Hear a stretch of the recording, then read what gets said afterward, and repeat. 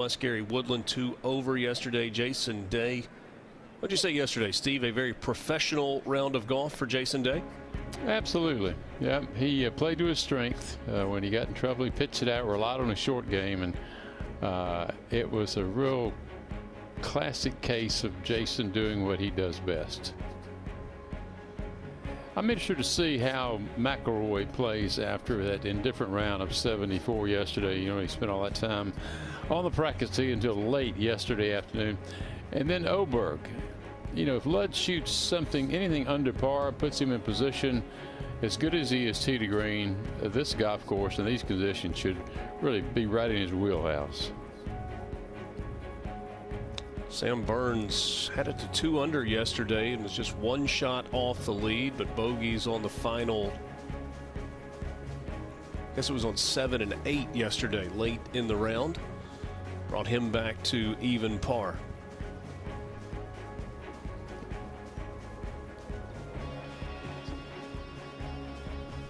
Sam drives the ball so well and is such a good putter that if he can drive it in the fairway here, I think he can also contend this weekend.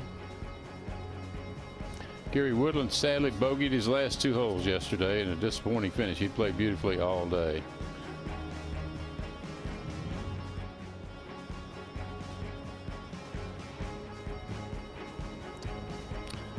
And the 9th hole, the finishing hole for this group, 590 yards uphill, par 5.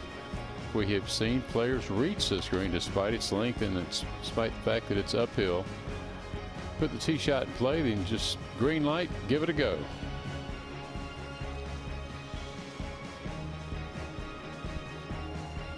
Stunning tee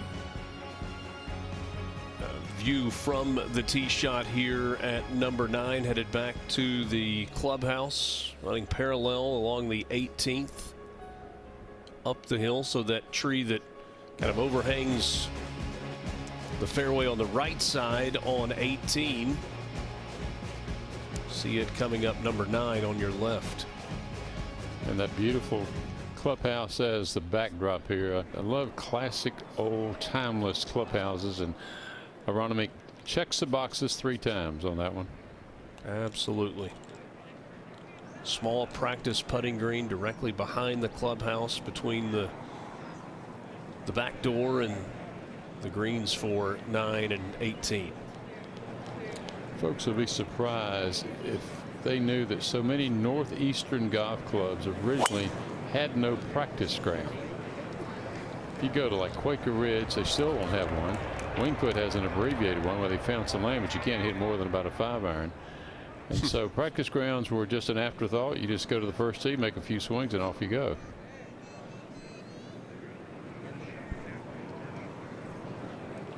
Viktor Hovland comfortably in the fairway at 9, and now Collin Morikawa on the cut line at +2, looking for a solid finish.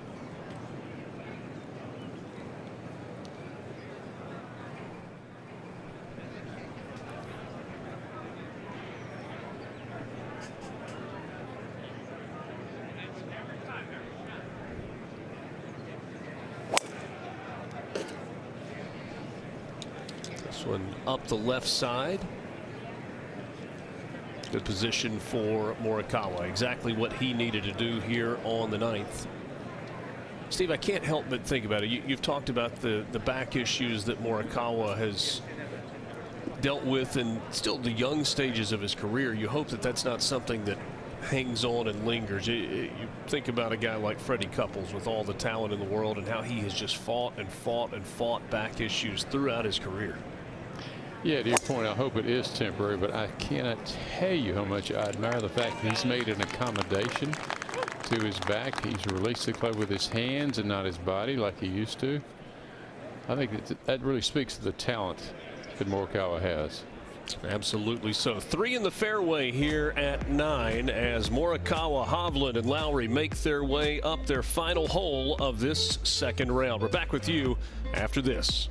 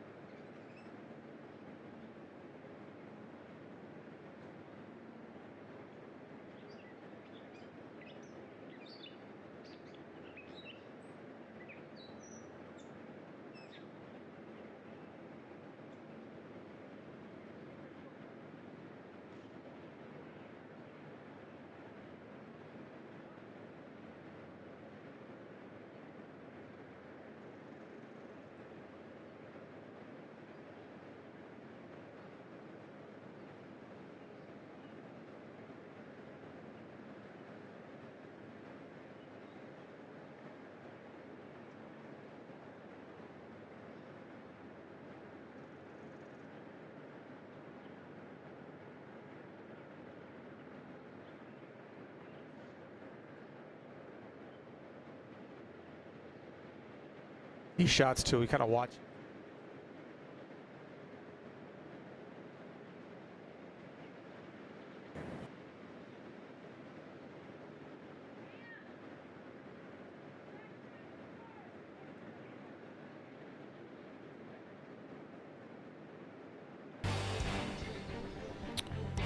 Yesterday at the 9th, Shane Lowry in front of the green.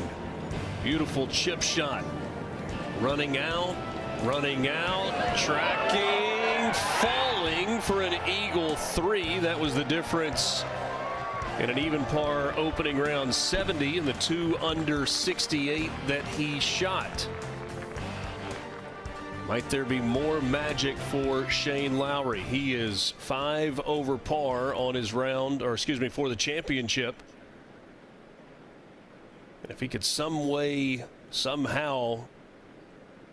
Steve, find a way to get an eagle again today, perhaps there is a chance for the weekend still for Shane Lowry.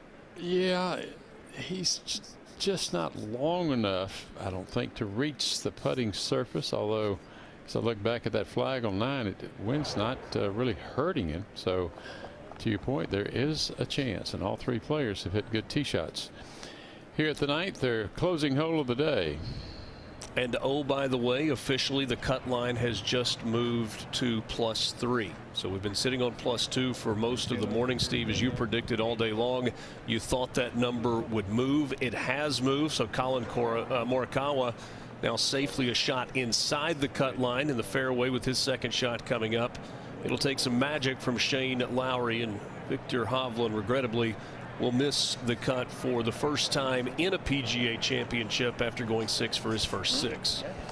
So keep in mind that the cut line move with just the opening wave on this afternoon, of the second round rather here, and the afternoon wave has not yet gotten well out into the golf course.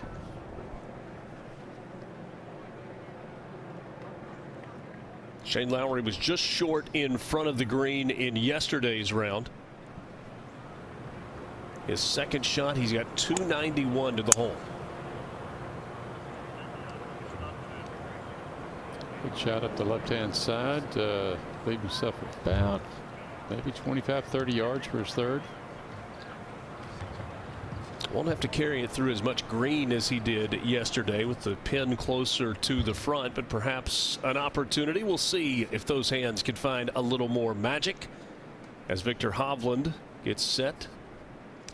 I think Victor's got the clubhead speed to reach this green too. 290 to the pin. Well, looks like he caught it all too. Big hop forward, and it's going to stop just short of the putting surface and off to the right side. That may be a tricky chip for him.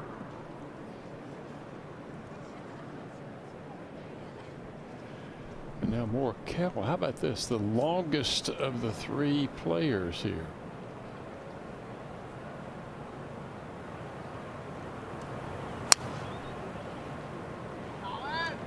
.280 for Colin Morikawa.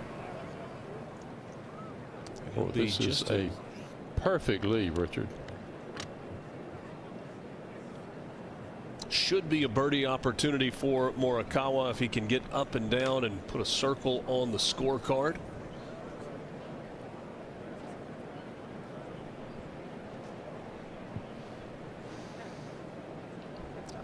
Well, a frustrating couple of days for Lowry and Hovland, but credit Colin Morikawa, hung in there, and on a very tough day, he can get it up and down for birdie. He'd be 1 over par, lead right now at 4, but I'm guessing by the end of the day 3 will probably be the lead, as it was after the first round yesterday. Aldrich Potgieter at 4 under par through 3 on his round. You've got a group at 3 under par: Hideki Matsuyama, Alex Smalley, Minwoo Lee, Ryohei Satsune, also at 3 under, as is Steven Yeager.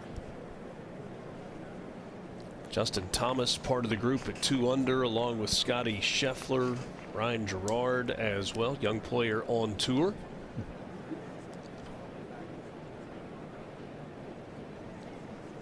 Nice to have Brooks Koepka back playing. Talked earlier about Jordan Spieth. Jon Rahm apologizing for a bit of frustration after his round yesterday. He is at 1 under par.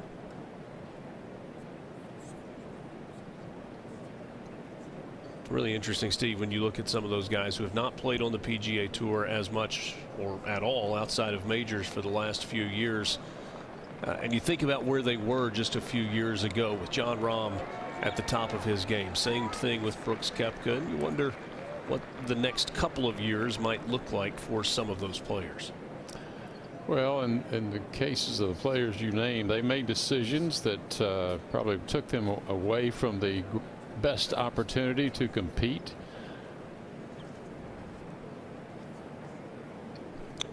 Certainly week in and week out, a little bit different type of grind on the PGA Tour. So Shane Lowry pulls a wedge and will look to replicate what he was able to do here at the 9th yesterday, which is make an eagle. An eagle here would put him at 3 over, which is currently the cut line. He would love to stay around for the weekend. Yeah, you go from one shot out of the lead to possibly missing the cut. That's tough to handle. That makes your weekend very, very unexciting and disappointing.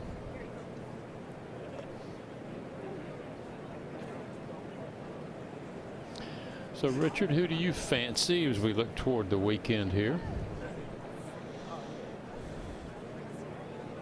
It feels crazy to bet against Scotty Scheffler. Really interested to see how Justin Thomas follows yesterday's roundup. He obviously has had success at the PGA Championship, albeit at a different golf course. And I think there are a lot of people that are pulling for that career Grand Slam for Jordan Spieth. Would be incredible to see.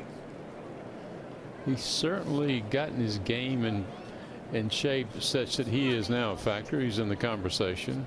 I, like you, would like to see him at least have a chance come Sunday afternoon.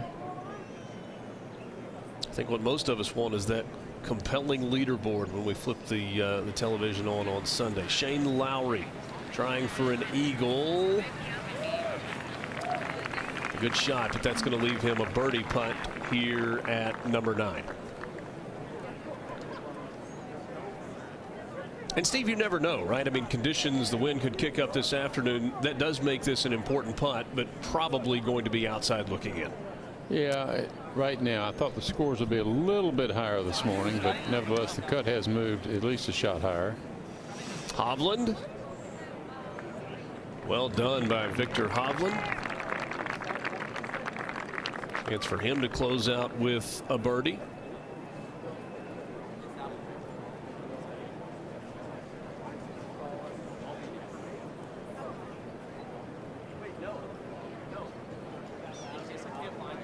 Colin Morikawa giving this one a long look.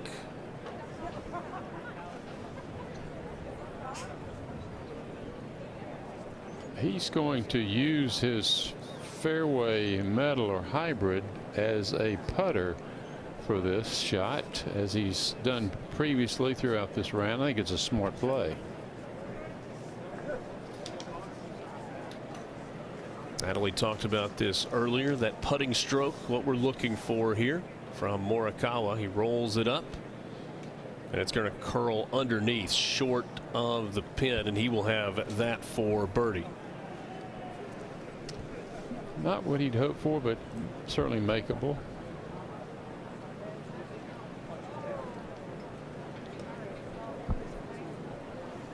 Reminder that the afternoon featured group is coming up as soon as we finish here with this morning group. Birdie putts for hour 3 remaining. Richard, it looks like though the weekend should be great weather, so good on them to be able to have the players compete with 4 good days of weather, and then the PGA can have as always, a challenging course setup as they make their way to the final round on Sunday. If it's anything like it's been the last 2 days. Well, it was Gil Hance who sort of sent a warning. Listen, these greens are the key. And certainly we have seen it today. Back in 2018 with the BMW Championship, winning score far lower than it appears it is going to be this year. All right, knock it in, Colin. Come on. For birdie at 9, his final of the day. He rolls it in, gets it to 1 over for the championship. Pair of 36s for a 2 over par 72 on the round. And a decent position heading toward the weekend. Yeah, the first and second holes on his inward 9 really were kind of the unexpected bogeys, but he hung in there and played very well. Good playing.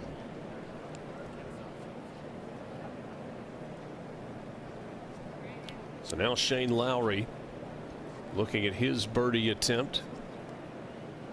Winning score in 2018, Keegan Bradley shot 20 under in what was a very wet golf course. And I think too they played lift clean in place part of, if not most of, the tournament. Lowry giving this one his full attention, which makes you think that he knows that he is outside the cut line right now by a couple of shots, but wants to give himself the best chance should it move to +4 to get to the weekend. And who can blame him? Not sure that Victor Hovland will spend quite as much time looking at his putt.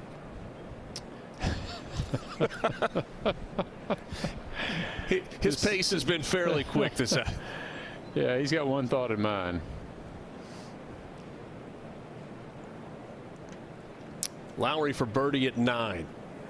And he rolls it in. All right. So that gets Shane Lowry to 4 over par relief. Wondering if it's enough. Perhaps still thinking about the double bogey at 17. I mean, you know, that was his only birdie of the round. It's incredible. Kind of grinded through it, tried to hang in there and trying to give himself a chance. And now Victor Hovland trying to close this out with a birdie at his last.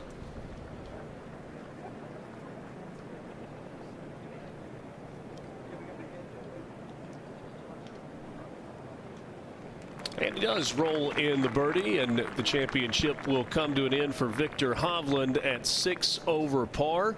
After shooting 4 over 74 yesterday, he follows it up with a 2 over 72. It's going to be the first time that Victor Hovland has ever missed the cut at the PGA Championship. Kind of hung in there on his final 9, but not going to be enough. No, he's got to be really disappointed. So it's back to the drawing board. Let's find us a couple of swing thoughts that we can take with us, and hopefully next tournament will be a lot better. Colin Morikawa currently tied for 38th at +1. Inside the cut line, Shane Lowry just outside the number, and Victor Hovland's weekend coming to an end. Steve, it has been a pleasure being with you the last couple of days. We remind you that coming up this afternoon, Gary Woodland, Jason Day, and Sam Burns will be the featured group. We will keep it right here. And good early start for Jason Day, a birdie on his first hole of the day to get it to 2 under par. They are the afternoon featured group right here. My friend, I've enjoyed it very much. I have too. It's been great fun. I'm jealous of you. You live in my favorite town in the South. It is a good spot, but you know what? Yours isn't too bad either. Thanks for being with us. The 108th PGA Championship from Aronimink Golf Club. We are halfway through the second round. The afternoon wave is on the course. We've got more golf coming your way. Thanks for watching our ESPN Plus featured group coverage of the 2026 PGA Championship from Aronimink. For Steve Melnick and Gary Christian, I'm Richard Cross. We appreciate you being with us. More golf coming your way this afternoon and tomorrow.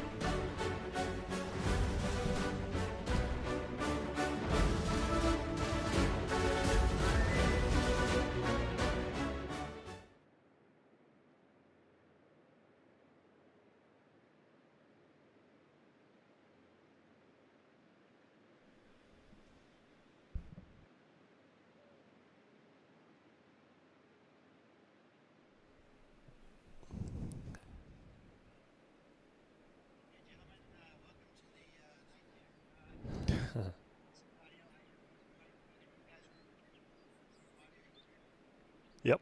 Yeah, Eric, good morning. Good afternoon, I mean. What's up, Mark? Guess we have comms right for the moment. Yeah, maybe. Fingers crossed. Or here's this call coming in. Hello? Can everyone hear me? Okay. Got you, Joanna. Okay. We're heading out in the cart.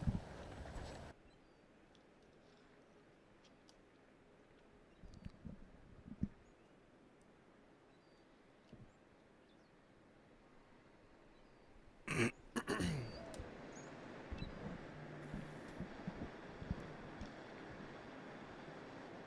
Lori.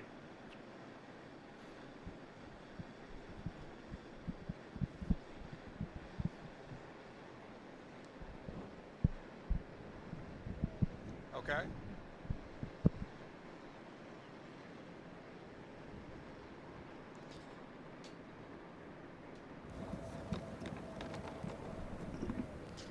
Yep, all set. Thank you.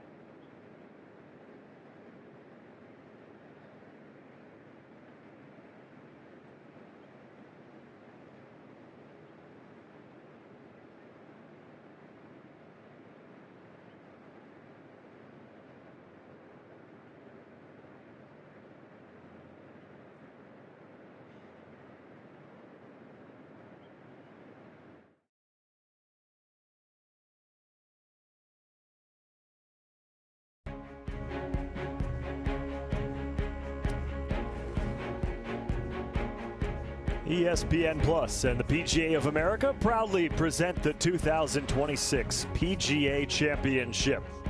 As we welcome you to second round featured group coverage live from Aronimink Golf Club in Newtown Square, Pennsylvania.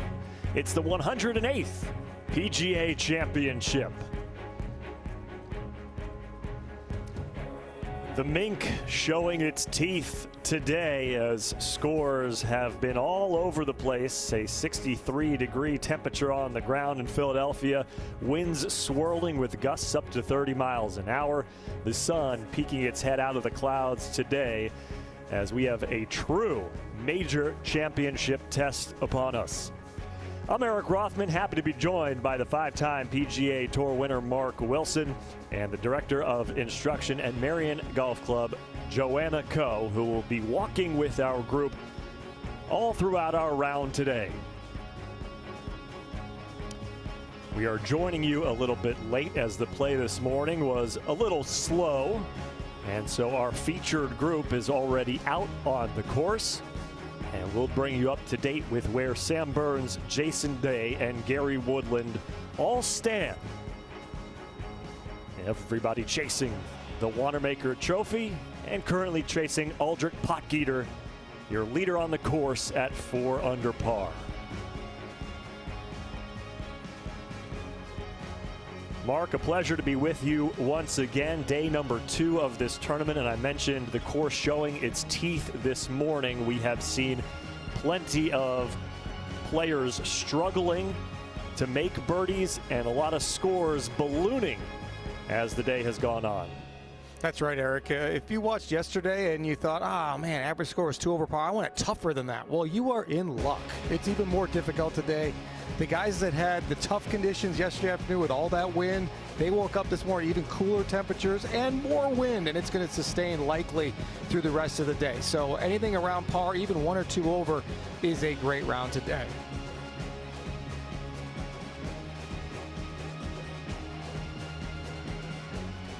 Jason Day, the best score so far in our group, 2 under for the tournament, and that includes an opening hole birdie to start round number 2.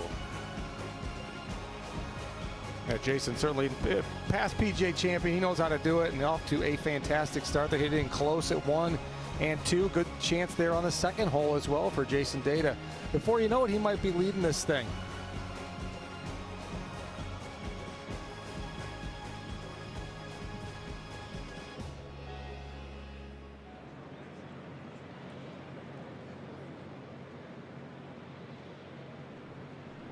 Gary Woodland and Sam Burns also fighting this course as well. Woodland at 3 over par for the tournament, and Sam Burns at even. Right now the projected cut line at +3, so Gary hanging on for the moment, but we still have a lot of golf left to be played to determine where that cut line will land. Always fun. Cut day on a major championship. We just saw Shane Lowry, who was our group yesterday, Eric, birdie the last hole of his day after just a brutal day. Didn't make a birdie until that very last hole and gives himself a fighting chance. Right now the projected cut's at 3 over, but I really think it's very likely to go to 4 over par. 70 in ties this week at the 108th PGA Championship. Will make it to the weekend. So Shane Lowry will have a long wait this afternoon to see if he has a Saturday tee time, but I would bet that he will. Yeah, we've talked, Mark, a lot about the scores that have ballooned around the course. There are some players that have played very well in this tournament so far. Chris Gotterup 4 under par, and he's making his way down his final hole of the day. He's the best round out there in the second day at Aronimink, but Hideki Matsuyama is in the clubhouse, 3 under for the tournament, 3 under for the day. And then how about Corebridge Financial team member and PGA of America professional Ben Kern, 3 under par on his second round, 1 over par for the tournament. He'll make the weekend for the second time in his career, but he has the second best score of the day. Pretty impressive. No question about it. I mean, those guys come here and, I think once again, you're optimistic as any golfer would be, but you realize you're playing against guys that do this for a living. They put everything into their craft, where Ben Kern, being a PGA professional, he's catering to everybody else's golf games and day out and just trying to sneak in some practice here or there. For him to go out there and shoot 67, which really is the low round of the day and low round of the tournament until Chris Gotterup probably birdies this last hole to shoot 65. Hats off to him. Incredible performance, and I'm sure he's excited for the weekend. He'll probably go into the weekend about 30th place or so. Yeah, not too bad. Maybe a shade of Michael Block from a few years ago when he finished tied for 15th at the 2023 PGA Championship. Blocky had a good day yesterday, but looks like he will miss the cut after a disappointing second round. But always fun to track the 20 players invited by the PGA of America after qualifying for this tournament And a great job by Ben Kern to make a name for himself here through the first couple days at Aronimink. We are enjoying great coverage throughout the day, plenty of feature group coverage throughout the dial on ESPN Plus. And you also have featured hole coverage as well if you would like to watch a particular hole on this course. Mark, as we went through the day yesterday, one of the things that you pointed out that I think is really important as we head to the second round finishing and also the weekend is that there's not a lot of other holes on this course, meaning you're not going to do much worse typically than a bogey. You're not going to do much better typically than a birdie, although on our featured group yesterday we did see Shane Lowry chip in for an eagle. This isn't a course where you're necessarily going to blow up on one hole or make your way to the top of the leaderboard after one hole. It just kind of grinds at you hole after hole, and you really have to keep your focus for those 5 hours plus that you're out on the course. Before you know it, the bogeys can stack up. Just ask Rory McIlroy and his finish yesterday, hanging around at even par would have been a good score. Bogeys 6, 7, 8, 9 to shoot 74, and all of a sudden you just go, what just happened? Scotty Scheffler came out of the blocks today, 3 bogeys in his first 4 holes. The best players in the world are making bogey after bogey in some stretches here. And like you mentioned yesterday, Eric, there's not a ton of birdie opportunities. I mean, every hole you can make birdie, of course. You can make a long putt, whatever, but there's not a ton of holes where you get up on the tee and go, all right, let's hit a good tee shot here. I got a good chance for birdie. The 2 par 5s stand out. Certainly opportunities where guys are standing on the tee on 16 and number 9 thinking, all right, this is my chance. Other than that, though, you're right. You're just trying to stay away from the dreaded bogey kind of stacking up. Yes, there's some double bogeys out there, but certainly less than normal. No doubt about it. So speaking of birdies, Jason Day starting his day with back-to-back birdies at holes 1 and 2, and now 1 off the lead at 3 under par for the championship. Eric Rothman, Mark Wilson here with you in the broadcast booth, and we'll be joined in a few minutes by Joanna Coe, who is out on the course. And before we check in with Joanna and the group that we will be following, we will take a quick break and be back with the 108th PGA Championship.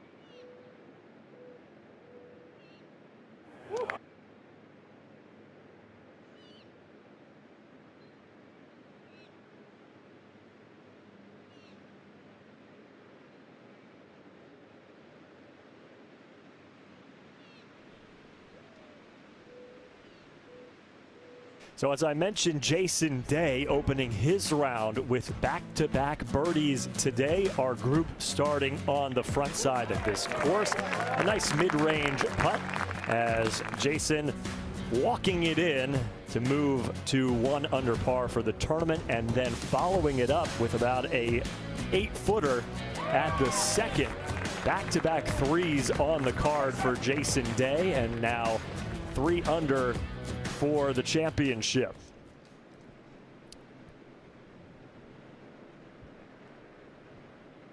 So our group walking down the fairway here at 3, and you've heard enough of Mark and I talking as we kick things off, so why don't we bring in the third member of our crew, the PGA Director of Instruction at nearby Marion Golf Club, Joanna Coe, who is on the ground walking with our group. And Joanna, first of all, good afternoon. Happy to be back with you again for a second day. What are your early thoughts on what we've seen from the field and also our group through 2 holes here? Good afternoon, team. It's nice to be back out here. Third hole of Aronimink. We have 2 tee balls in the fairway. Jason Day, Justin in the rough, but I'm excited to watch this group. We have some really sweet golf swings here, so it'll be a pleasure to watch these 3 and some good putting strokes, to say the least. No doubt about it. What's the conditions like today compared to yesterday, Joanna?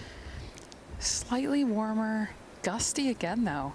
I'd say similar wind to yesterday, so it's definitely proving to be a test out here. I don't think they were really thinking about the wind as far as an issue, you know, coming into this week with some of the predictions of scores and all. So it's definitely making it more difficult to get close to these hole locations, and putting has just been really difficult.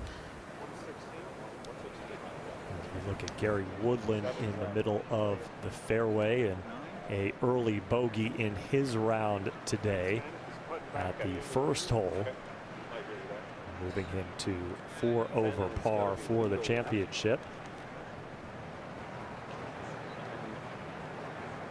95. Also bogeying the second hole as well. So right now at the cut line at 3 over par, he is on the outside looking in.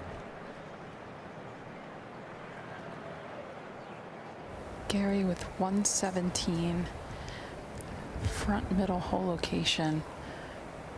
Tough little shot downwind, needs to hit it just on that upslope to keep it close, because it will hop a bit when it lands.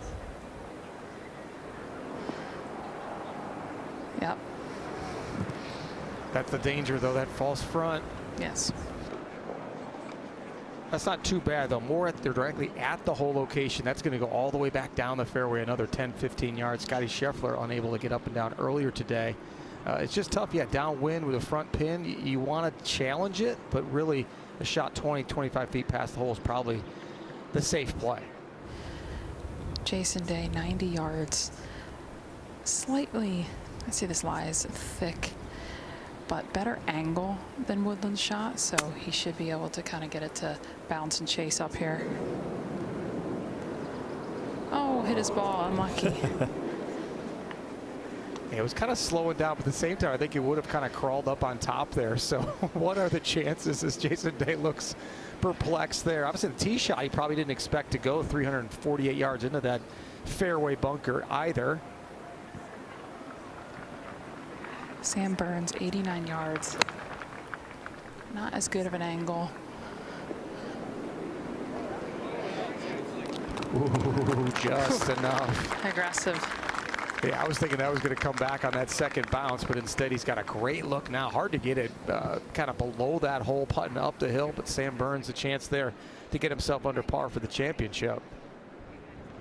Burns at even for the tournament. 3 bogeys, 3 birdies yesterday, and he is one of 7 players to make the cut in each of the last 7 majors, and that includes 3 trips to the top 10 over that stretch. And Mark, pretty impressive when you consider he had 0 top 10s in his first 16 majors, so he has really found his comfort level on this stage. He has, and he's certainly shown us that as of late. And you know, you kind of keep building on that. You want to be like it'd be nice to be where like Zach Johnson. First time he was in contention at the Masters in 2007, he wins the thing. But that's not always the way it goes. Most of these players have to kind of learn their way around this and take some heartbreak when they have chances to win. And Sam Burns is a guy that's kind of had to deal with that. And you know, he puts all that into the computer and he'll spit it out, hopefully with some better play and maybe hoisting a trophy.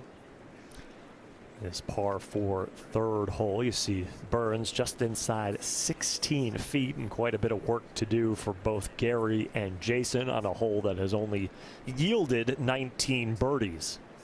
That's a great example right there, too, of proximity, how it can be a little misleading. You see there how part of that bunker was within the proximity. If you're 15, say, feet from the hole, you're in the bunker. That's not good. So proximity is one that's, you know, you kind of take it with a grain of salt here and there. Strokes gain approach is certainly a whole lot better number. With that said, you know, proximity usually, you know, if you're within 10 feet of the hole, obviously then you're on the green. But sometimes short-siding yourself can be a good proximity number, but it's not good for your score. Yeah, Joanna, we saw that yesterday with Shane Lowry, not necessarily the closest in our featured group all the time to the hole, but he was really working the angles and giving himself good looks at getting up and down, even if he wasn't making it on the green. Exactly. Just can't miss short-sided on a Donald Ross golf course. Gary Woodland should slide left and then up to the right. Jason Day running in to get a good look. Wow, what a great line by Gary Woodland. Good effort there. And that'll get him off kind of the bogey streak. 4 bogeys in a row, 2 to finish off his round yesterday, and then opening round 72, and then the first 2 holes today. So bogey train done there. It was over about 26 hours worth, unfortunately, there for the 2019 U.S. Open champion, but really kind of right there on that cut line. So some good play the rest of the day, and he'll get himself back into this championship. Gary was actually 104th strokes gained putting yesterday, and that was balanced off with his performance off the tee. 23rd strokes gained with the driver in hand, which has been the club of choice for most of these guys out here on the par 4s and par 5s. I think only one hole yesterday, Gary, that we saw players take less than driver off the tee. As now we go to Jason Day, Joanna.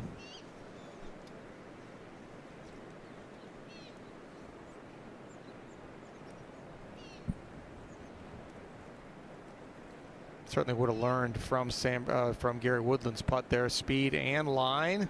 Oh, going for the trifecta to start the day. Instead, it'll be a quick one down the hill there from 3 feet to stay 2 under through 3 holes.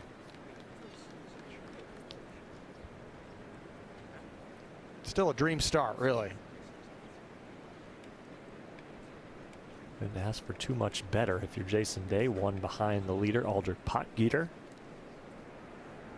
And when I was looking at these scores in the early round, Mark, I really thought to myself, even par is probably a really good score out there today. So if you can get into red numbers for your round, I'm sure you're going to leave Aronimink feeling pretty good about yourself. No question about that. It is a demanding par 70. Here's one of the best putters on the PGA Tour year in, year out. Led the PGA Tour in strokes gained putting last season. This little right to left bender. He didn't look like the best putter in the world there, did he? Not at all. It happens. It happens. It just, as long as your confidence isn't fragile, you know, you're going to miss some putts. You're going to hit some that you can't believe you did. What some of the best putters in the world do is just put that aside, laugh it off, and then are able to separate that shot from the next shot. Because now he's got a little 4-foot breaker left to right coming up. If all of a sudden you remember, oh man, I didn't even start the last one on line. What are my chances here? That's just not the right thinking at all. That's not helping yourself out. So Jason Day will comebacker to keep his card clean for the afternoon. Now, great little camera work there from our team out there who's battling the elements. Oh, it was a cold start today, and it's still pretty chilly, but this should be pretty straight back down the hill for Jason.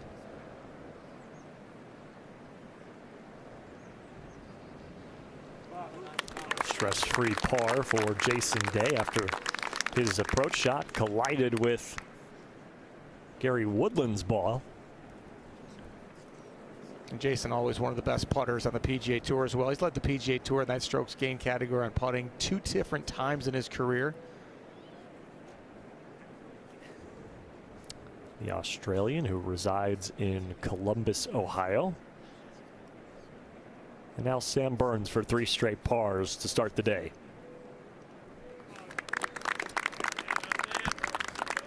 Well done by all 3 of our players at hole number 3. As the afternoon wave gets going through the wind at Aronimink.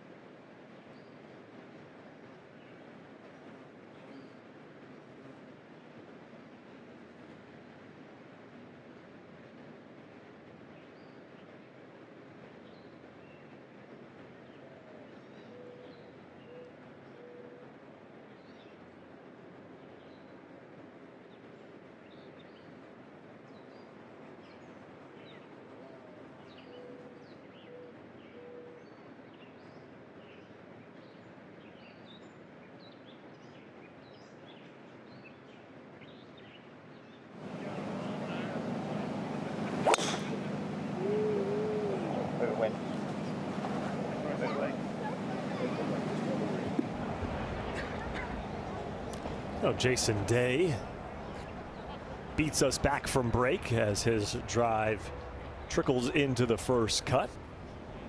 Not the worst place you can be here on this course. We saw yesterday, Mark, just how patchy the rough is, and you're playing roulette anytime you miss the fairway here at Aronimink.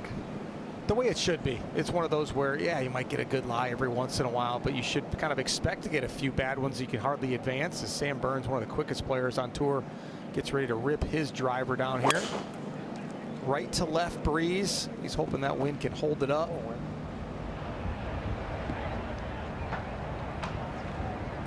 That one buries. So you see the difference of about, what, 5 feet between where Jason Day's ball landed and where Sam Burns ended up, and appears to be two completely different lies.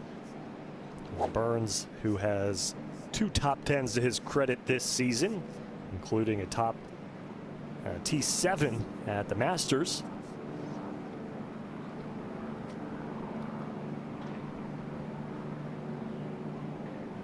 Gary Woodland, Mark, the only player in our group with a victory to his name in the 2026 PGA Tour campaign.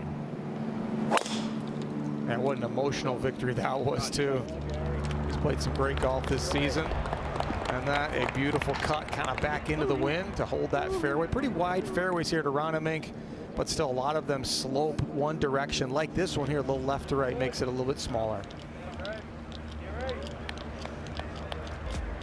Philadelphia, the home of the 108th PGA Championship. Plenty of sights, sounds, and American history in the city of brotherly love.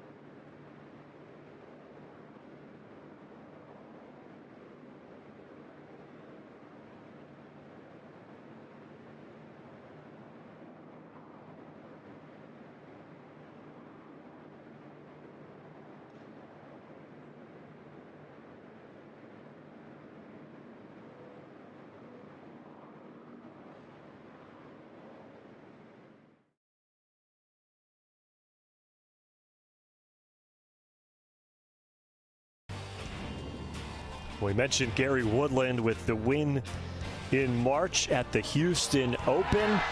And what an emotional win it was, Mark. You know, he started off the year, he missed 4 cuts in his first 6 tournaments, and then came out publicly to share his battle with post-traumatic stress disorder following the brain surgery he had a couple of years ago.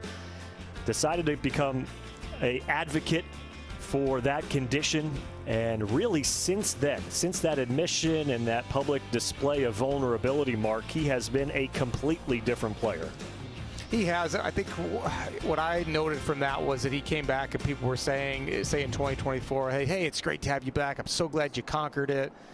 And then that just really kind of got in under his skin a little bit too, going like, no, I'm still dealing with this. I need to come forward and maybe help others through it. I need to just kind of, once again, just spill it out. You know, sometimes when you keep things in, it affects you even more negatively. So for him to kind of let it come out, certainly then his play got better. The week before at the Valspar, he finished 14th and really showed some good signs of possibly being able to contend for a tournament. Lo and behold, the very next week, he wins there at the Texas Children's Houston Open. I got a chance to play with Gary. I remember at this very golf course, the AT&T National, when we were up there in the FedEx Cup rankings. I still remember him hitting a driver and an iron.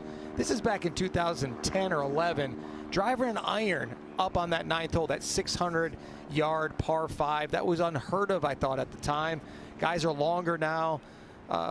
So more guys are knocking on that green in 2, but we haven't seen too many irons into the 9th. Gary Woodland's been long and is still long, and just so happy for his return to the winner's circle.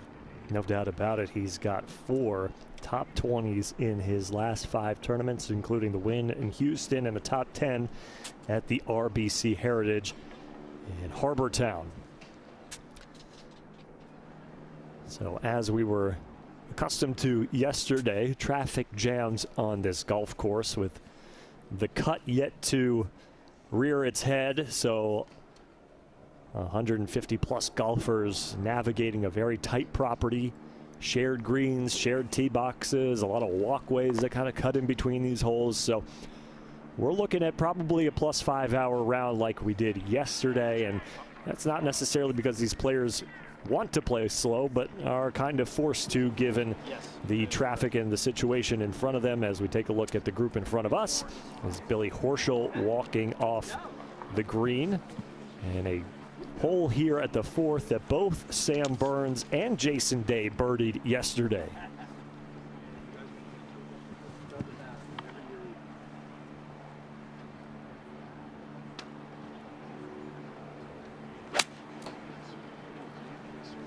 .170 yards there for Sam. Hole location, that back left portion, just kind of runs something up there, and now he's begging.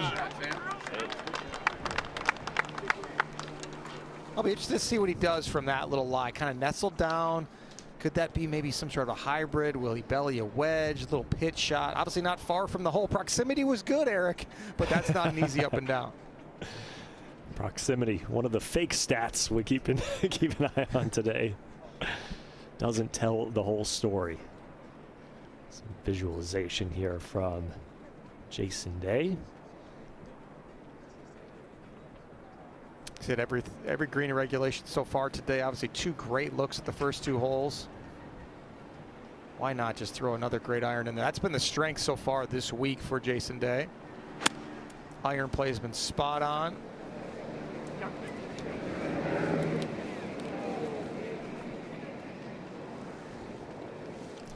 I don't know, Mark, even though that lie in the first cut looked pretty decent off the tee, he got a little bit more environment than he wanted to behind that ball. Exactly. That was his first missed green in regulation, and I agree, a little more environment for sure. A lot more grass, and just, you know, once again, it's an educated guess for these guys in these lies. And that stat, if you want to talk about stats that do matter, one that Jason Day was very good at basically throughout the entire course of the season, and that is your approach from outside 100 yards. He's 20th on the PGA Tour in that category, but came up short here on his approach at number 4. Gary has 144 A+ off the tee here.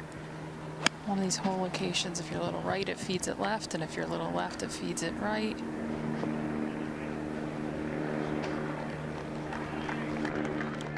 Love the tempo on that swing there. Just wasn't in a hurry to bring that thing down. Kind of just let that club tumble behind him and then kind of did the turn. He made a nice body turn on the way through. It looked like he was trying to hit some sort of a part shot.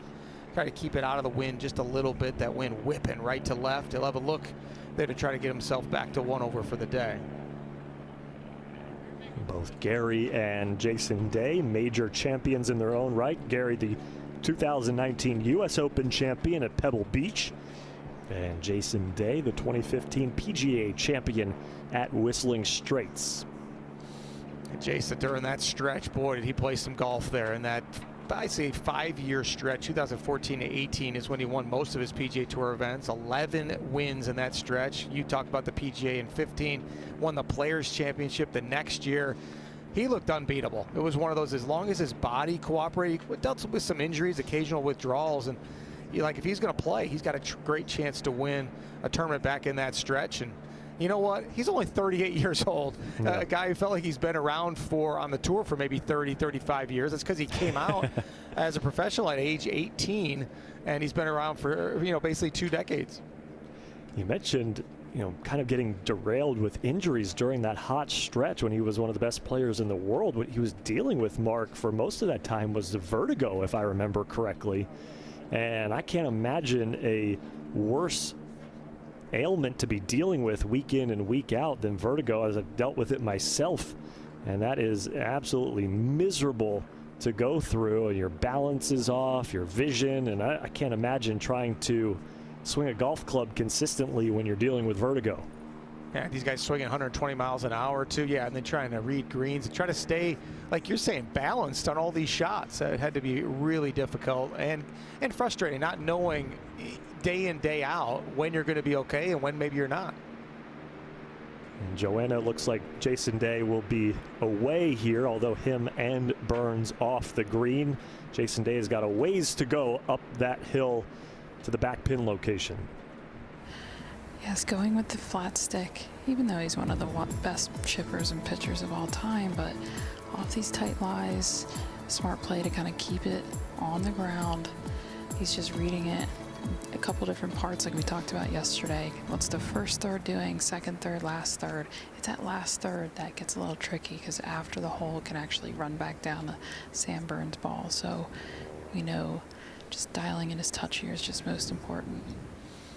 We've seen a handful of guys from this spot. We've seen one not get up and down. We've seen a couple able to navigate it down in 2 shots. And I agree, he's one of the best pitchers and chippers of the golf ball, but this is just screaming putt. And when he does chip and pitch, Jason Day has more of a putting stroke. I almost like to think of it as putting with loft, because he kind of really keeps everything solid. Does not a whole lot of wrist hinge in his chipping motion.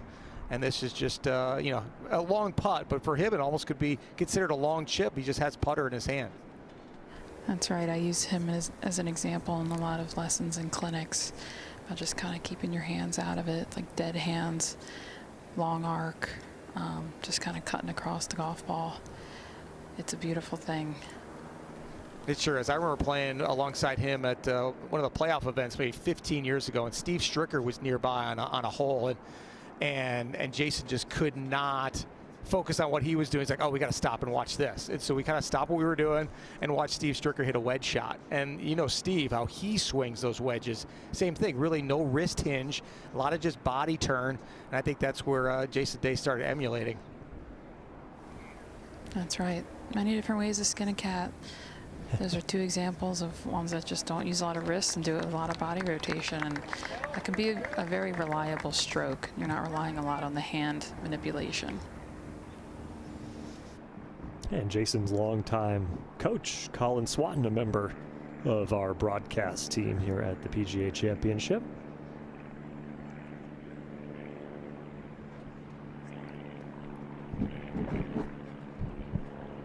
Jason just following that track with his eyes. Love how he's really in tune with the visualization of the putt.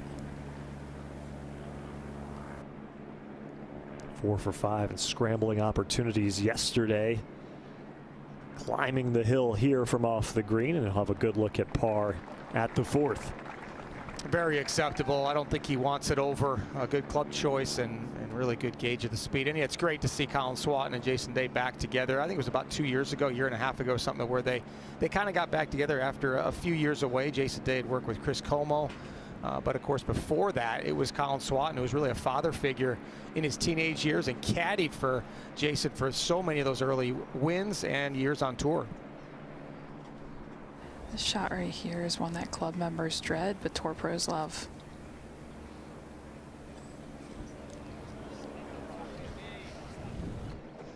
I would love it with a decent lie. I don't know about that, Joanna. Maybe you're better at that than me. Those little kind of crafty ones around the greens when you've got a sticky lie and you really kind of have to have some speed, but you know, to get through there, but you can easily leave it just a few feet in front of you. Sam Burns did pretty well there. Yeah, those are so difficult. You saw you kind of manage the length of the stroke and make sure you really accelerated on the downstroke. I think more often we see with higher indexes a bigger backstroke and then they slow down because they know they're only 12 feet from the hole. So those are great examples to watch for those at home. Joanna, is that a shot, if you're working with an amateur like me, that you would advise taking the Texas wedge out of the rough there? 100%. Or a little hybrid. Just kind of pop it out of there. You know, someone like Sam Burns trying to chip it in. Gary Woodland has to just go up a little bit of a hill, about 2/3 of the way. He's going to drift to his left at the end.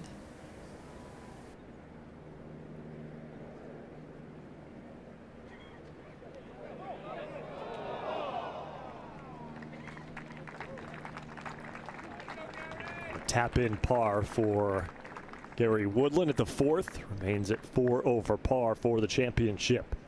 He steadied the ship after that slow start, couple of bogeys, but a couple pars there, and you just kind of work your way around this Aronimink golf course and just kind of hope and pray that you can kind of stack up the pars and occasionally get one of those long ones to drop.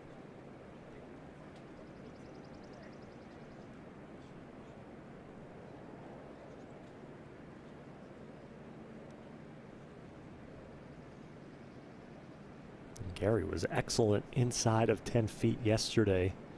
Made 18 of 19 putts 10 feet or less. 4 of 6 here today after that short one. And now Jason Day for his par.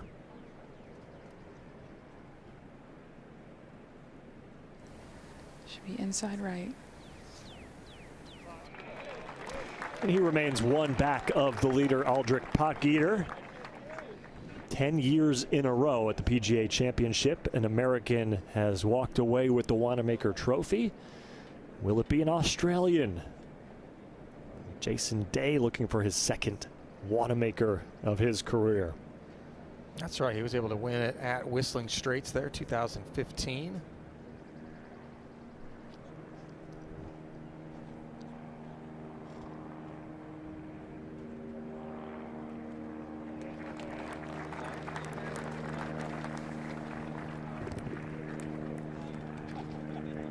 Burns a par of his own. Nothing but 4s so far for the Louisiana native. And now they get to go wait on the 15. Kind of watch the group in front of them finish out. Well, while we wait, Mark, we might as well take a look at what this 5th hole par 3 brings at 184 yards. That's right, a little longer than yesterday, and it's a green that's got a lot of different tiers in it, but they're not very well defined. Gil Hans and his restoration called them commas almost. Today, the hole location is probably the easiest spot on the green, really, other than if you hit it long, but you got kind of slopes for both left and right that can kind of feed the golf ball back into this hole location. Stevie McDonald talked about thumbprints almost in some of his designs. You think about these thumbprints that he pushed down the earth kind of right where this hole location is. Yes, it's a Donald Ross course, but certainly they've all learned from each other. I would call this a little thumbprint spot where this hole location is, and it's played relatively easy. Of course, easier than most of the par 3s on this layout. Today, kind of right there at even par. We've seen 10 birdies on this par 3 so far. rare for us to see 200 yards or less on a par 3 the way this course is set up. This is the first of 4 par 3s of the day. You see those little ridges right there on the green. Other people have described it as kind of a wavy potato chip. All these food references in Philadelphia, right? I think we were throwing so many of those out left and right, including me learning what scrapple was yesterday. I haven't had it yet. I feel like I should try it, though, soon.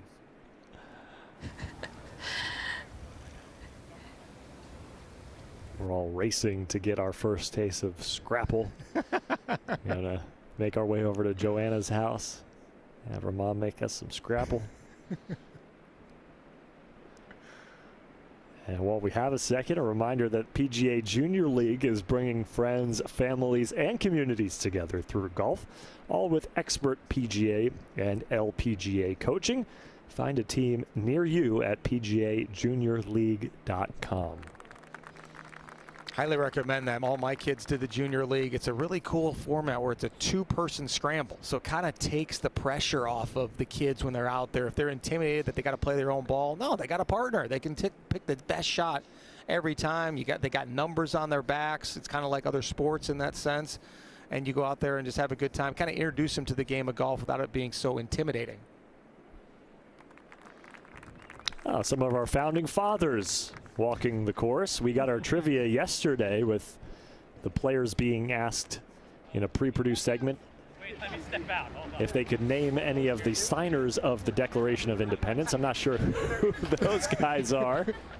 Although George Washington was a popular guest, especially from the international players yesterday. George was not a signer of the Declaration of Independence.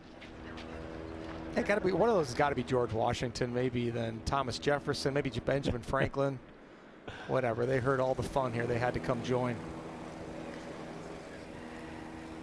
Jason Day, first up to bat, using the left side of the tee box, kind of playing the angles here because of a right to left wind. So trying to kind of aim just right of it and use that slope to feed it in.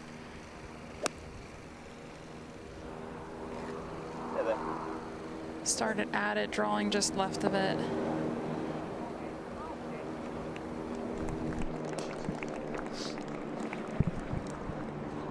I was hoping to get just back a little further. You see the little frustration, but still a good quality iron shot. Give himself a chance there. Absolutely, that should be it's in the correct comma.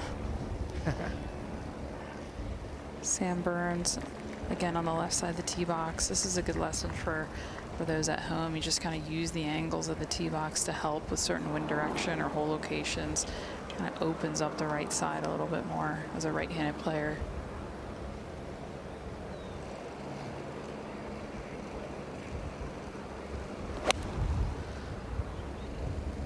Starts at it, looks to be a bit short. Yep. Wind just totally gobbled that up, and probably a bit of a miss hit as well. That's a great observation too, Joanna. When I was really at the top of my game, there were moments where I had actually used, like this is a crosswind, right? Hard right to left. If I was in between clubs and I wanted to hit the shorter of the two, I would go on the right side of the tee box and feel like I was kind of working it almost downwind. If I wanted to hit the longer of the two, I'd kind of work over there where Sam Burns just teed off and kind of worked it back into. I felt like I was hitting more into the wind. So certainly use that whole teeing ground to your advantage. Great point. And depends on your stock ball flight, whether you're a drawer ball, fader of the ball. So great point here. And then you see Gary on the other side of the tee box, perhaps hitting more of a trap draw. If he's in between clubs, electing for something less and trying to use the wind to his advantage.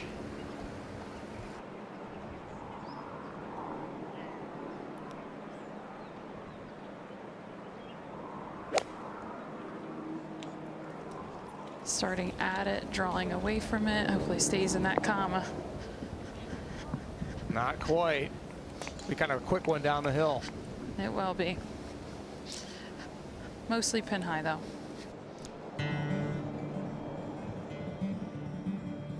First par 3 of the day for our featured group. 2 on, 1 off as they battle the whipping winds of Aronimink.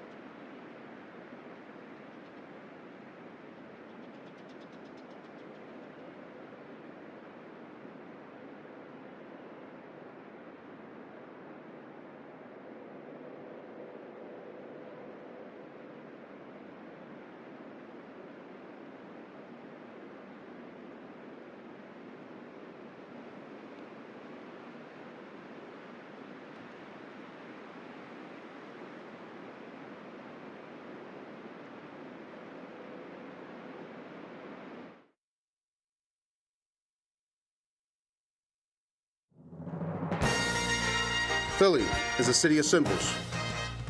None more inspiring than these 72 stone steps.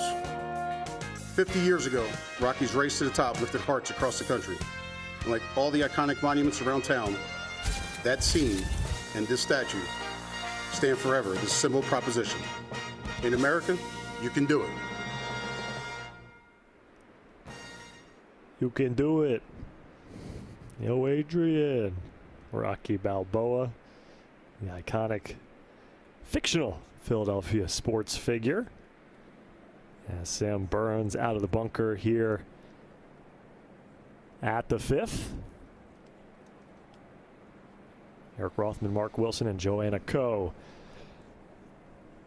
taking care of your featured group coverage here on day number 2.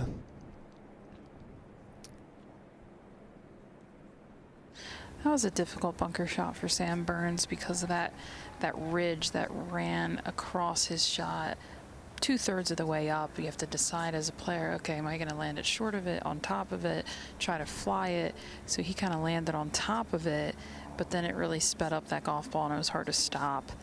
So only advantage he had was it was into the wind a bit, but that was a difficult bunker shot. So I'm sure he would give himself probably a B+ for that effort.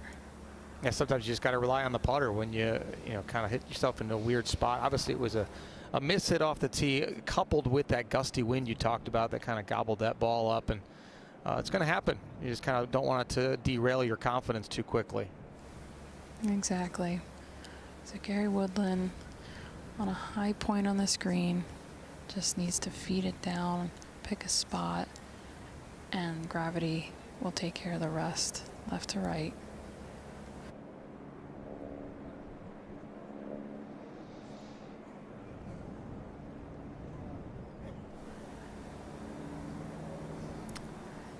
Little low with the reed. Wind also influenced that a bit. It's through the mindset, and major championships usually, par is a little bit more coveted kind of score. Maybe the Masters not so much. It seems like more under par there usually, but these guys are used to cuts on the PGA Tour these days are 4, 5, 6 under par, and so you're used to making tons of birdies. So it can get a little bit almost boring and frustrating just making par after par. But you do that at Aronimink, you're doing just fine. That's right. Jason Day with a nice opportunity here. Uphill left to right. Does go a bit downhill after the hole, so just want to be moderately aggressive here.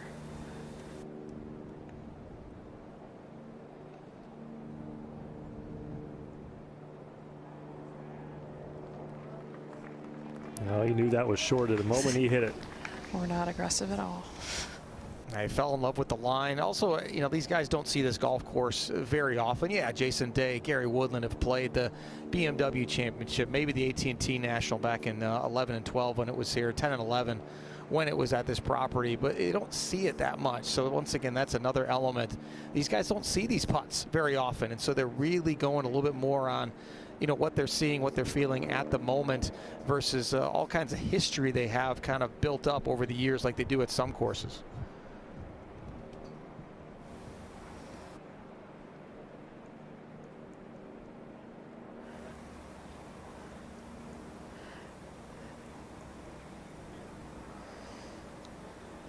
Oh, looked good for a while there.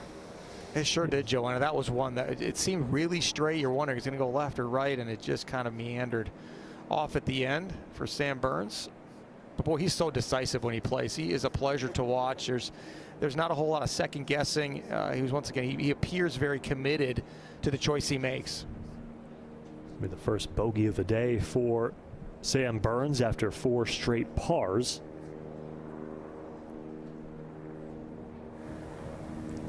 Almost 3 feet left for Jason. From left center, a little uphill.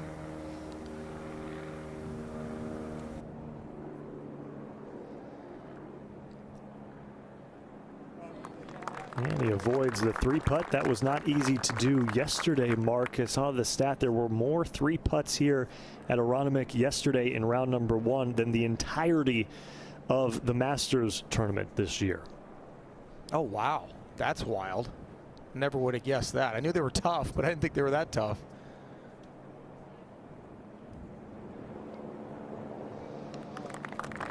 And another 4 on the card for Sam, but unfortunately a bogey here at the par 3 fifth.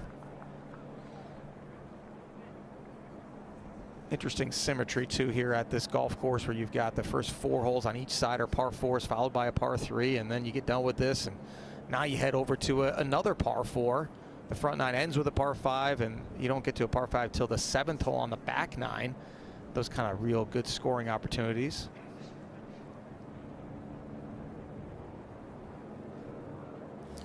Just cleaning it up here for Gary Woodland.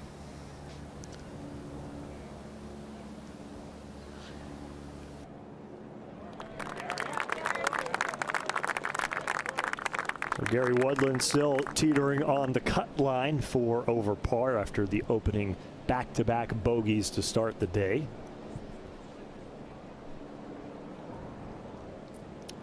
And we go back to a par 4 here at the 6th. This one cuts left to right through the property here, Mark.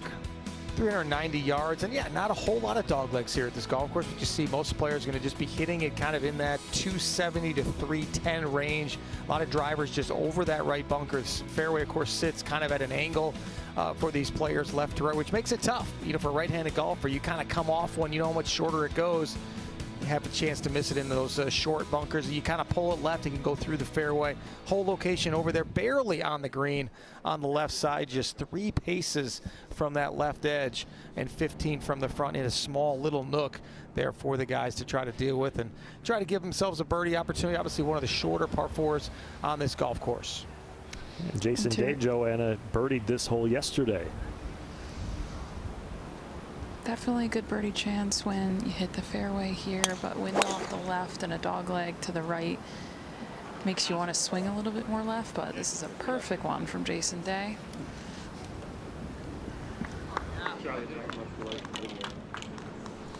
That's ideal. Kind of, we'll get to see one of those kind of low wrist hinge wedges from Jason Day from about 90 yards.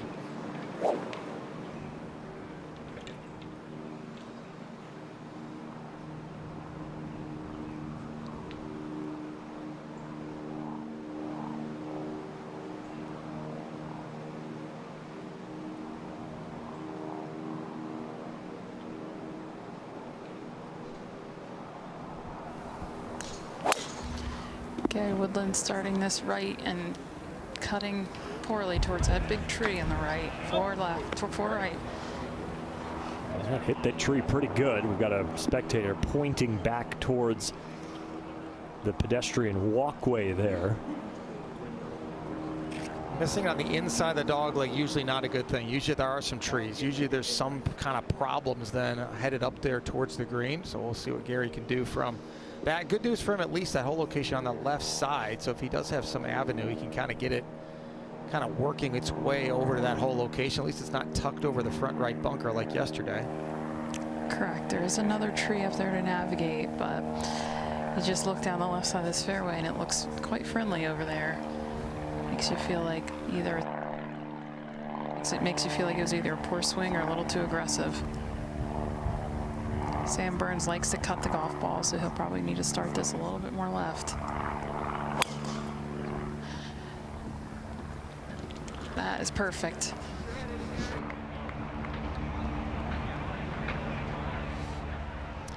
As it bounced past Jason Day's ball in the middle of the fairway. That bright yellow golf bag of Jason Day leading our group down the fairway here at 6th. We've got to find out if Joanna can get a free power tool out of that bag as the day goes on.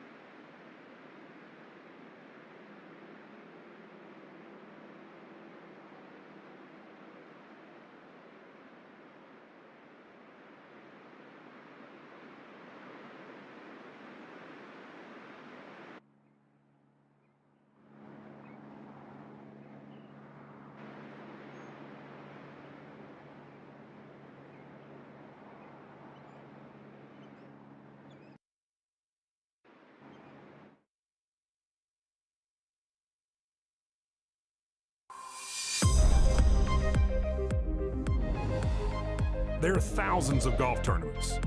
The infamous six-man at the Clarksdale Country Club, and the member guest at Cherokee, and pro-ams and amateur match play events. But really, there are only 4 golf tournaments. Scotty Scheffler wins in a runaway. J.J. Spahn closes the deal. Champion golfer of the year. Rory, the rare repeat winner at Augusta. This is the PGA Championship.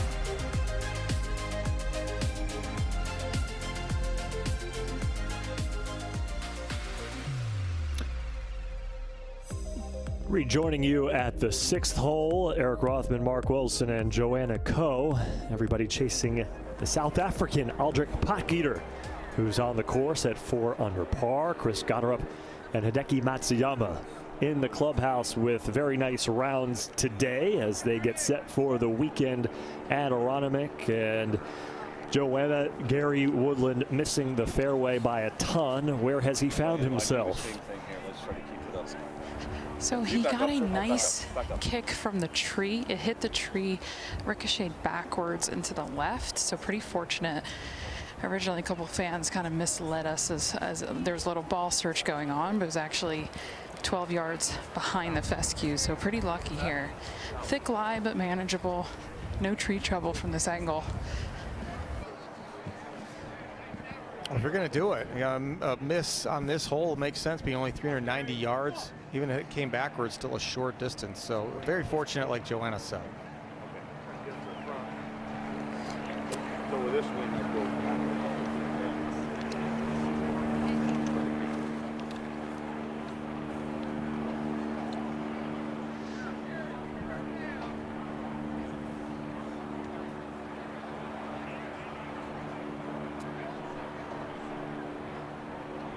Some conversation with his caddy, Brennan Little.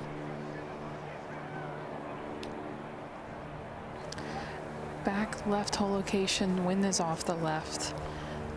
Just gonna need to hit something just short of the flag. Came out very thick.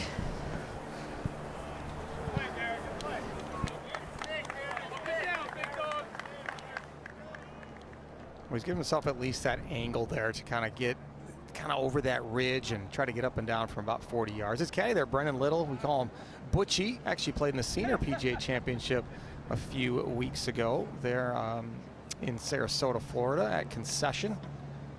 Pretty good player, obviously.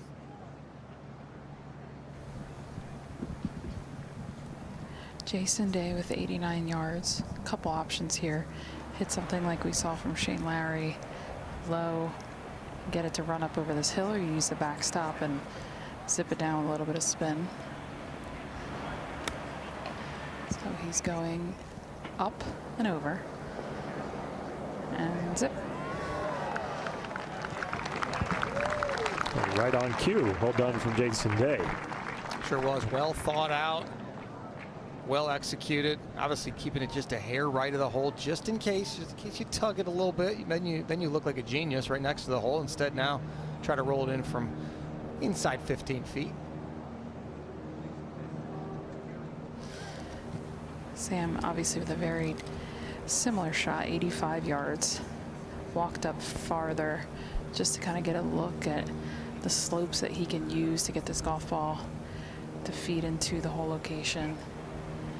I'm going to guess he's going to elevate it again like J-Day.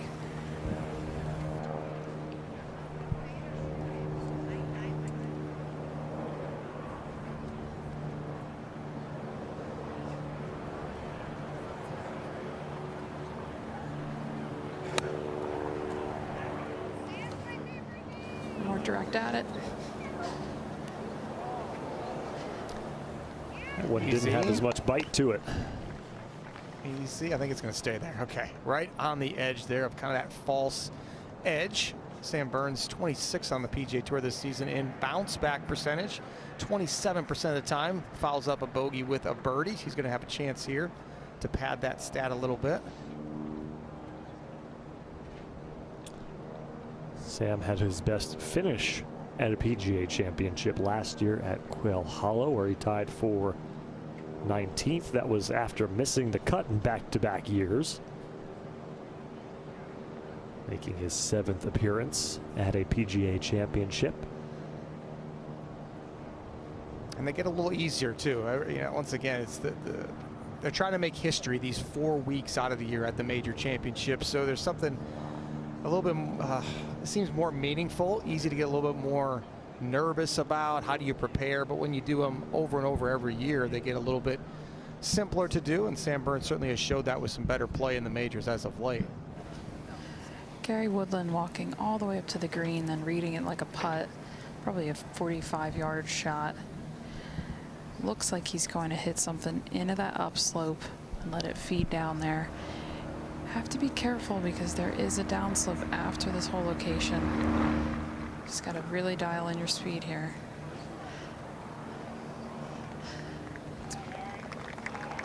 Probably hoped that would have released a little bit more, but safe play. Yeah, it was the right idea. I feel like he hit his spot within, you know, a couple of feet. It's just a matter of how's that second bounce going to spin, and it just seemed like a second bounce hit at the very top of that hill instead of on the downslope, but still a chance to save par there and avoid his 3rd bogey early in this round as he kind of hangs around that cut line. 4 over par, is tied for 80th right now. It's been that way for really about an hour and a half now. I kept thinking it's going to creep the other direction. I mean, currently, actually, if it ended right now, 2 over par would be the cut. Exactly 70 players at position right now. I am certain that 3 over is going to at least play the weekend. I really still feel like 4 over's got a good shot. Keep an eye on the cut line as the afternoon progresses. Min-Woo Lee has an early birdie in his round today to tie Aldrich Potgieter at the top of the leaderboard at 4 under par. Alex Smalley, a birdie on his 18th hole. This is a difficult read for Sam Burns. Should drift to his right in the beginning and maybe straighten up a bit at the end.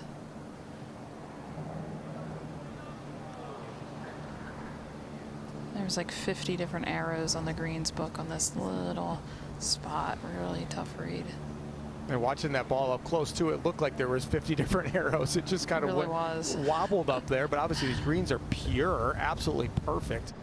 Superintendent's done a tremendous job getting this place ready. As you mentioned, Joanna, too, this place was under snow just, what, would you say 4 or 5 weeks ago? End of March, we had 8 inches. Oh, wow. Yeah, that was lovely. Not great for teaching golf. This should break left in the beginning and then hold up at the end. Another tricky read. Be nice to make this one though. Probably 10 feet, 9-10 feet. For his 3rd birdie of the day and a share of the lead.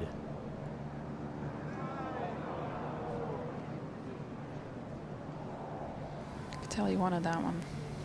He's had a lot of good chances, hasn't he? Just keeps that iron play, you know, up there really good. 3rd in the field in strokes gain approach.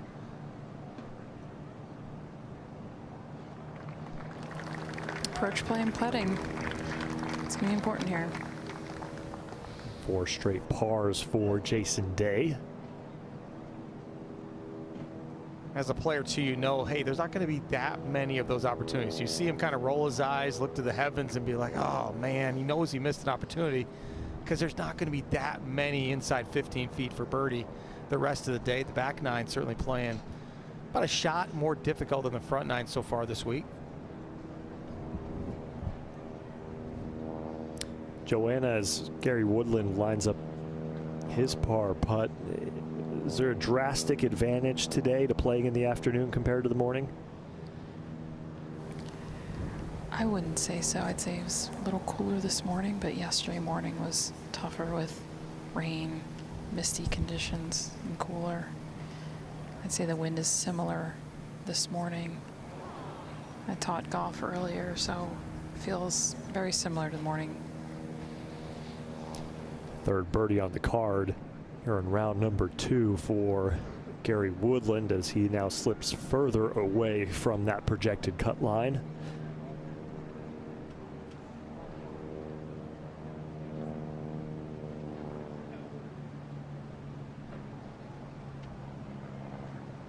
So far, just one birdie in the tournament for Gary Woodland.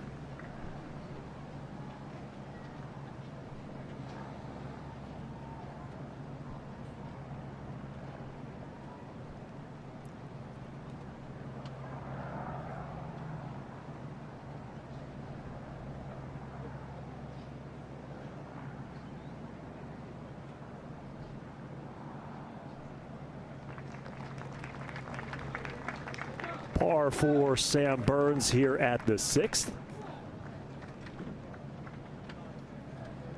1 over par on the day and for the championship as well.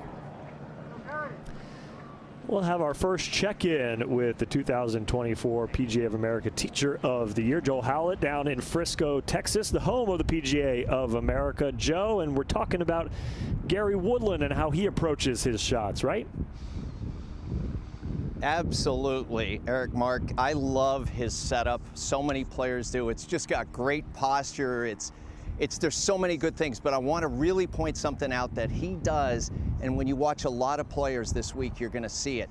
We get the question a lot of times, how far am I supposed to stand from the ball?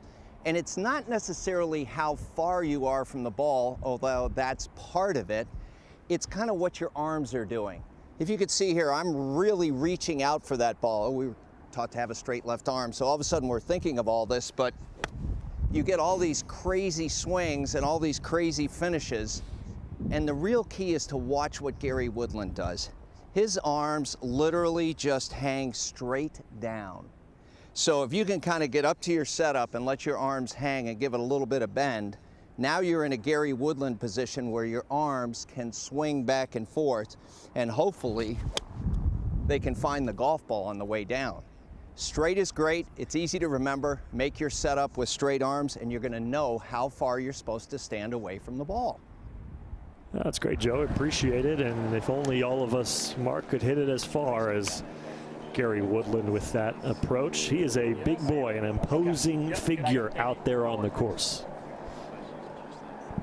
Only one guy hits it further in terms of driving distance average on the PGA Tour. So, you know, I just like to hit it within 30 yards of Gary would be amazing, wouldn't it, Eric?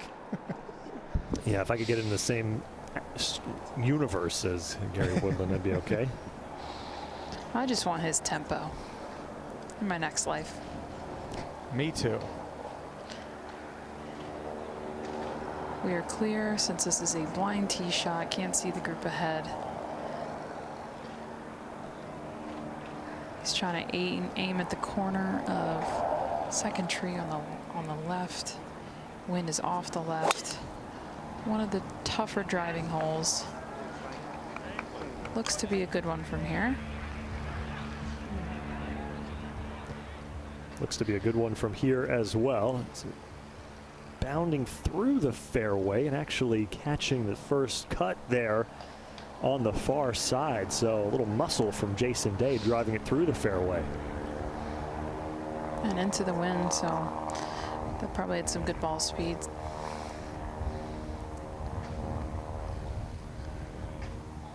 Wind picking up a little bit. This is starting left, going left.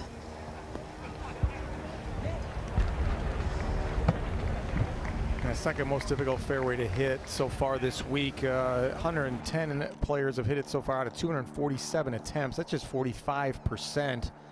And those three bunkers on the right that are only about 180 yards off the tee, they're for kind of alignment purposes, just to kind of give yourself a visual a little bit like, hey, do I hit it along the edge of this bunker? Do I hit over the edge of the second bunker? Or the trees in the distance, Joanna? These guys figured that out in the practice round. For sure. And with the tree removal, I'm sure it's harder to pick and visualize which tree you want to hit and kind of create that shot shape from there. Not a lot that shapes this hole. This one in a similar line to Jason Day, so not sure if it's going to go through or not, but well struck.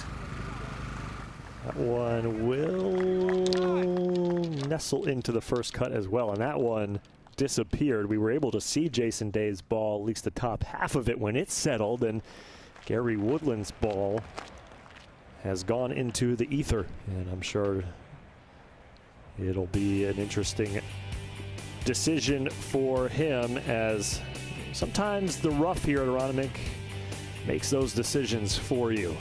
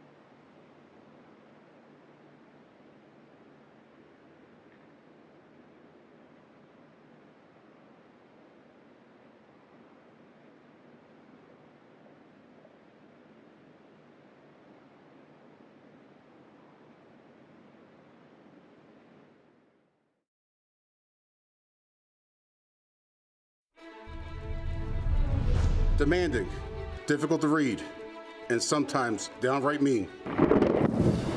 No, not Eagles fans. I'm talking about these diabolical patches of grass. They'll taunt you from afar and haunt you in your dreams. The greens of Aronimink.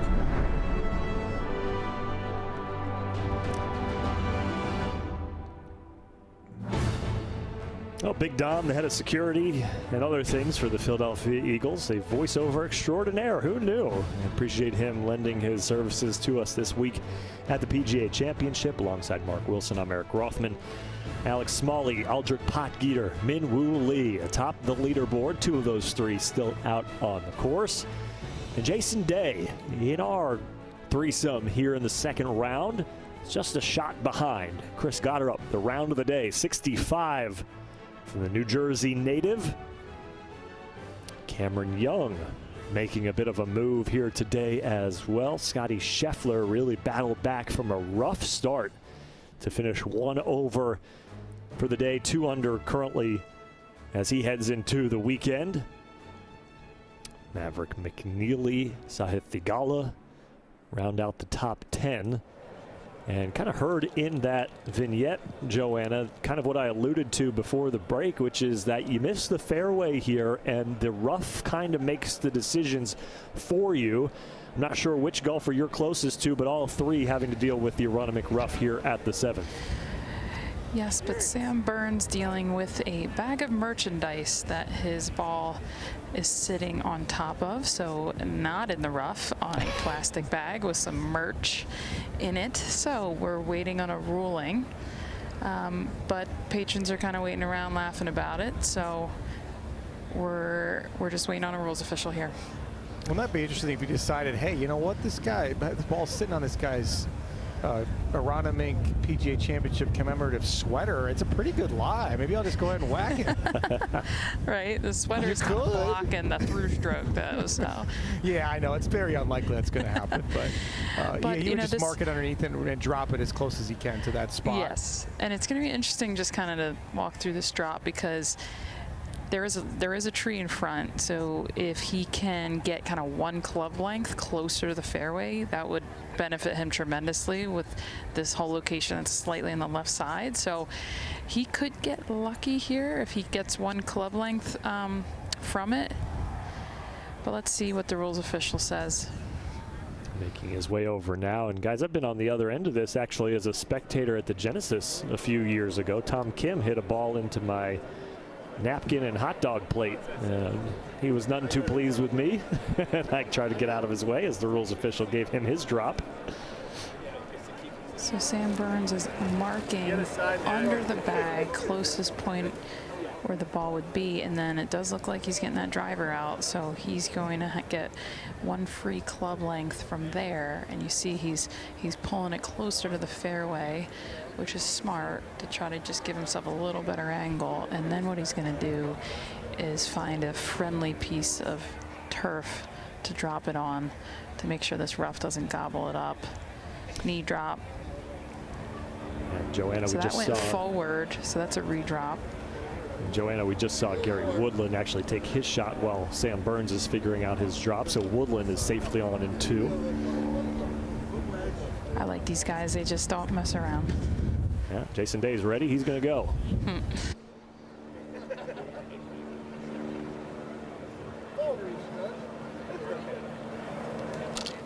Just 128 for Jason.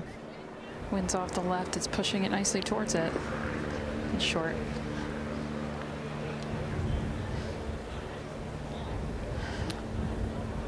So Sam dropped again because his first drop kind of bounced forward, so it can't be any closer to the hole. So he found a nice piece of turf here. That was fortunate. I think he gets a little better angle from the tree as well.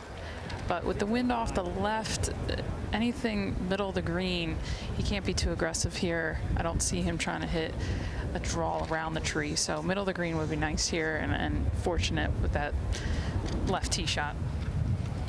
And one of the greens here where there's not a huge opening in the front. A lot of them you have the whole green to work with. There's a greenside bunker that kind of guards the kind of right half of it, so can't exactly run this one up the whole way, but does have a little avenue on the left side of the green if he wants to, Joanna. I don't think he necessarily needs to. I think the lie is pretty good that he can get a lot of club on this one. But let's see. His eyes are looking low. Nope, he went right of it, high. This looks pretty good from here.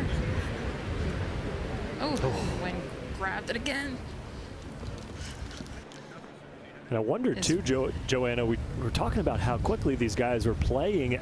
I wonder if he was preoccupied with his drop and didn't get a chance to see what happened to Jason Day. I don't know if that would have changed things for him in terms of club selection, but almost identical, even shorter actually than what Jason Day had.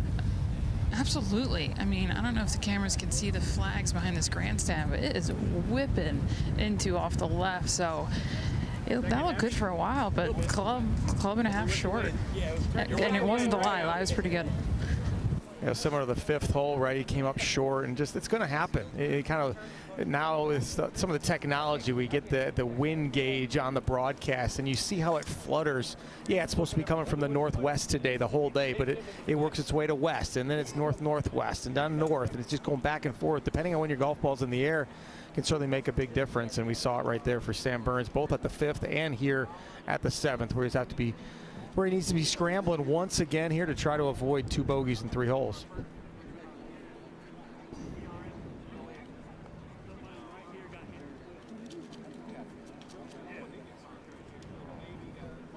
Sam drew a nice lie in this greenside bunker. This is going to be a pretty standard shot, I'd say. Straight into the wind, uphill. Not a lot of left to right or right to left slope. So if you're into the wind, this is all about club selection, landing spot. He could hit it high and fly it just short of it, or hit something lower and get it to trundle a bit. So decision time for him and how he approaches it. But these guys love a shot like this. That's right, Joanna. As a kid, this was the one where you'd go with your buddies and be like, oh my goodness, the wind's blowing this hard. Watch this. I'm going to fly this past the hole and spin it back. I don't think he's going to choose that option, but that would be some cool thing to see. That's right. And Mark, what I was going to say too, this camera angle that we have right here is great because it shows you how steep that drop off is. As you make your way down the front of that green, we cannot even see Sam Burns, Joanna, from where he is right now. And a great graphic on the screen, 8 feet below the surface, at least where the pin is located today, compared to where Sam Burns' golf ball is. So, Joanna, we'll rely on you because we can basically see the top of Sam's head.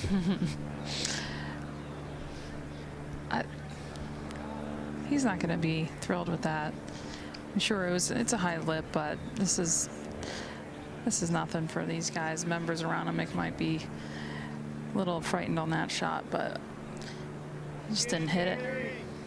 Yeah, maybe caught a little heavy, whatever it was. You know, that could be a situation where if there's that much wind, maybe instead of hitting a 60, you'd hit a 56 or something if you have that in your bag. If, of course, you practice that shot. Some guys like to just go 60 degree for every shot they got around the greens no matter what. Exactly. I know Brooks Koepka really uses one club and is used to that and hits many different trajectories and spins, and you know, that's your weapon of choice. Or you add more tools to your toolbox and hit a gap wedge, hit a lob wedge, and hit different trajectories just kind of with a stock motion and just choose different clubs. So Jason Day uphill the whole way, could slide to his right. Gary Woodland kind of standing on a high point on the green.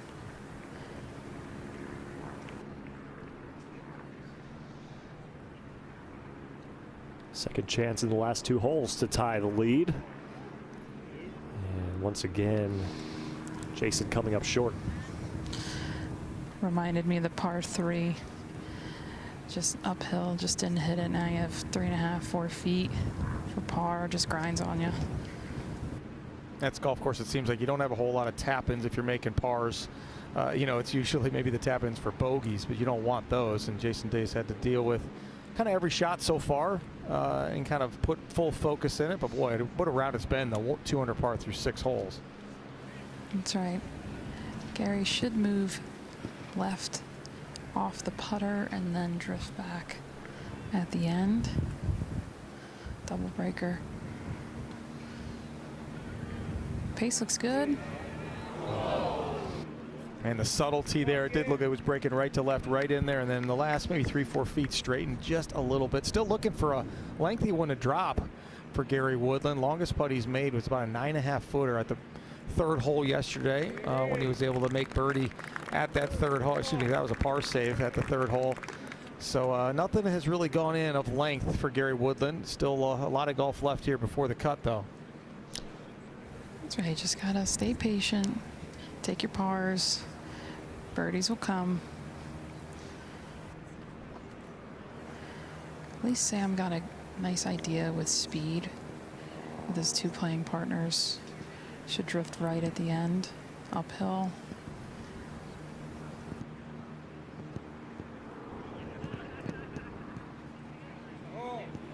Oh, my. That's the one you look up there with 10 feet to go. Oh, it looks good. 5 feet to go. Yeah, it looks good. And it just had that look like it wasn't going to go in, but boy, the hope was alive. Yeah, so the merchandise bag didn't pay off. Yeah, it didn't, and he just kind of backed himself into a corner, not only off the tee mark, but with that poor bunker shot. So 2 bogeys in the last 3 holes for Sam Burns.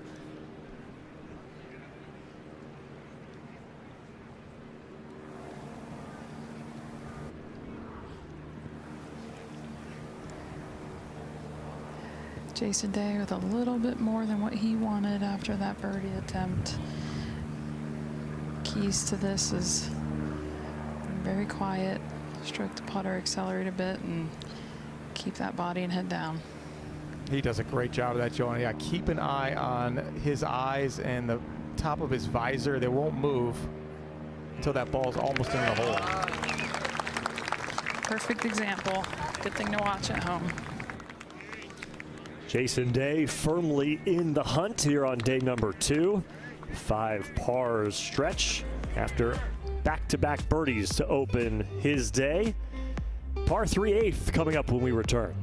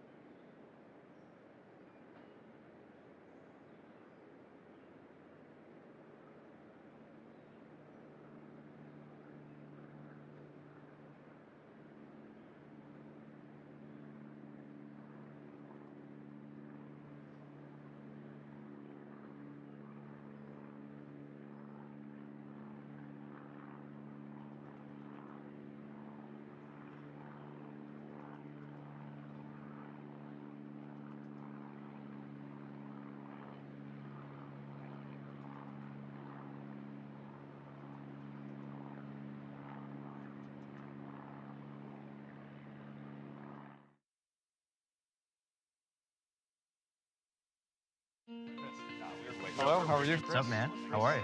We first met in a junior tournament, and then later on in high school, we had a really good group of friends. That's when we started playing a little bit more golf together, got to visit the Young family down in Florida and create a relationship with them. So like that one there. He's always, the first to reach out whenever I play some good golf, and we've kept in touch. Anytime you get to kind of reconnect with someone after a number of years, somewhere like this is pretty cool. It just seems like just yesterday, watching them with the bags on their shoulder, walking down the fairway. It's pretty neat and a little bit scary all at the same time how fast that time flew. Yeah, I've been slowly gaining speed, just trying to swing it as hard as I can. I always envisioned Cam being in a major, but I never really knew if I was ever going to make one. But to be able to both be here and spend the time together is a dream come true for me.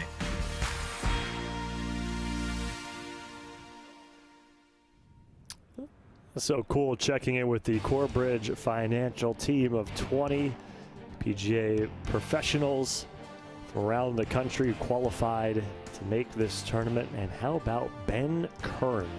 A 3-under 67 today to make the cut.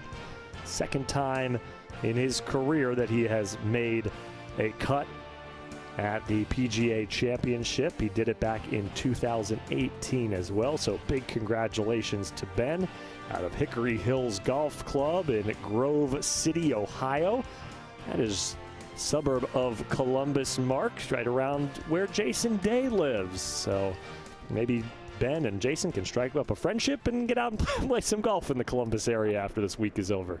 I would think Ben would want to at least come over and practice at Jason Day's private practice facility in his backyard. Right. Thing is amazing. That's pretty cool. But yeah, a lot of great golf courses in that Columbus area. Of course, Muirfield Village, kind of topping the list there, hosting Memorial Tournament coming up. Jack's Place. No doubt about it. One of the best venues on the PGA Tour. As we await the group ahead of us at the 8th hole, we take a look at the 173-yard par 3, playing quite a bit shorter today, Mark. Yeah, how about that? 65 yards shorter, hole location kind of in that front right section. But this hole is so demanding in terms of greens and regulation. It's obviously a little bit easier today, but it's still only about a little less than 2/3 of the players are still hitting on the green when it's only 173 yards. Of course, the elevated tee coupled with that gusty wind, which is kind of into the players a little off the right, making it still very challenging.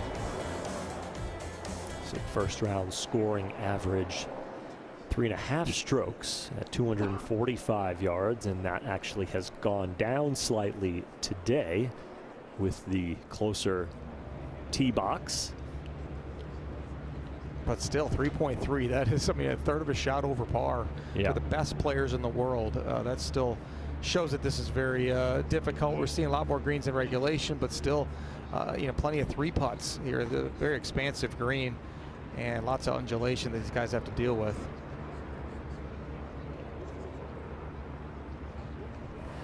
This tee box is familiar. This is where we played it for the KPMG Women's PGA Championship, and from here and even just one tee back, it's still a brute of a hole no matter what.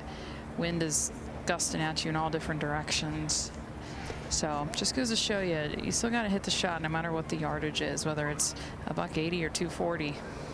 And Joanna, how was the setup for the Women's Championship compared to what we're seeing here with the men's? Honestly, so it was in October, so fall golf in Philadelphia is just fabulous, but it is the peak firm conditions, and balls were not staying on any greens. And of course, our landing angle and spin rates are a little bit different, but just walking the putting surfaces here right now compared to in October of 2020, it was firm and fast. It was firmer and faster. I got to be honest. I think, of course, the yardages are different, but not as windy, but just absolutely pure and very difficult. I think I mentioned yesterday, I changed the Pro V1X after that tournament because I could not hold anything with my Pro V1 just to get a little bit more spin. So it's different, but it's just the seasons are different in Philadelphia. So fall golf is just your purest and your fastest and firmest for sure. They have a little bit of that brown look to it, Joanna? A little bit, yeah. I mean, I like that too. That's not a knock on it at all. I think that's it's okay to have a little brownish look and firmness like that. 100%. You know, remember COVID, the Masters, right? Transitioned to the fall, so you had some different colors, and it was just an interesting year. It was COVID year and everything. There was no people around, no spectators, so it was a very quiet major, but it was still a test. So I have some great memories from that, and you just talked with the Corbett Financial team. I'm fortunate to qualify on the women's side this year, so I'll be at Hazeltine in June, which is a wonderful venue with women's majors, men's majors, Ryder Cups. So it's wonderful what Corbett is doing to support PGA professionals. Well, congratulations to you once again, Joanna, for qualifying. It's fantastic, and always fun following the women's game as well. The LPGA actually in my hometown of Cincinnati this weekend at Nakatiwa Country Club. Charlie Hull defending her title, the Queen City Open. I heard good things about that place. You know, it's the first time that the tournament has been held there. I've got some friends who are members, and they are very proud to be hosting the LPGA this week, no doubt about it. That's wonderful. Jason Day deciding between two clubs. So 173, pin just tucked over that right bunker. Great hole location, but it's into, so it's just math from here. How much is this wind going to affect this golf ball?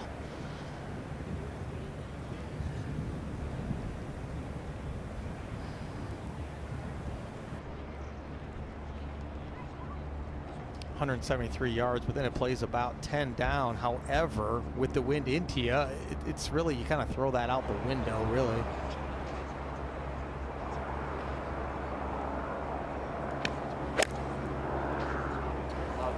This is just right of it. Looks like the wind is gobbling it up. Yep.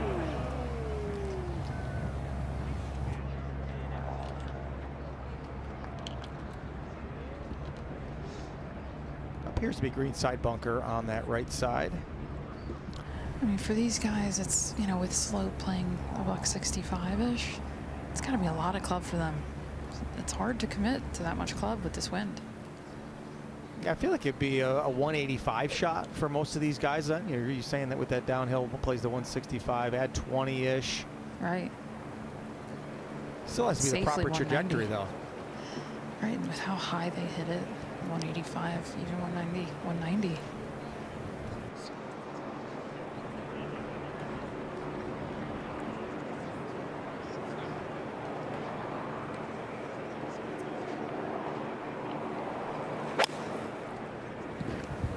A little more penetrating strike here. Right at it.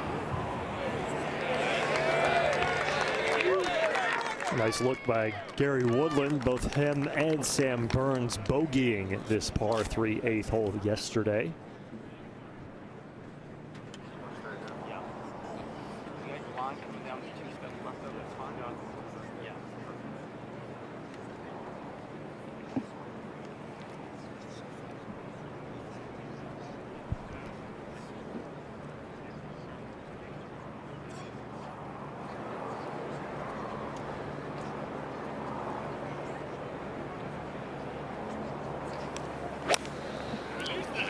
Lowest ball flight of the three, and just right of it.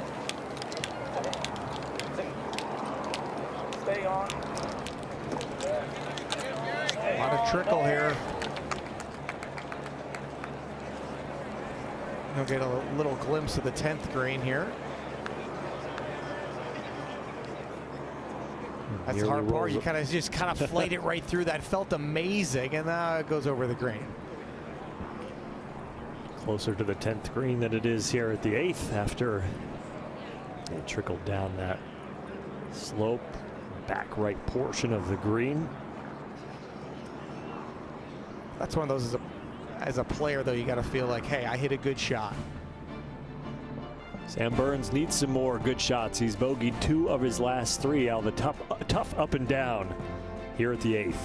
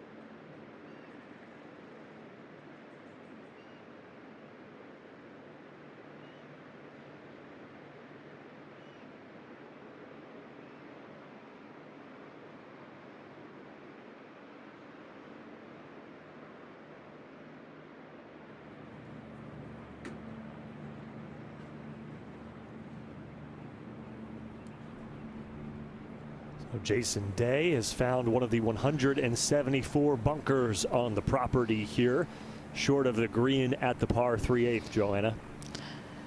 Yes, ready to go. He's going to have to land on a bit of a down slope and try to spin it as much as he can, just like that. Couldn't have done a whole lot better. Yeah, got some spin on that thing. Helpful with that wind kind of back into him. Jason Day always has been a great bunker player. And what Australian isn't a great bunker player? Still got to rely on the putter there to save par at the difficult 8th. Yes, that was a 10 out of 10. I don't think you can get it any closer than that, just holding it.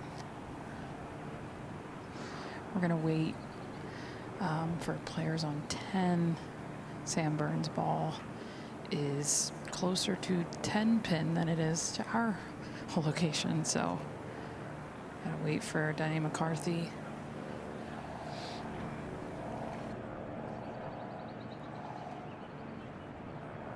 Well, in that case, Joanna, as long as you're not near them, I'd love to hear how the lessons went today. Did you help inspire a couple of individuals, improve their game tremendously? I'm sure you did. I love teaching golf. My 9 a.m. was just a wonderful member that I just played golf with in a section event a couple of weeks ago, and great athlete, and her club face was a little open, so she's hitting fades that she didn't really like, so tidied up the grip, closed the face a little bit, and she's back to hitting draws. And then my 10 a.m. is a junior golfer of mine that a couple of years ago he's shooting 110, and now he's starting to break 80 in junior tournaments, so it's just so fun. How satisfying. And then even you're helping somebody who you're going to compete against in section events. I think that's just the cool part of golf, that we're really playing against the golf course. And you want good competition. You want to have your opponent elevate their game to kind of push you and help you get better. It just means a lot more when you have to play your best to win a tournament. That's what it's all about. So Sam Burns electing to chip rather than putt from off the green. Probably wanting to utilize a little bit of spin to control this ball. That was well done.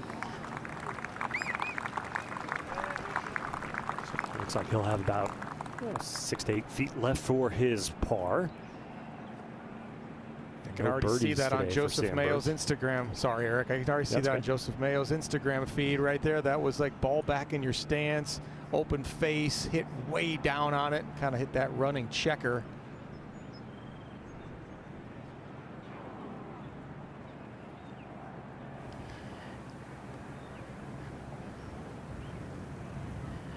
Gary just peeking back to make sure there's no trouble with 10 green. Putting up a little bit of a spine here. Travel right at the end.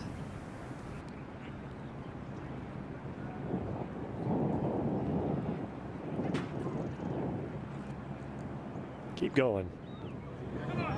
Come on. Great speed from Gary Woodland, the only player in our group to hit the green and stay there, I should say. Sam Burns hit the green. It didn't stay on the green, however, as Gary will have a tap in for a 3. A little revenge then from that bogey yesterday for Gary. Good quality strike there. Still looking for that longish putt to drop. We can see if he can reach number 9 coming up, that par 5, 9th hole. I know he has plenty of length. Just get it in the fairway, maybe get that first birdie of the day. Yeah, he has not had a birdie in 16 holes now. He had a birdie at the first yesterday. That was his 10th hole of the day. Look at him gleaning information over there. It's always fun to watch other guys putt on a nearby green.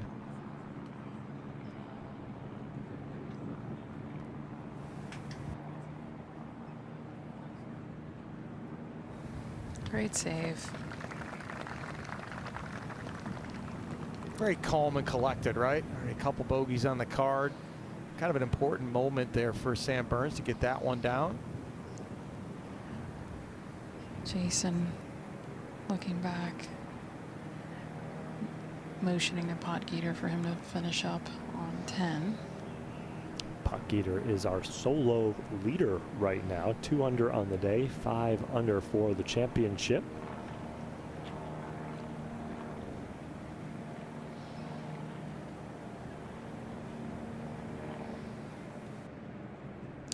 One-shot lead for Aldrich over Alex Smalley, who is in the clubhouse with a second straight day of a score in the 60s for the American Alex Smalley, as he's at 4 under par for the tournament.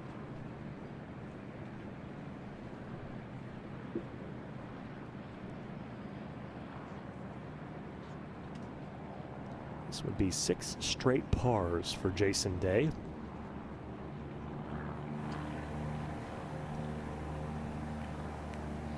Oh, great save. It'll help the sand save statistics for Jason Day. And he remains at 3 under par, 2 back of our leader. PGA Championship, who will make it to the weekend? Gary Woodland in our group needs to make a charge heading to the 9th hole.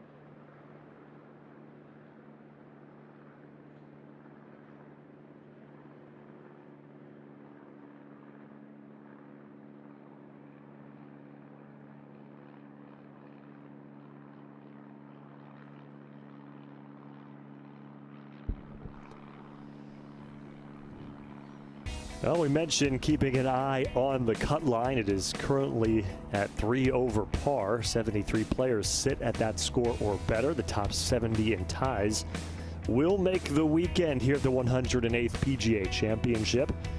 And right now, not only chasing the cut line, but chasing our leader, Aldrich Potgieter, the 21-year-old from South Africa. Mark Wilson, the stat that was just tweeted out a few moments ago from the PGA Championship social media handles. If Aldrich Potgieter were to end the day with at least a share of the lead, he would become the youngest player to hold the 36-hole lead at a major championship since Tiger Woods in 1997 at the Masters. So Jason Day is 2 shots behind young Potgieter. Sam Burns 1 shot better than the cut line right now, and Gary Woodland has some work to do. But Mark, if you're going to get a shot back, the 9th hole, the par 5, is a good place to do it. It's the place indeed. 590 yards. Fairway kind of slopes just a little bit left to right. Still very generous to kind of fairway to hit, very wide, and then it plays uphill about 10 yards from that second, from where the tee shot's going to end up.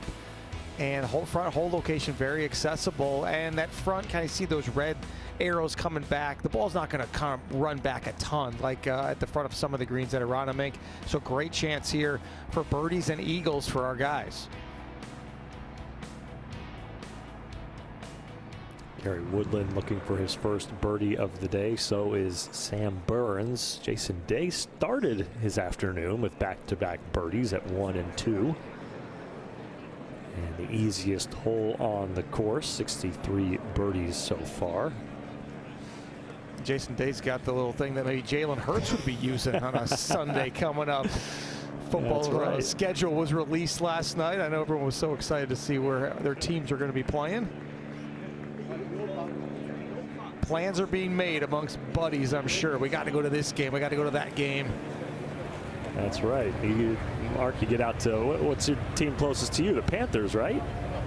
Haven't been there yet, but I gotta say, I haven't looked at the schedule close enough. Hopefully my beloved Green Bay Packers will be making a trip down to Charlotte. That would be fun to go check it out. Well, either that or you can make a leap up to Lambeau one of these days. Yeah, we're over there. I mean, the Atlanta Falcons Stadium is phenomenal. Went and watched the Peach Bowl there. My wife's beloved Indiana Hoosiers were able to win against the Oregon Ducks there on the route to a national championship. So that venue, a great stadium there to watch some football.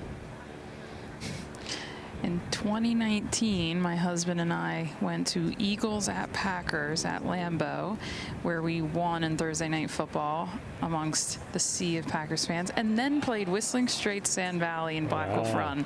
So that was pretty solid. Not a bad little getaway. Yes.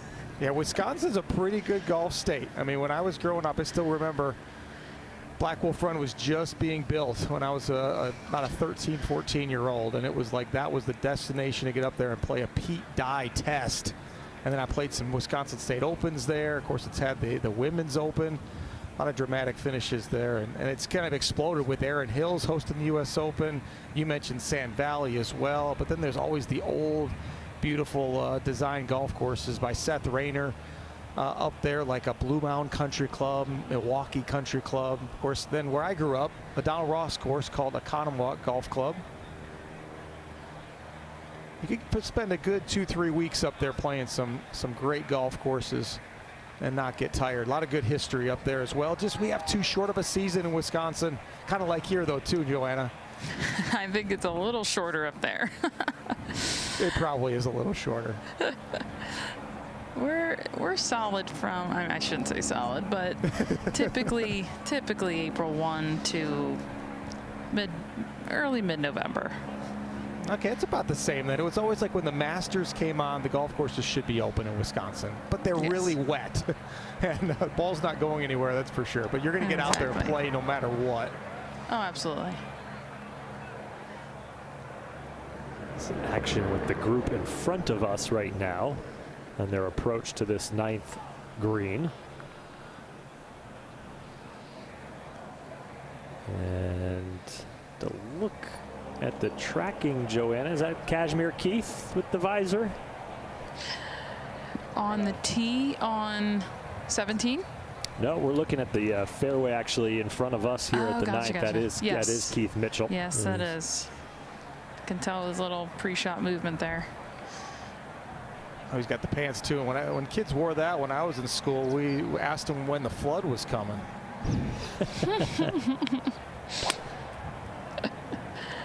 Ripping that's a throwback swing, isn't it? Oh, I love it with the pleated pants. Did we just go back to 1970? I like golf fashion.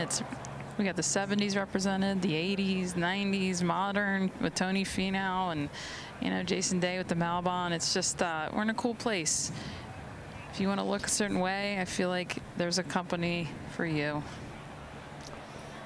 Kashmir Keith at 2 over par, joined with the group by Ian Holt and Billy Horschel.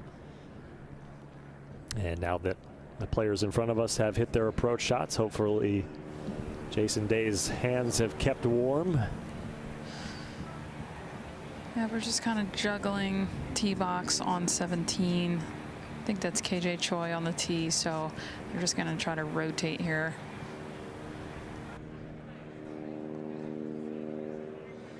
Yeah, a little claustrophobic, but totally worth it to come to a historic venue like Aronimink.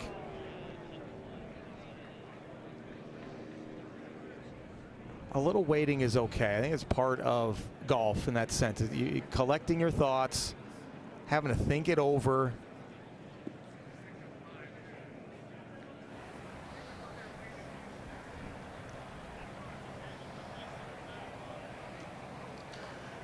Looks like the group on 17.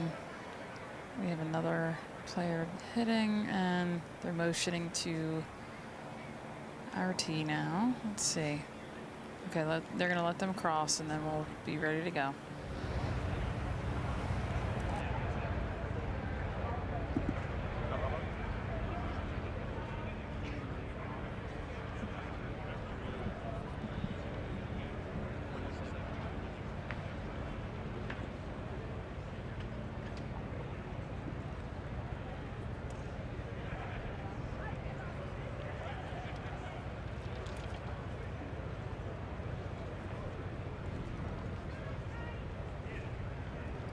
All right, Joanna, this is interesting. Jason Day just made a couple practice swings, really kind of hanging back on his right side. So I wonder if this one's going to be launched a little higher than normal.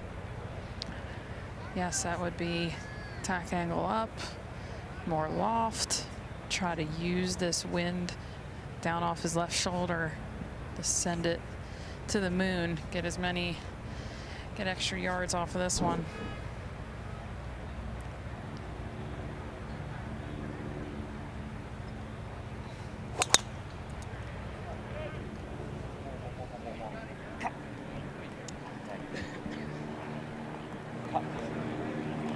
I could not see that one. Left rough, Joanna. Okay. Man, he was Scott. begging just a little bit of a fade more to kind of catch the fairway, so it's going to force a layup. This guy is kind of great right now. Hard to catch balls.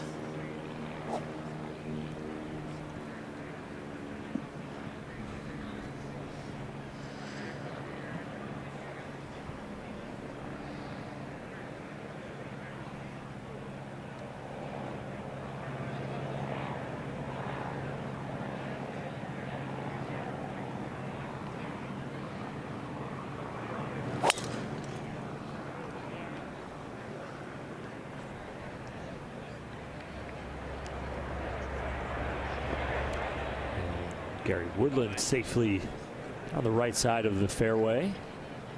There's something said too about a reachable par 5 where you feel as a player you've got to reach back and hit it further than normal, when fairway is really the most important. You know, sometimes we swing, if you swing within yourself, you hit a little more solid, and that's probably going to be your best bet. But we all are feeling like, oh, it's 600 yards. I better give this one my best rip of the day.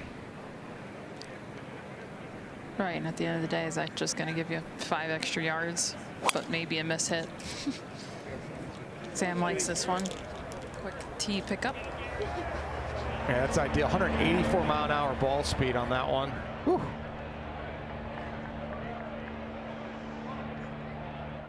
Peppers it down the middle of the fairway here at the birdieable par 5 9th hole.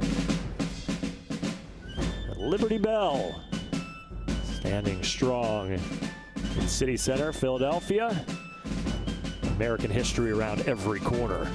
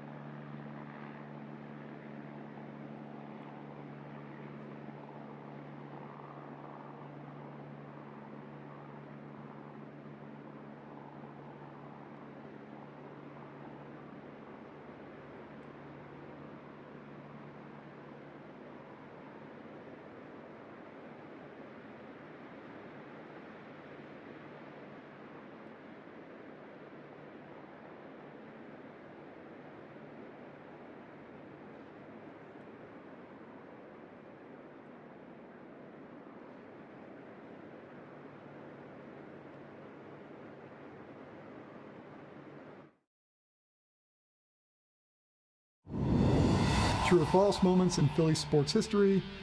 Phillies fans threw batteries at Cardinals outfielder J.D. Drew. I would believe that was true, unless it was not batteries and something worse. That is so outlandish, it has to be true. I wouldn't put it past them. It's nothing against Philly fans. Luckily, I've been on the good side. There was a courtroom and a jail under Veterans Stadium. Oh, I think that's false. That is actually true. True? Wow. This must be bad. An Eagles fan was arrested. True. For punching a police horse. A police horse? That's gotta be true. That is true. Dang. from San Diego, man. This is tough. Answer stands. That is correct. It is true. I haven't heard the fan side of the story, though.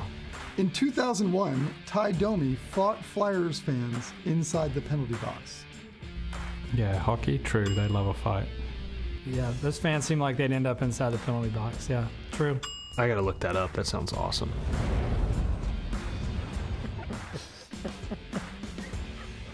Well, little did you know that the fan that fought Ty Domi was actually Joanna Coe, actually getting rowdy in the penalty box. Yeah, I got the Stanley Cup there, the Wanamaker, and the Larry O'Brien Trophy. All three being fought for over the next couple of weeks as the NBA and NHL seasons winding down as well. Aldrich Potgieter, the 21-year-old from South Africa. A one-shot lead over Alex Smalley, and then a gaggle of folks at 3 under par, including Jason Day in our featured group, Justin Thomas, Scotty Scheffler, and Tom Hoagie. 2 under par. Maverick McNeely there as well. Kirk Kitayama, Aaron Rye at 1 under par. And Joanna, we heard you marvel at a shot we just saw. What did we miss? That was an absolutely terrible lie for Jason Day. Again, that patchy, rough, sitting down, just kind of had to hack it out. I don't know if it stayed on the fairway, but this fairway tilts left to right, so just kind of need to get it down there and give yourself a wedge in. Still make birdie, though. He actually ended up in the crosswalk, so he actually could take a drop from ground to repair if you want, so it looks just fine. But yeah, Jason, they have to make birdie the hard way.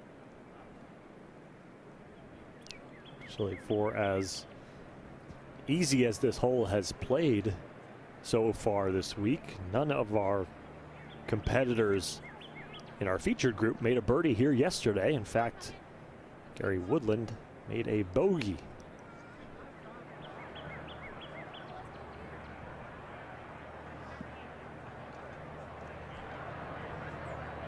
Sam Burns without a birdie on the card today. He had 3 of them yesterday to go along with 3 bogeys. Even par on his opening round, +2 nearing the midway point of round number 2. 259 for Sam Burns. Hit well, just right of it.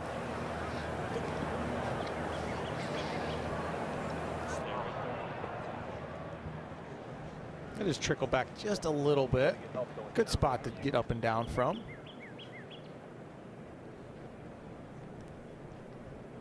Gary Woodland, 252. Feels like the wind has died down here, but we're kind of in this valley, but it's up there. You see the flag whipping, so should help him a touch. So it depends what side of the green you hit. The more right you are, just hit the hill kills it. So at the TV tower, just left of it would be ideal.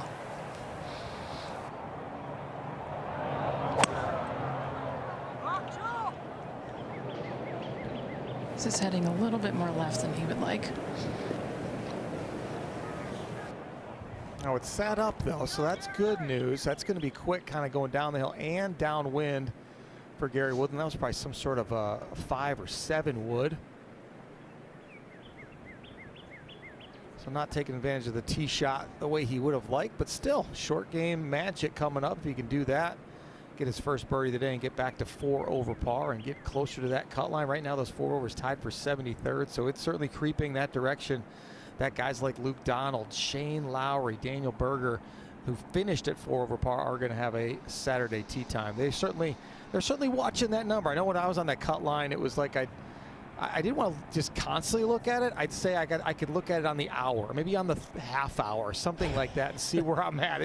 You just get crazy if you sit there and stare at that thing and almost hope that the numbers change. That's how I feel when I'm on the treadmill, Mark. It's I don't want to look down and see how far I've run. I feel like I look down, I'm like, oh, I have to have been running for about 45 minutes. Oh, no, just about 3.5 minutes. That's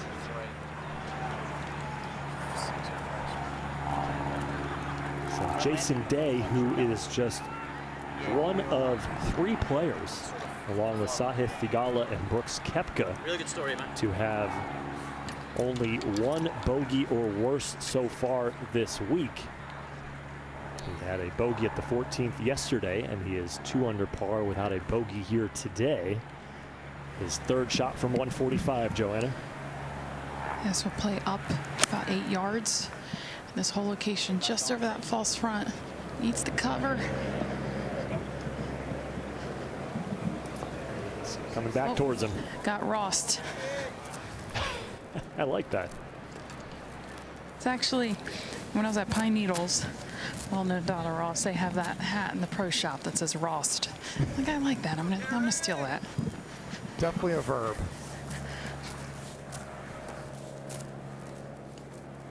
Yeah, Jason hasn't taken advantage of the par 5s yet this week at all. Pars here yesterday, missed a short birdie putt, par the 16th, and now here likely just hoping to make par. Gets up and down from there, but you never know. Maybe this is the moment he can chip one in. Take a look at the virtual lie for all 3 of our players. See the variety of shots that have come into this 9th green. Just 4 out of 27 have made the green in 2. Gary Woodland is a little further than pin high, but he's off to the left. And Sam Burns coming up short. Everybody's gotten up and down from there short where Sam is, so certainly a good opportunity to chip this one in for Sam. If not, get it down in 2. Those are some cute little bows. And some of our youngest spectators. Oh, she's off. She's a runner. Are you talking about my toddler? 'Cause Yeah. that would be her. It might be her. I don't know. Is she here today? She's not, but that's what my husband would be doing all day, just chasing her. Best seat in the house right there.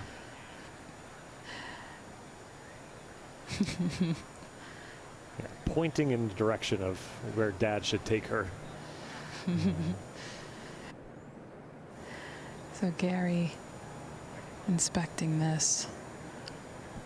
This will be pretty quick, but I'm looking at there's a plateau a couple paces onto the green. Then he can kind of feed it down from there left to right. I don't think he's going to land this too far on unless he's really elevating it.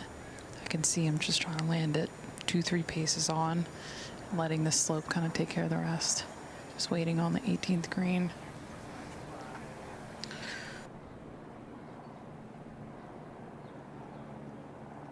Obviously, Gary known for his high speed in terms of driving distance, but this is where you want kind of that low speed, right? You want the ball to come out slow, but certainly still fast club head speed to do it. That's right, you want low ball speed with short game.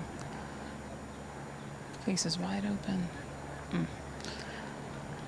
I don't know if he needed to hit like the super flop there, because that's the risk you take.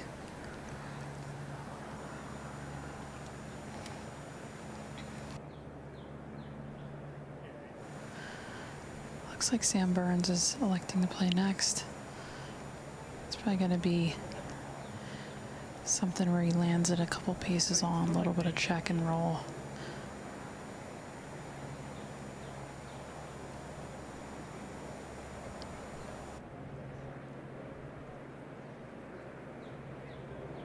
Probably landed at 2 paces too far for him. Yeah, so now he's got that trickler down the hill. Yeah, it's only about 6 feet away, but certainly tougher than that 6-footer straight up the hill. That's right, but that little bit of false front just kind of gets in the back of your head. Like, I got to give this a little bit more just to be safe. Jason Day with flat stick out in his hand and a wedge under his arm and going with the flat stick. Just kind of, now we're just hitting this like a putt, so slow in the beginning, fairway. Just slow the entire way, but halfway is extremely slow. As we get another look at Gary Woodland's flop shot attempt, and just immediately looking down at the grooves of his club after that shot did not go as planned.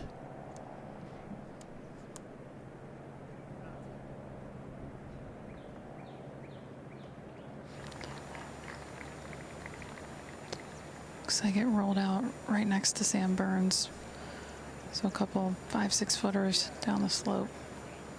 That was a pretty quick one up the hill, it seemed like. I mean, he obviously gave it a wrap, but it seemed like it just took a long time to slow down. So Jason Day struggling for a par here at the par 5. Gary Woodland just waiting on 18 for them to finish up. Wonder if he's going to change his strategy or go with the flopper again. It is downwind. Not the easiest place to get. Second attempt to get up and down from. At least he's a little closer now. I think you're right, Joanna. Probably doesn't have to go ahead and go upstairs as much as he was trying on the first one. I really think it was just a miss hit. I think he caught it on the high, couple of grooves there on that club face. Hence, it came out with a lot less ball speed than he was hoping.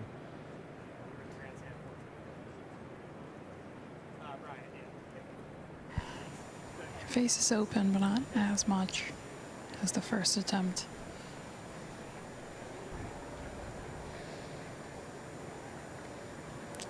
Carried this very far.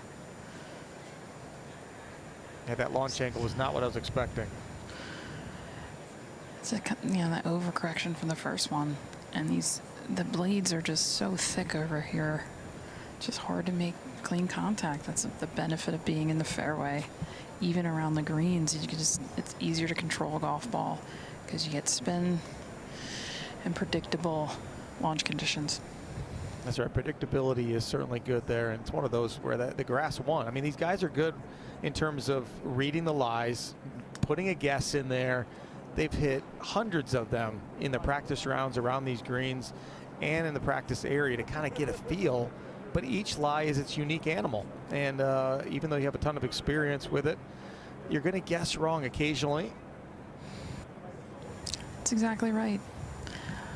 I've hosted clinics just about reading lies and grading them and what you need to do to adjust to each lie. Is this an F lie, C, A?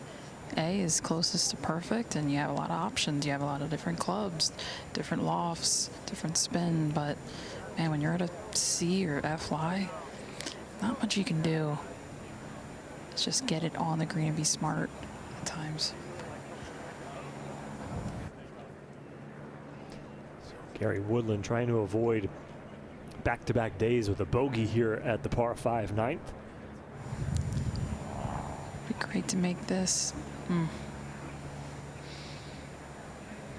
let's remember too, 252 yards in the fairway. He was hitting his second shot.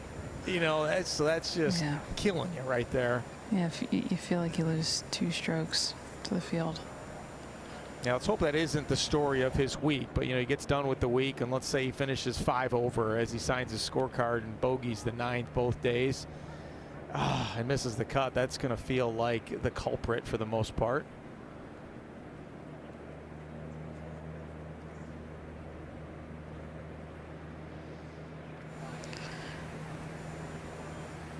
This would feel good for Jason Day. He's kind of made this par 5 a little more difficult than it needs to be. Quick one down the hill. Just got to get it started on your line. Let the hill take it.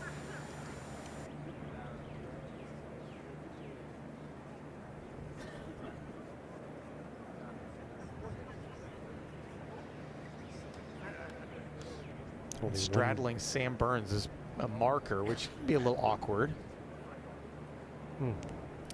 First bogey of the day for Jason Day, and just the second bogey of the tournament.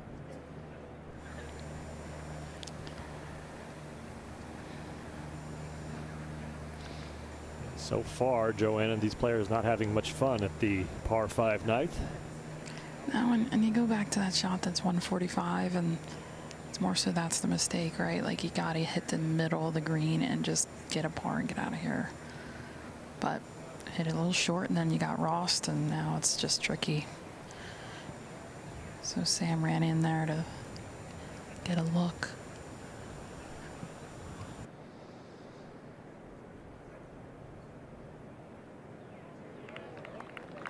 There we go. And able to use Jason Day's putt for some assistance, and Sam Burns in with the par. We make the turn. Featured group coverage continues from the PGA Championship.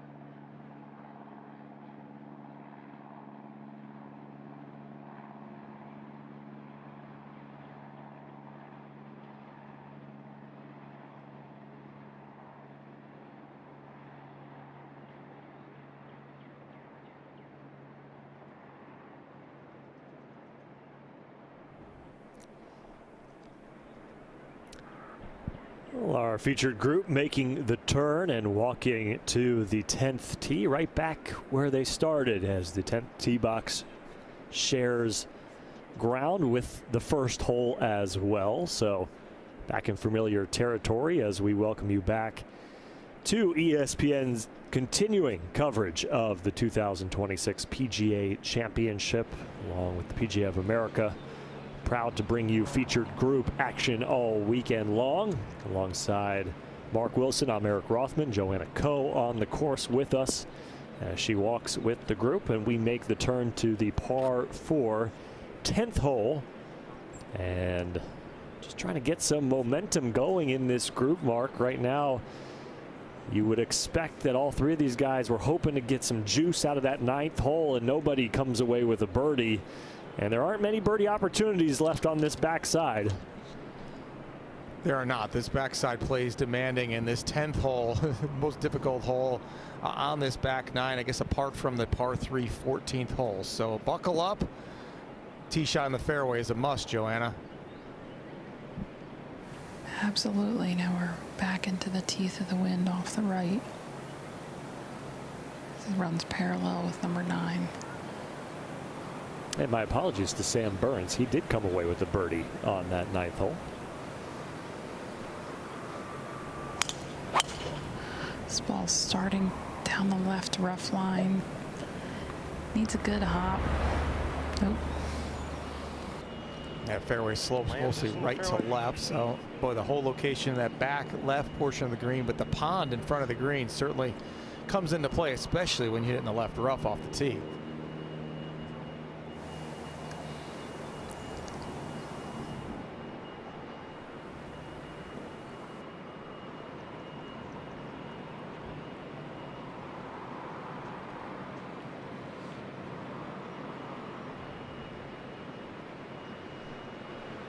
Jason Day, 2 under par for the championship and 3 back of the leader. Starting down the right. Needs to draw, but it's heading towards that fairway bunker, maybe short. Hopped in.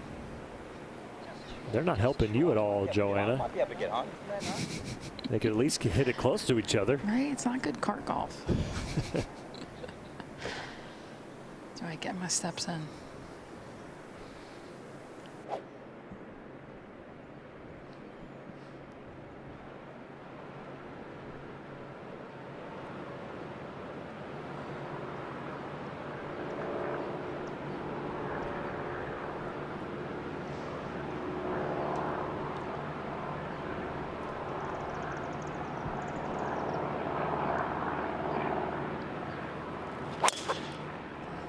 dinger. Tee was really low. That was fun to watch. Yeah, just 69-foot apex. Wow, impressive. Fairway finder, but 183 miles an hour ball speed. That's a pretty good fairway finder to have, Eric. No doubt about it. Gary Woodland has not had trouble finding the fairway today, but he has had trouble scoring. 4 bogeys in his opening 9 holes. Can he get one back here to start the second 9?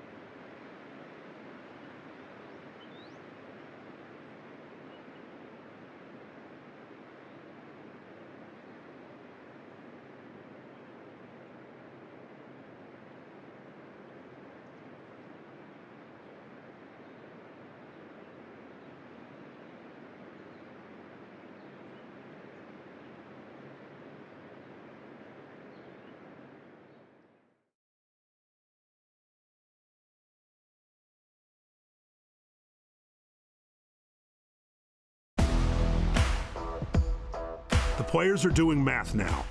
Best in the world fall victim to Aronimink. Trying to figure out the cut line. Right! Teetering on the edge. Things have gone sideways a bit. Pride on the line. I don't know if I've ever seen that from him. And lots of money, too. You just don't expect it from players this talented. This is the second round of the PGA Championship.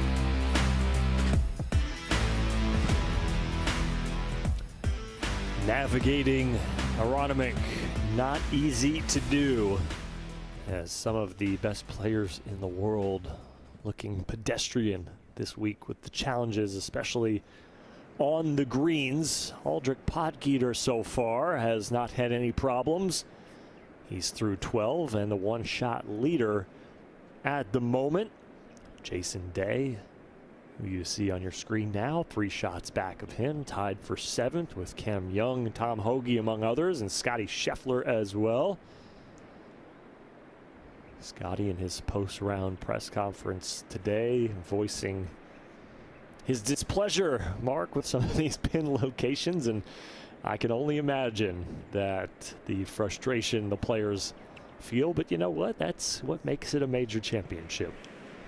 It is. You gotta tiptoe that line where you don't want to make it too easy, you don't want to make it too hard, right? And they gotta tiptoe that line. Sometimes they're going to go on the wrong side. With that said, the PGA of America seems like they set the golf course up kind of tiptoeing the line on the easier side, making sure they don't kind of go over and irk some of these players. So to hear Scotty Scheffler make those comments, a little surprising from both Scotty and from the setup. Once again, I don't believe they thought there was going to be as windy and cold these last couple of days. Certainly they see the forecast, but sometimes it doesn't exactly play as the forecast says. And it's supposed to get warmer and drier as the weekend goes on. I believe Sunday, last I looked, the weather report was in the mid-80s. So I would assume, Joanna, some decisions to be made by the superintendent and the PGA of America on how they want to handle the incoming heat and potentially or not potentially softening up the greens for the weekend. That's right. It's a weekend in a major championship, and scores have been pretty high so far, and I'm sure that they like that it's been a challenge. So I don't see them making things a lot easier. It would be nice if, you know, winning score was 10 to 13. So they're going to kind of try to pick a score from there and see what they need to do with the hole locations and the greens. But they can get spicy when it gets in the 80s, high 80s. It'll be fun. It'll be totally different conditions, totally different wind condition, right? Northwest wind these first 2 days basically, and tomorrow being warmer, it's going to be a southwest wind. Sunday going to probably go back to that northwest wind, but a lot less wind. So once again, that's the forecast. Who knows what's really exactly going to happen? But certainly tomorrow, the guys are going to see a different course. You know, holes where you're hitting maybe a long club in, you might be hitting wedge in, and vice versa. Exactly, just like this hole. I mean, this is a beast into the wind off the right, but if that's downwind and you get down this hill, now it's a birdie chance. Looks like Jason Day is going to lay up here. He has some tree trouble. Clean lie, but having to navigate this lip, tree, water. He had a lot going on with this shot, so I can see him wanting to lay up, but I can't catch what club is in his hand. It was a pretty straight-faced club, and he's back from the lip. With that said, Joanne, he is definitely aiming for the front right portion, which is a smart play with that water in play. Heading towards the middle of the green, needs to go. Wow, that's a great shot. Jeez. Phenomenal. Takes a lot of courage for sure to kind of even take that on, and then you got to make sure you get that just right. Great contact out of the fairway bunker. And that was from 204, by the way. This looks like Gary Woodland is going. 174. Ball a little above his feet. So you have draw lie, draw wind. So you start at the TV tower in the middle of the green and let the lie and the wind take care of the rest.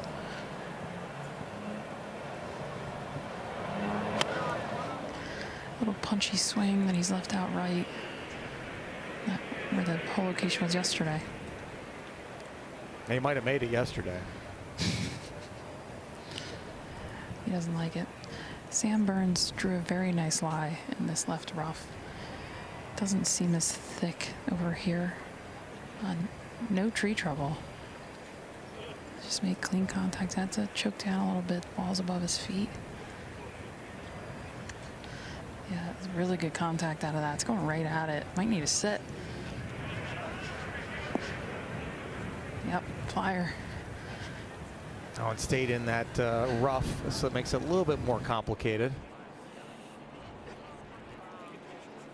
Got to make the mistake there, though. You can't kind of go ahead and say, well, you know what, I think it's going to jump, so let's hit this club, and it doesn't jump, and then you're swimming. Right, not at all. I mean, he's a great short game, so that's playing the percentages. Burns is over the green here at the 10th, and you can check out plenty of featured group and featured hole coverage on ESPN Plus and ESPN app. Sandra Schauffele, Brooks Koepka, Tyrrell Hatton in one of the groups, McIlroy, Spieth, Rahm the other, and Bryson DeChambeau, Ludwig Oberg, and Ricky Fowler. Those top three squares on your screen. And then if you'd like to just watch all of the groups come through a particular hole, you can check out holes 15, 16, and 17 as well.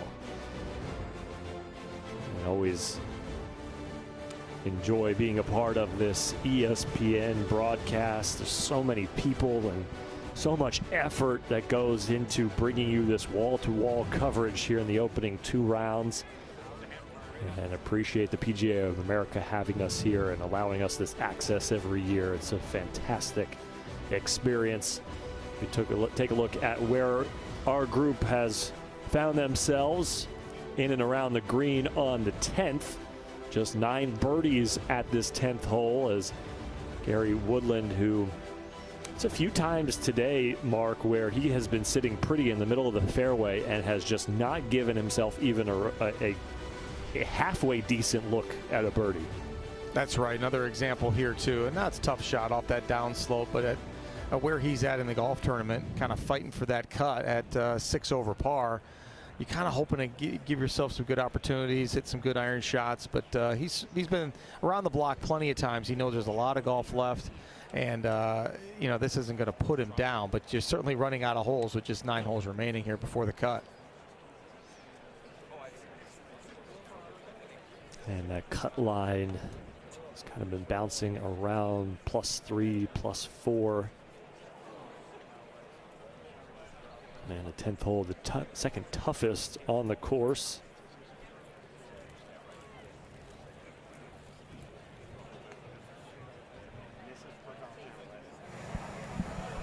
Who would think from those 3 tee shots that Jason Day would have your best luck? Well, don't we all have a 200+ sand shot green finder in our bag? That's right.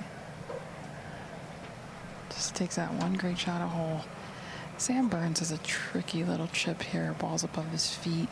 Hits it too far right. It could go right. Needs to stop. Get up. Yep. This is just a turtleback right here. This is just bold. And the pin is just on the top of that. It's not the easiest putt. They're kind of uphill that first couple of feet and then back downhill and left to right for Sam Burns to go ahead and try to save par and not give that birdie that he made at the last back immediately.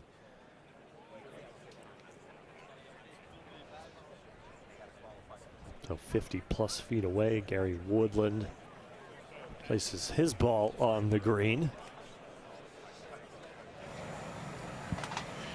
Lengthy attempt here. That 10% rule is going to apply on this one. Overall, right to left, but we're level, and then we're down, and then we're up, and then that turtle back. You know, if you get a little frisky with this putt, it could get away from you. Downslope to 8 green. So 10% roll at 50 feet. That means he's aiming to get within 5 feet of the cup. Back up the hill it goes. That's pretty excellent. darn good. Sure is.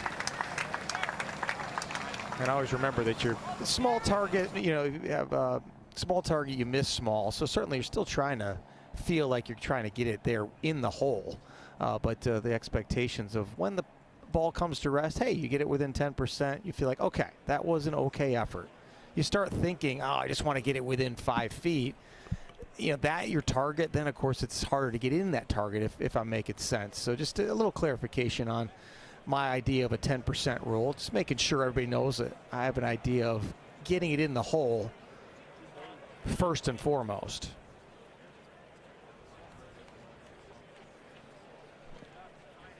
For sure. Jason Day looking over at the other green. We got Bryson and Ludwig and Ricky, so popular group to watch as well, along with ours. Up the hill, traveling to the right midway through this putt. And then, again, when you're looking at this putt as a player, it just looks afterwards just dangerous. So really easy to come up short on putts like this, but I think he'd be happy with 2-3 feet short. It is short. You called it, Joanne. It's kind of like that infinity pool. That's what it looks like. It's an infinity 100%. putt. Exactly. It looks like you're going to go over a cliff if you go past the hole. Except I'd rather be in an infinity pool. Of course. Wouldn't we? Maybe not today. What is it, 55 degrees No, this out? weekend. An indoor infinity pool. Maybe we could set you up with a lazy river, Joanna. You could float around this afternoon. There we go. I might need a hot tub later. It's a little chilly. I'm hustling.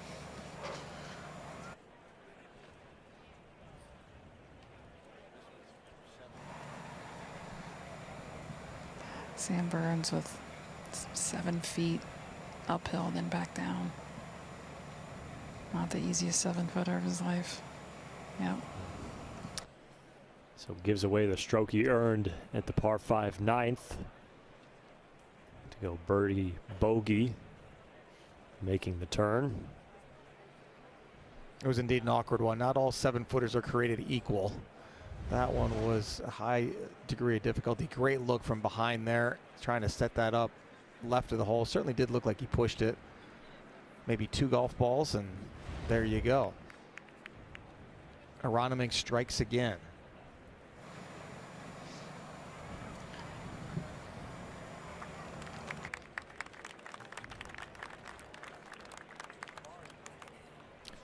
Two over par for Sam Burns, his third birdie on the card, or excuse me, bogey on the card. Projected cut line currently at 3 over par. And Sam was 2 under through the first 15 holes of this tournament. You know, slow finish yesterday, 2 bogeys in his last 3 holes, and now 2 over on this round. So going the wrong direction on this difficult 9 too. He's going to have some really tough holes to finish off this round. You see the frustration as Travis Perkins, his caddy, has to hear it.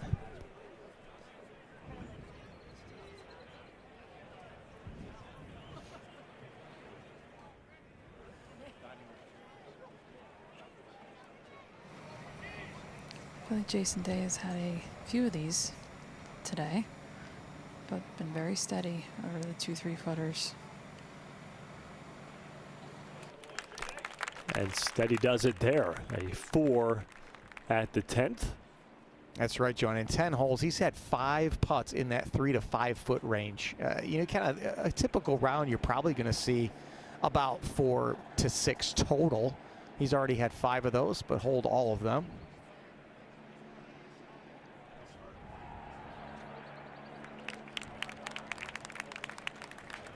As Gary Woodland still without a birdie today, and you have to go all the way back to the first hole yesterday. That was his 10th hole of the day to get his lone birdie of the championship. The par 4 11th, a tough chance here, or lack thereof, I should say, Mark. Only 6 birdies on the day, and you see Pearson Coody with the longest drive at 348 yards. 407 yards, straightaway hole, and it's really about the green. You know, once you get in play here, 40-yard wide fairway, we're going to see most of the balls in the fairway. It's this hole location that is diabolical. Front right hole location. It sits right there on the top. Anything short, he comes all the way down. It will probably come down and miss that greenside bunker on the right and work its way down the fairway and be a good 40, 50 yards short. So this hole being downwind, very difficult for the guys to get it close, even though they'll be coming in with wedges. So we're going to see some, you know, if they do get it in the fairway, try to hit some kind of a low wedge that kind of lands near the hole, takes one big bounce, and hopefully grabs some spin to give himself a reasonable birdie chance. And you saw that Coody drive. That was the black ball at the front of that graphic. He ended up making a bogey despite his 350-yard drive. Jason Day on the tee first, Joanna. With this whole location, a fairway is a must. That's a good one. Left center.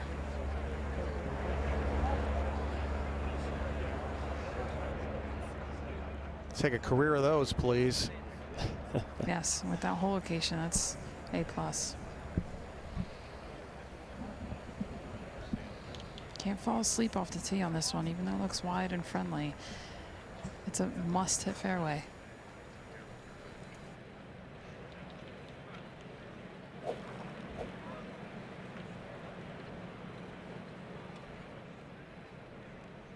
And Gary going with less than driver, which I thought we might see from plenty of guys here. Since it's downwind, he'll still have some sort of a sand wedge in probably. We're just doing the math. Maybe there's a club he wants to hit, a specific wedge that he knows will spin the most, control the most. This is going right. That's the last thing you want to do. He missed it bad enough, it's okay. Okay, stayed short of the bunkers. Mishit there.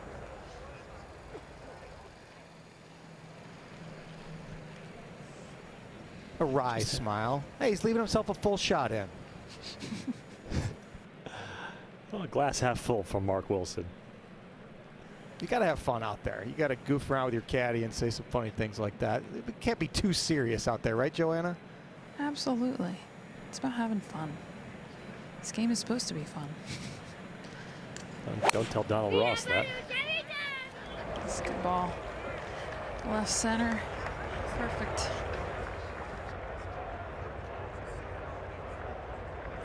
I believe Sam Burns elected to go less than driver there, and it's a fairway finder for him. As we walk down the par 4 11th. City Hall in Philadelphia. The city founded by William Penn.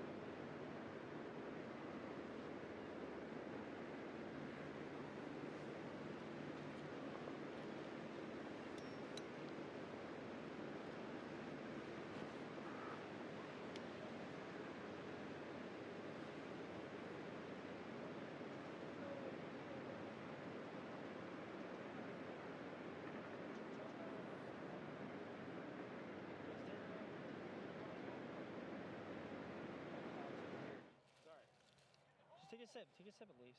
I need this, but take a sip. I need a little bit. Actually, you can just take the whole thing because we have a cooler. When in Philly, you don't just do as Philadelphians do. You got to talk like them too. A sub is a hoagie. Sprinkles are jimmies. The word isn't with, it's wit.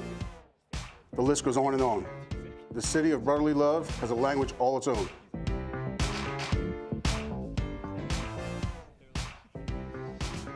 L-O-V-E, love. I don't know if there are a lot of players out on this golf course that would use that adjective to describe their feelings of this test this week. Some finding more success than others. Aldrich Potgieter, 5 under for the championship and a one-shot lead over Alex Smalley, who's in the clubhouse after 2 rounds in the 60s to start his week. Matsuyama, Goddard, Jaeger, Thigala, Maverick McNeely making a little bit of a move here on day number 2. And Jason Day still hanging around. He was as close as 1 shot back when he was at 3 under and the lead was 4 under, but now 3 shots back and standing in the middle of the fairway here at the 11th. Looking at the yardage book and trying to determine what to do here with this tough pin location, Joanna. Yeah, I'm sure he would never imagine having this club in a practice round or picturing himself in the second round having 168 on this hole, one of the shortest holes in the golf course. But here we are, and hole location front right, and it's downwind. This is middle of the green, and just try to have solid 2-putt and get out of here. He's not in great position. Gary Woodland will go first, and we got Rost. Yep. Ooh, watch where this ball goes. Oh, it got rejected that way. That's actually a little bit better, but still, that's tough out of the rough to get that thing up and down downwind. Joanna, you might need to go get one of the I Got Ross t-shirts for Gary at the end of this round. I'm sure he would thank me for that one.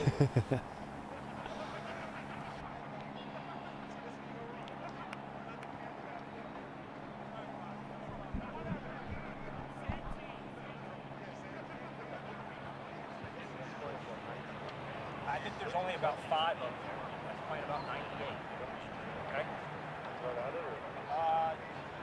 One left of it's perfect, Sam. Okay?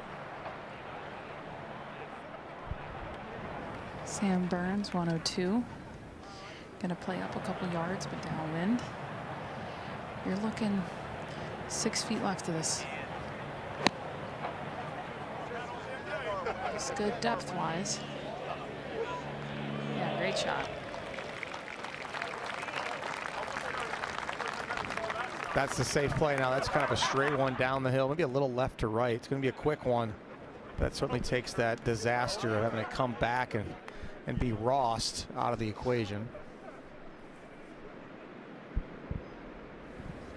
93 for J-Day. A little better angle on the left side of this fairway. You can see a little bit more of the green from here. But again, 6 feet left. First hop will be large and then it's going to spin.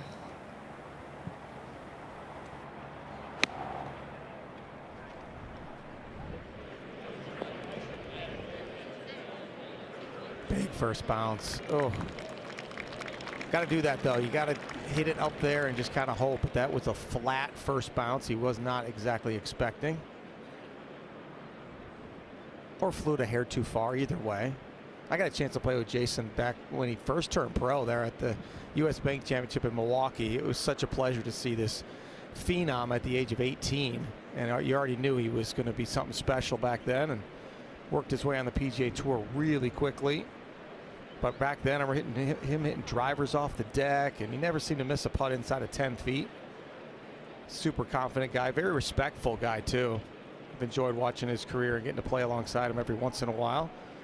Fun to see him kind of have a little resurgence here, winning back in 2023. And is there another major championship in his future? 2015 PGA Championship winner.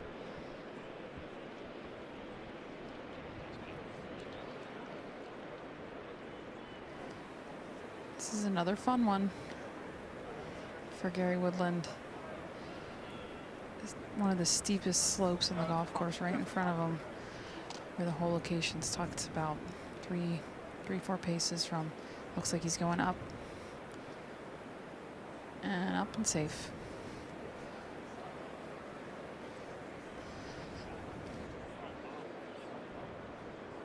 Yeah, taking his medicine sort of at the same time. It's one of those where you almost have to start taking a little bit of chances where he's at in the golf tournament to get himself even to the weekend. But he felt, I believe, just seeing that shot, that was not a spot to take a chance and just make your 5.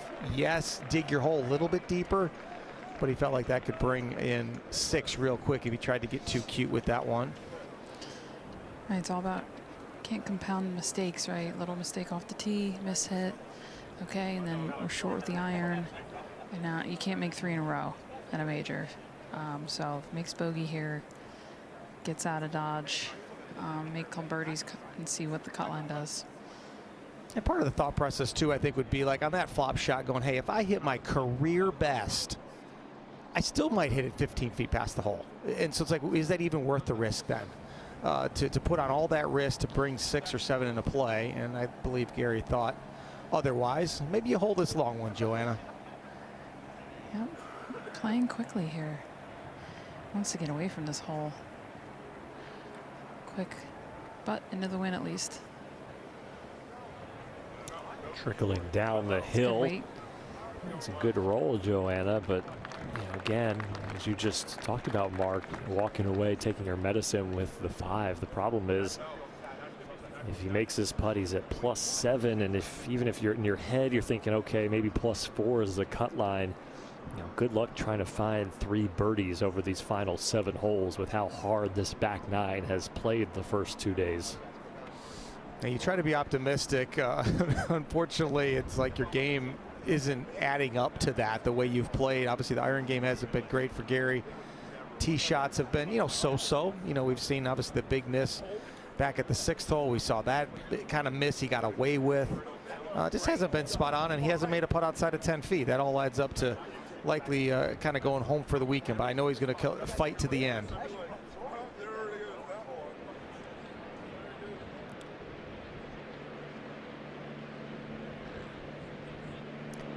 It's been a while since Jason Day had a birdie after birdieing holes 1 and 2. Hasn't had one since, and it's been about 34 feet here for his birdie attempt. Straight downhill, 2 to 3 degrees the entire way, but into the wind will help.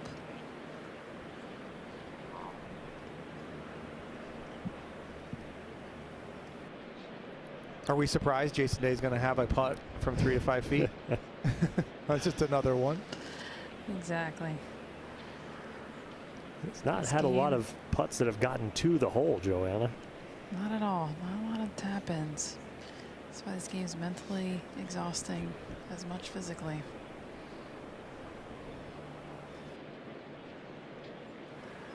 Good look here for Sam Burns. Downhill, right to left.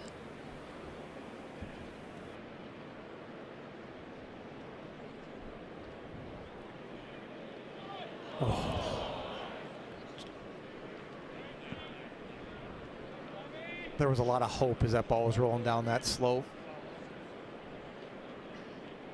He hasn't made much either this week, especially today. Longest putt was a 7-footer back at the 8th hole, that par save.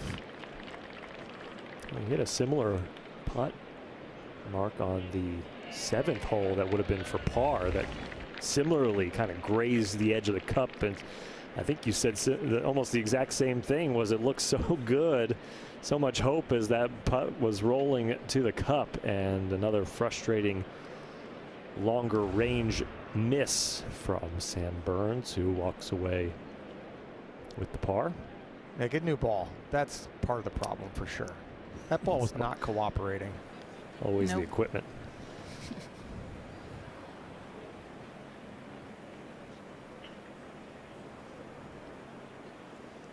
Now watch that visor again. Won't move until that ball is on its way. Copy that, everybody, like Joanna talked about a few holes ago.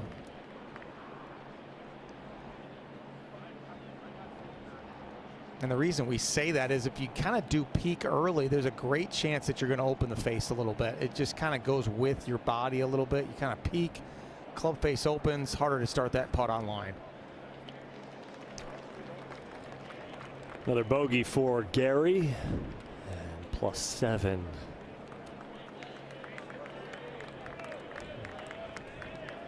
For the championship, still no birdies on the card. And disappointing showing for Gary Woodland. 12th hole, par 4, 448 yards, just 5 birdies today. Another one of these straight holes, just try to keep it short of the bunkers. We see a lot of guys challenging it up there and getting it up to this kind of even with that to give yourself some sort of a wedge. 12th hole today, 448 yards in that hole location over there in that front right section. Once again, similar to the last hole, you've got that false front that can kind of come into play. If you try to get a little too cute with it, it's going to come back down. Not as much as the 11th, not as steep front of this green, but as you can see by that graphic, 5 birdies only, and they've basically all been pretty close except for that one ball on the front of the green. 206 pars, and so the stroke average playing just slightly above par, 4.11. This 12th hole, everybody parring yesterday in our group.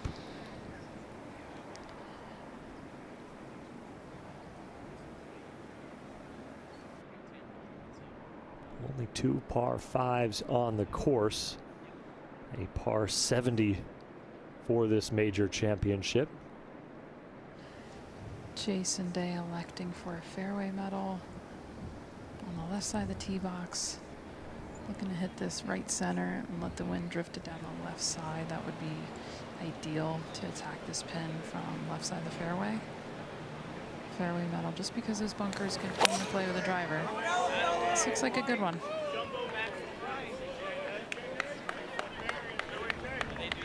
Low line drive.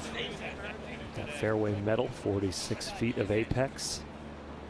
That's a great example of, Donald Ross courses, he really demands that you think ahead. So Jason Day thinking ahead right there. It's like, yeah, I'd love to bang driver up there, but all of a sudden then it makes the fairway about half as big.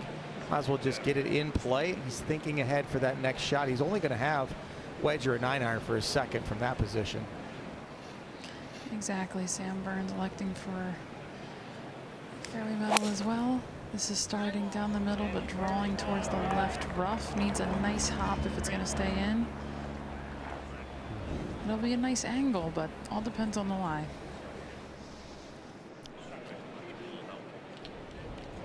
Well, as with most balls, Joanna, that have gone into this rough this week, that one disappears from our view.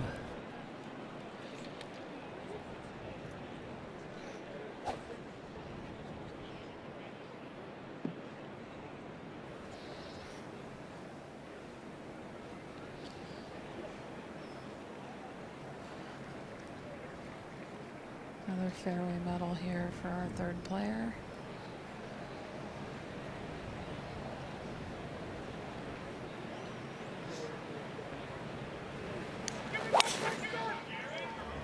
Starting down the middle, drawing towards the left side of the fairway. This should be very nice.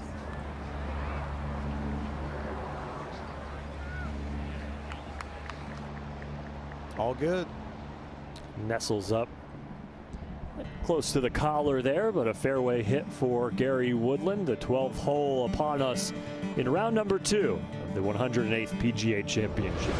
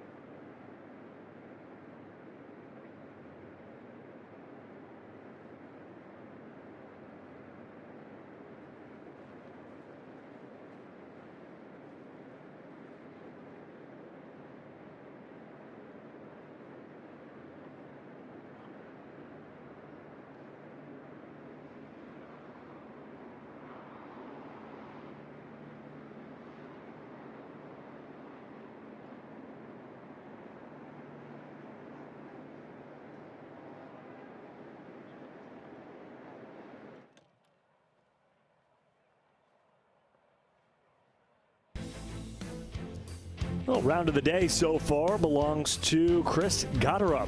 6 birdies, 1 bogey, including the birdie at 11th, which was his second hole of the day. And then followed it up on the par 3 17th with a long birdie putt to make 2 on the card. The New Jersey native, I'm sure, has plenty of friends and family in the gallery this week. And then at the 7th, this started a string of 3 straight birdies to finish the round for Gotterup at 7, 8, and 9. And this is how you play the par 3s. He played the par 3s 2 under par today. Get much closer to that than that with the front right pin location at 8. And then his final birdie of the day at the par 5 9th. A round of 65 for Gotterup, who has found himself in the winner's circle multiple times and is looking for his first major. Currently sits 2 shots behind our leader. And that's a lot of circles on the card there, Mr. Wilson. It sure is, yeah, and a place we're not seeing a whole lot too, right? Just not a ton of opportunities. I think 75% of the greens the first 2 rounds, 15 today in these high winds. He's played a lot of that cold on that front 9. Impressive stuff, and he's fun to watch too. Just kind of sets up left. I think he's going to hit a big cut, and he kind of push draws everything, kind of like a Zach Johnson, but with a little more power than Zach. And really, he's taken to this game really well. And you know, he won the Sony Open Hawaii, the Waste Management Phoenix Open to start this year. What a great start to the season, and boy, could he cap it off with a win at a major championship, or at least to be in contention. He's certainly there going into the weekend. No doubt about it. And Americans looking for Their 11th straight win at the PGA Championship. Scotty Scheffler winning last year to represent the United States. Chris Gotterup this year. 12th hole. A few different approaches. You saw Jason Day with that low liner, 50 feet at its apex. Gary Woodland, the more towering drive off to the left, and Sam Burns in between the two. Yeah, certainly Jason Day in the best position, kind of being able to control the spin, coming out of the fairway, control the distance, all that. The angle doesn't matter so much when you're in the fairway, but still he's got to be careful to not spin it off the front.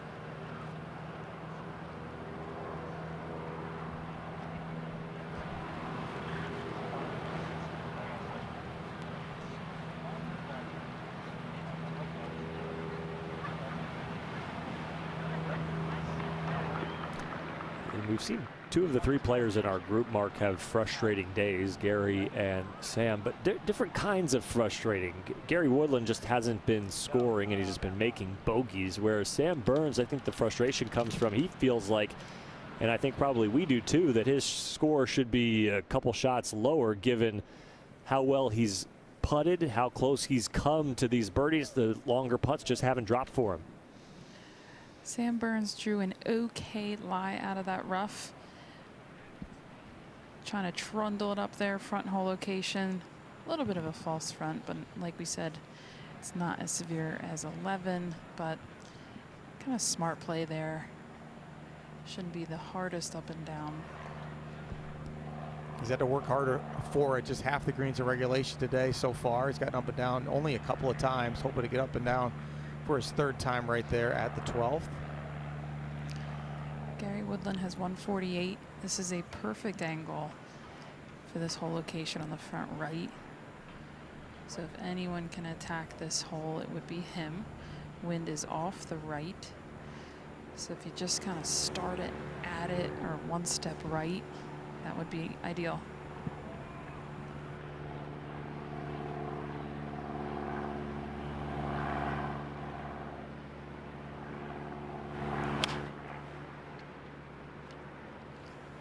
Good strike, just heading left of it.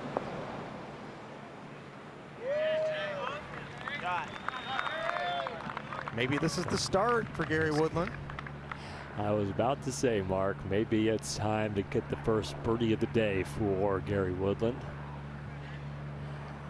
145 for Jason Day. Not in the best angle from here, but with only a pitching or 9-iron in his hand, he could get it at Gary's ball, if not inside Gary's ball.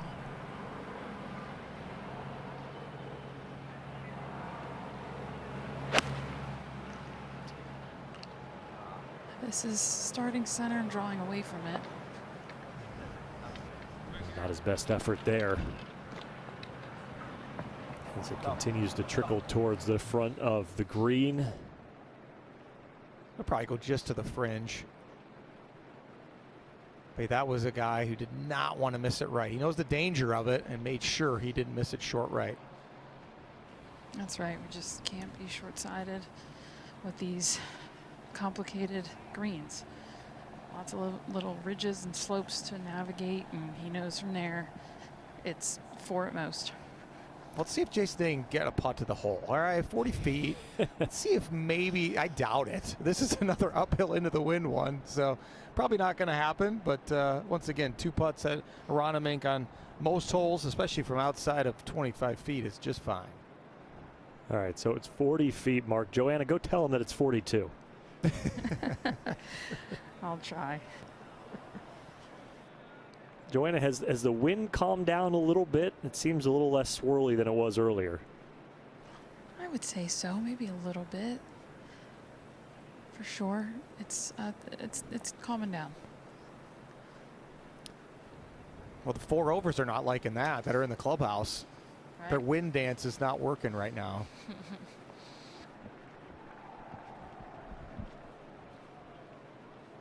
Well, the 4 overs are tied for 70th, though, so I guess it's worked enough.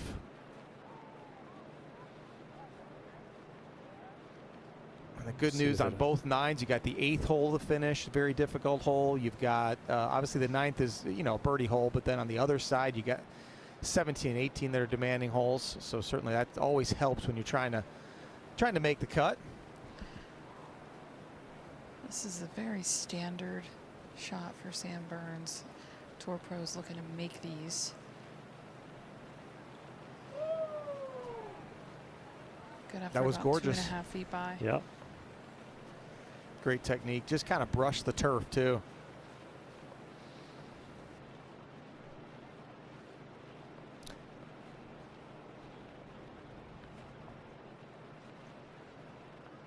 Joanna, too, while these players are setting up their putts here, I saw a clip earlier today of Justin Thomas and Keegan Bradley being put on the clock and not being very happy about it, given the traffic situation we've talked about throughout the broadcast and the crisscrossing of holes. And have you heard or overheard any of these players complaining at all about pace of play, or is that just something that they've come to understand coming into a major championship like this?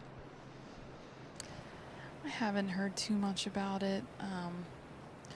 I'd say our three are definitely on the quicker side, which has been nice, but the faster you are, then you're waiting a little bit more. So, I know Jay Rose and Keegan can be pretty deliberate, and our guys are just very, very decisive. So it's part of the obstacles. I mean, it's a large field. It's 150 something players, so it's hard to get around a golf course like this where every shot is just so demanding. So J-Day, we're looking for good speed here. We're all rooting for him. Uphill. Gonna move to his left, especially at the end. Just a touch.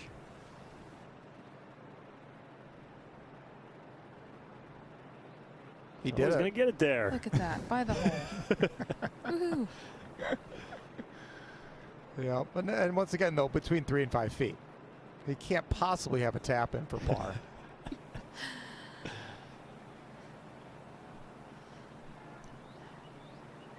Would that be in the circle of friendship in your weekend games?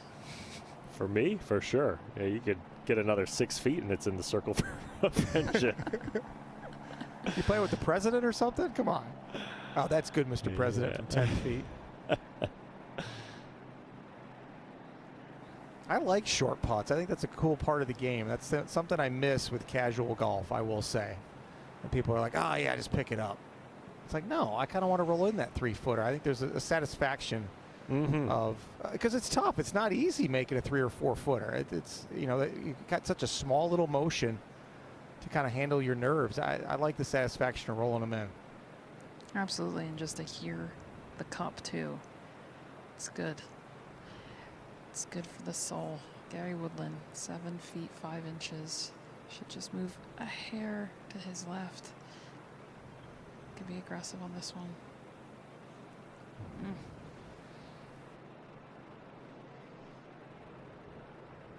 I just can't buy anything. Even a good approach in there inside of 10 feet. Yeah, you do everything right. Perfect position off the tee, perfect shot. And then 7 feet, you'd think that's a high percentage putt, but it's just tough. These greens are extremely difficult.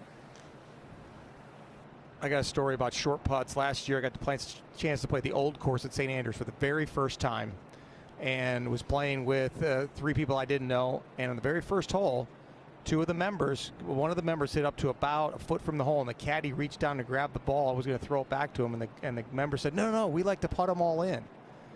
And I was like, this is my group. I love this. So I was able to putt everything out at the old course on that day and had a great time. That's great. I played it on our honeymoon. It was wonderful. I just absolutely love the old course. Talk about strategy there. 4 feet for Jason. Let's keep it going.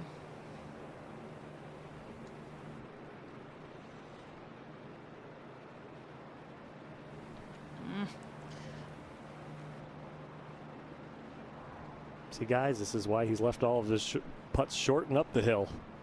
We screwed him up. We did. We shouldn't have wished for that, Jason. I'm sorry. You should leave them all short. That's our fault, Jason. Yep. So it might have been in his head too, though. With that said, I mean, it kind of it's like, oh man, I keep leaving. I'm going to get this one there. It's up the hill. Give this thing a chance, and all of a sudden, yeah, you do have that tricky one down the hill. 3-putt bogey for him. 3 feet left for Sam Burns.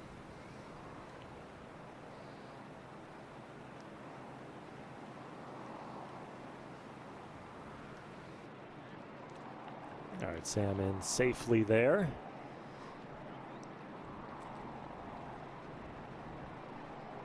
He's had some birdie looks today, just one of them falling, that at the par 5 9th.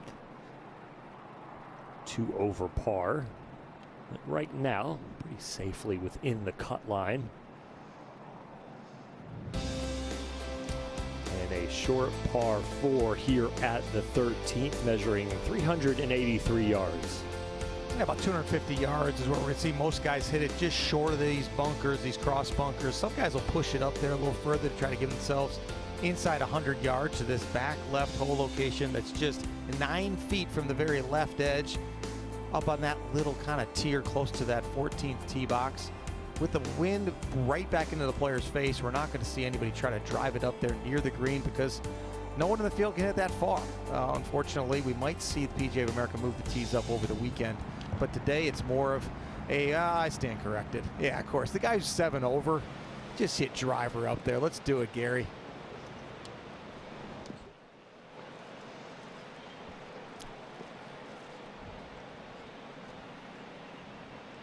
I love those head covers too, Eric. He's got like a boxing glove head cover for that driver. Got to be, you know, an ode to Rocky Balboa. And then the Kansas Jayhawk that is covered by his caddy's hand right now. The Topeka, Kansas native who played at Kansas. And it always confounds me, Mark, is that Kansas goes by KU even though they are the University of Kansas. U comes before the K. I guess they just couldn't mess with Kentucky, who got there first, I suppose. Can only be one. That's probably UK. the right answer. And I really like this ground camera angle. We've seen this a couple times, and kudos to our production staff and everybody who gets out on the course and places the cameras. It's a crab camera, I'm being told. So if you see the camera from behind where Sam is, you can actually see this crab camera on the ground. So it's not distracting the players. It's about, what, 6 to 8 inches off the ground, probably about 20 yards in front of where they're standing, and moves without them noticing, but a pretty cool look. The panoramic zoom that goes in on that tee shot. Very unique, kind of a worm cam. But they chose crab instead. That's like KU UK. Maybe worm was already taken. They had to go. That's right. Let's go with the crab.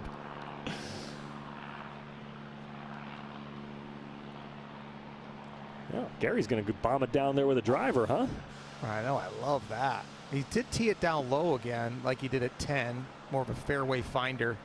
Well, there's the track for the crab camera.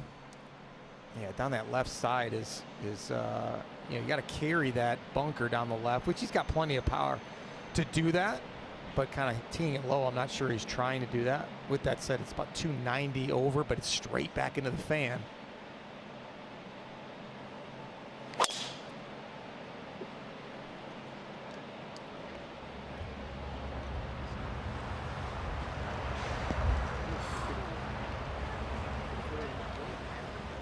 Just off the fairway down the right side.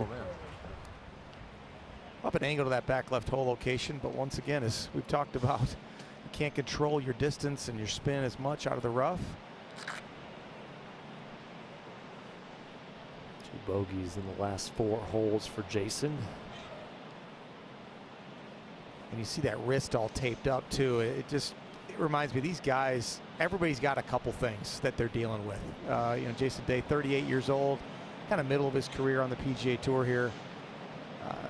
It's one of those where you're never completely healthy. You just got to work your way around some of these little ailments. because you have a tee time. Jason Goldsmith, best in the biz. Goldsmith, You have to be on time. Just ask Garrett Higo from yesterday. They step over the crab cam and make their way down the fairway here at hole number 13. You saw the boxing glove head cover for Gary Woodland. Maybe an exact replica of Rocky Balboa's.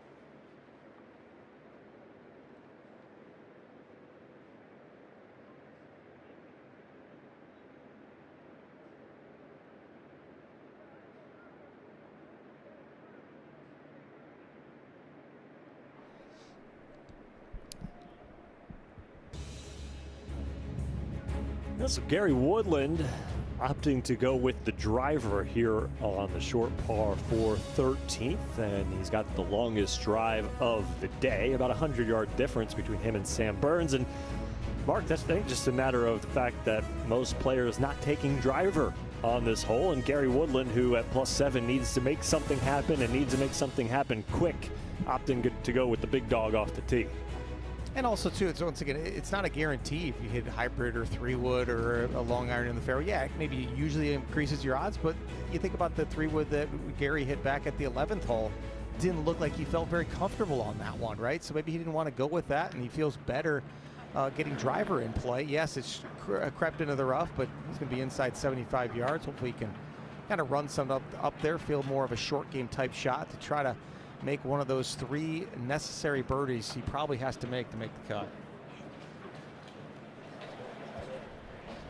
Well, Sam Burns standing off the side of the fairway. Joanna, he's got a ways to go. 32.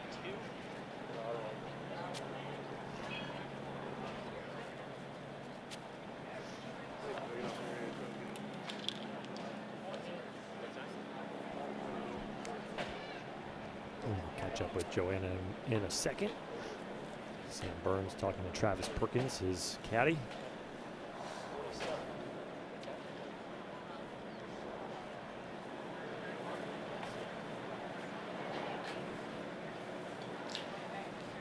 This really does bug you as a player, though, when it's a layup hole, hitting less than driver, and you don't get it in play.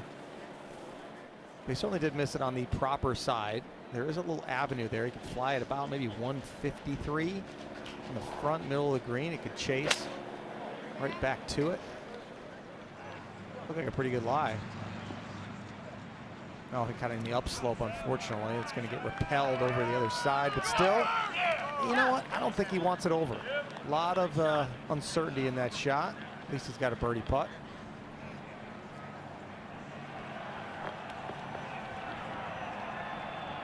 The fairway for Jason Day, who's found himself back to where he started the day at 1 under par. He's bogeyed 2 of the last 4 holes.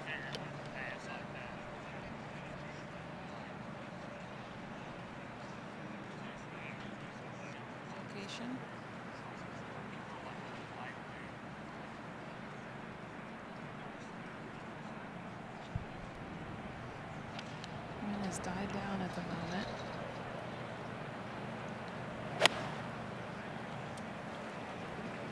He doesn't like it. I think I maybe heard him say, Joanna, no wind. And that's right on the collar. That'll be tricky for him, unfortunately. So Gary, 71. It's a couple steps in, slightly thick lie, but he couldn't find a better angle for this whole location. So it's about managing this lie. He's going to want to land it about a third on. Let that chase just get back to the hole location. But got to be careful beyond the hole. There's downslope, so if he can be 10, 12 feet short, that'd be a great shot. Looks like he's got a tiptoe along the shoulder of that left bunker, though, if he wants to get it within 10 feet.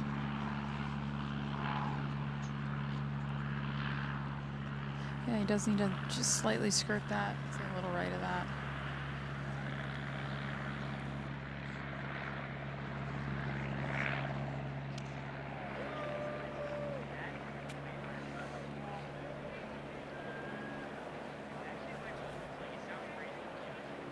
Make or break time for Gary Woodland.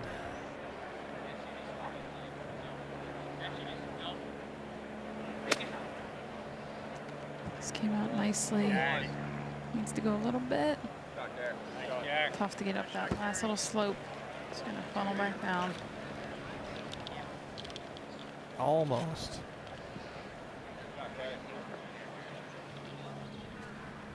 He's made longer putts than that, though, in his life. He can roll that in.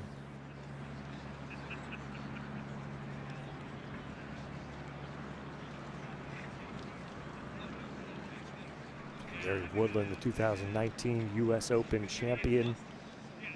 Best finish at a PGA Championship came in 2018 when he finished solo 6th. 2 top 10s in his 14 chances at the PGA Championship, but looks like he will be on the outside looking in unless something drastically changes here over the last 6 holes.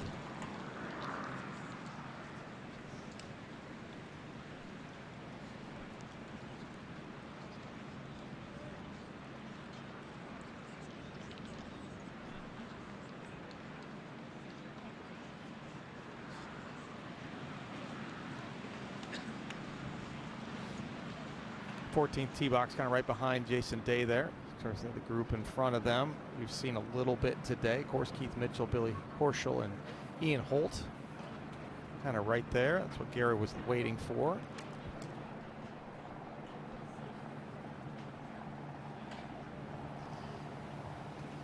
Jason Day is right on the collar, and his ball is even almost in a divot.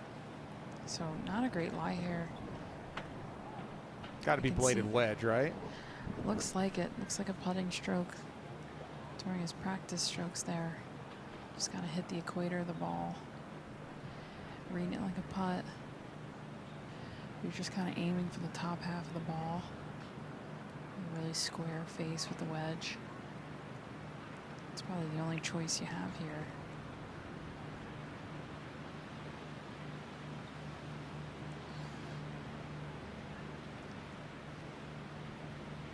Not a bad leave if you hit a little beyond it.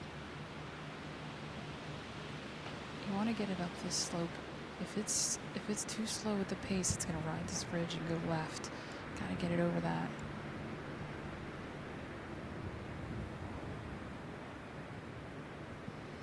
Wind's starting to pick up again. Some darker clouds kind of rolling in.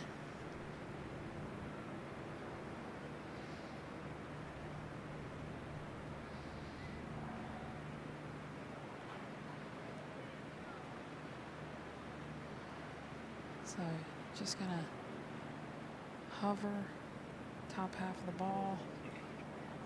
Got over that ridge, get up a little bit. It's pretty well done, but you know, now he's 4 or 5 feet short, so that's his good range. That's right.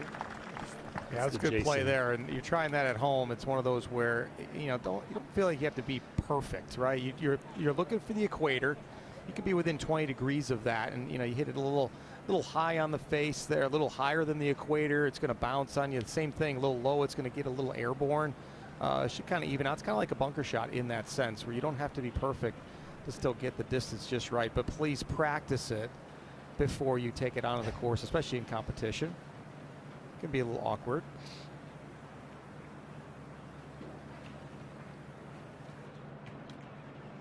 Sam Burns, this should be a triple breaker.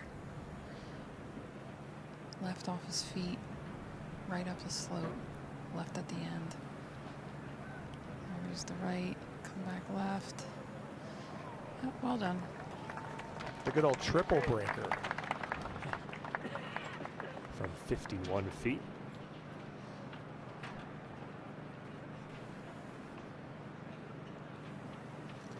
The good old triple breaker does not mean straight. No. That ball's rolling different speeds through all the different breaks.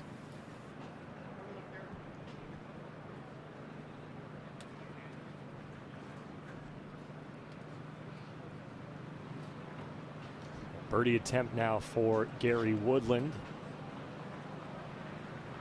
It's been 20 holes since his last birdie.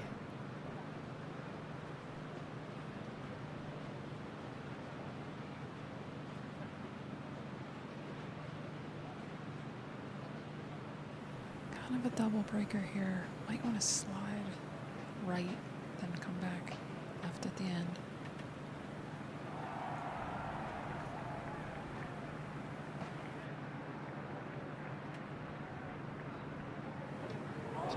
Rolled over one of the marks, one of the coins there.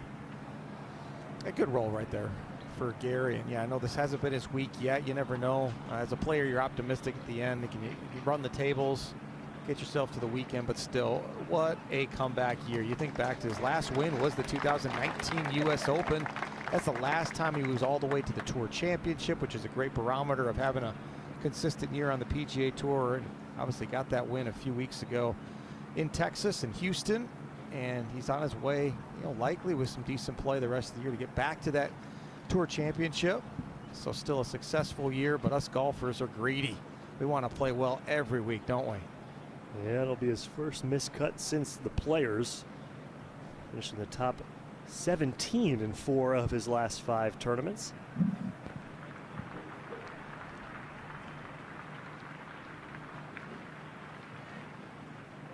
One of the lengthier ones for JD to clean up here. Thinking inside right.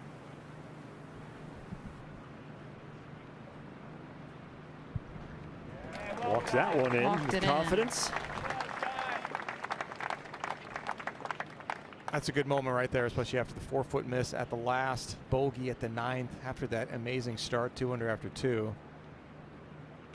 Hate to go over par, especially headed into the demanding 14th. A couple players that have found birdies back-to-back on holes 1 and 2 today. Harris English just did it. His second 9 of the day. Clean up par for Sam Burns.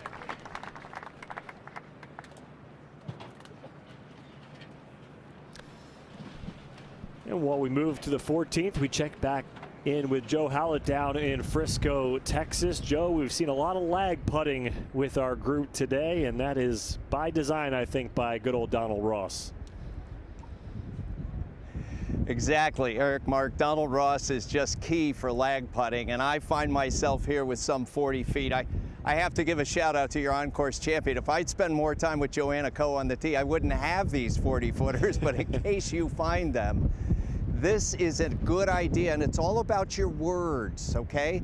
Everybody thinks lag putt. I'm not trying to keep it short of the cup. Lag putt, what you see these players doing is they're trying to really focus in on the speed and get the speed right. So don't just immediately go in your mind, oh, I'm gonna lag it up there, I'll leave it short. No, I'm gonna speed it up there. I'm gonna get the right speed. So on this particular putt, I've got a ball right about down here. We've got a lot of wind out here today. It's downhill. I'm going to give you all the excuses first, but my job is to cover this part. So when I lag, I'm focusing on that speed, and hopefully get in there, Joe. The ball will roll down there in such a spot that I've got good speed, I've lagged it properly, and maybe I'll learn to hit it closer to the hole. I just got to get out on the tee with Joanna Cove. Well, putt like that, you'll be all right. Thank you, Joe. Appreciate it. And My appreciate buddy, Joe Hallett. Very nice. Some kind words for Joanna Coe. Well deserved. As we are on to the 14th hole, the par 3. And Joanna, where is the group in front of us? Have they cleared or are they still up there? They're still up there. All right, so we will wait for a moment. And speaking of coaches, you know, it's never a bad time to find yourself a PGA Tour, PGA of America coach. You can do so at pga.com/coach. And oh boy, look at the backyard party we get from the aerial view there. Food trucks and everything, guys. That looks fantastic. I know, I'm about to climb the fence. The pastels and every other, I mean, they're thinking it through. So fun.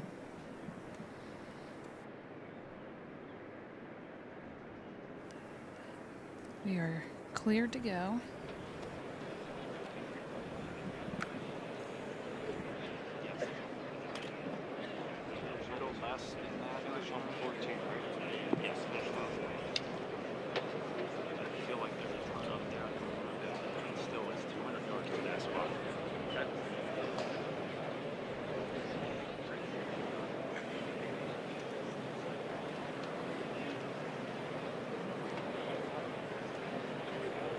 Back right hole location cannot be right of this at all. Winds off the left. This is starting at the middle of the green, cutting towards it slightly. Needs to sit. Hang on. That's Did that rude. go over? It did. Yeah, that's so rude. That was so close to being ideal. Yeah. That's the right line. You just want to kind of hit in there, catch that slope, and let it feed in to the hole.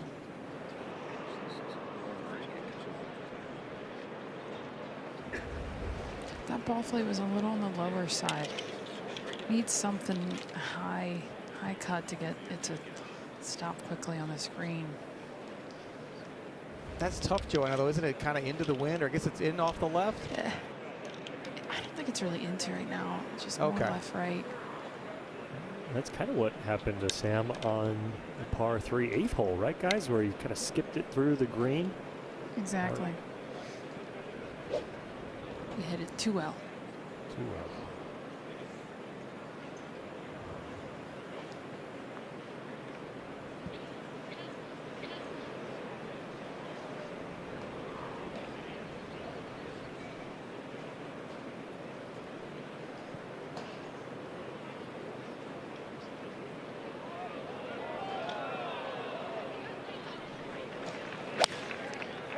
This one's higher ball flight, similar line to Sam, but looks like it would sit softer.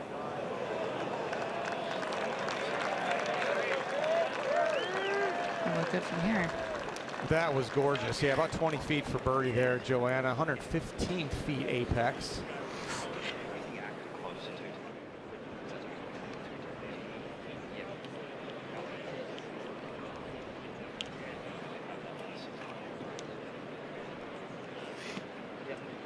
Really good story, this one.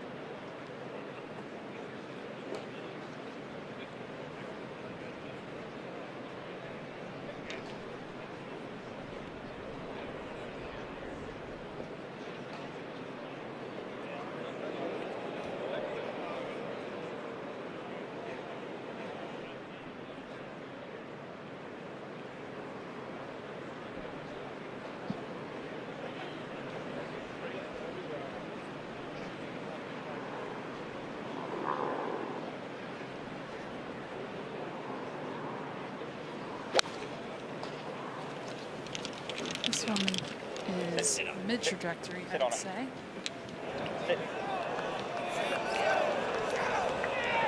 Easy. Hang on. Hang on. stay on? Did not. Nestled about 3-4 feet in front of where Sam Burns wound up.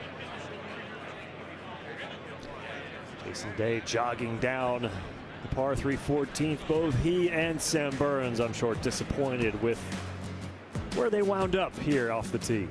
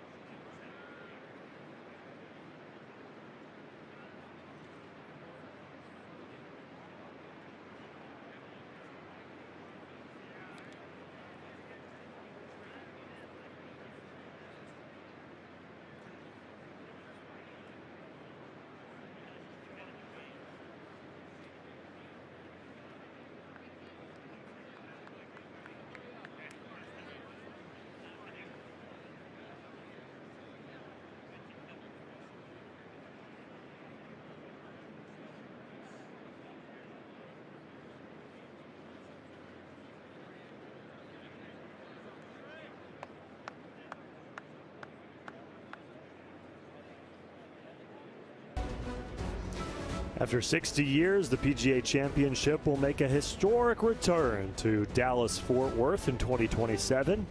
Join us next May at the home of the PGA of America in Frisco as we welcome the strongest field in golf back to the Lone Star State.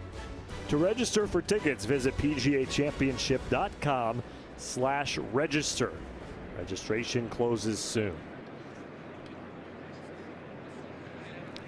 Beautiful facility down there in Frisco where Joe Howlett has been showing us all the tips and tricks, and we look forward to joining the PGA of America staff at their headquarters next year. And look at the leaderboard. Maverick McNeely has climbed his way to the top. Near the top, I should say, one shy of Aldrich Potgieter, who's standing firm at 5 under par. Burns first to go here off the green at 14. Well, Jason Day, some free education on that one. I was going to say, these are chip-inable. They love to chip up the slope, feel like they control their golf ball. Just a little left to right when you're up there. But read it like a putt and maybe open this thing up a little bit more. A great view of Jason Day, just how he uses his body to turn, doesn't do a whole lot of wrist hinge.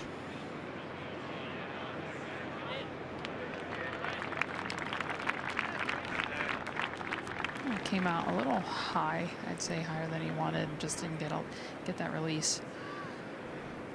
But another one to grind over. That's right, maybe a little further than his 3 to 5 foot window.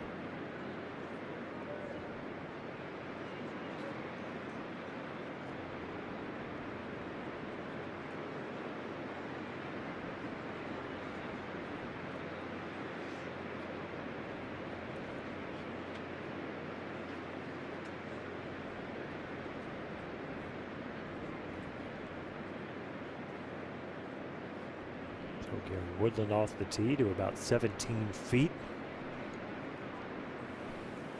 This is actually going to slope towards the back of the green where Day and Burns just chipped from. Good chance here for Gary, though. Typically right-handers like right to left putts. Slightly uphill as well.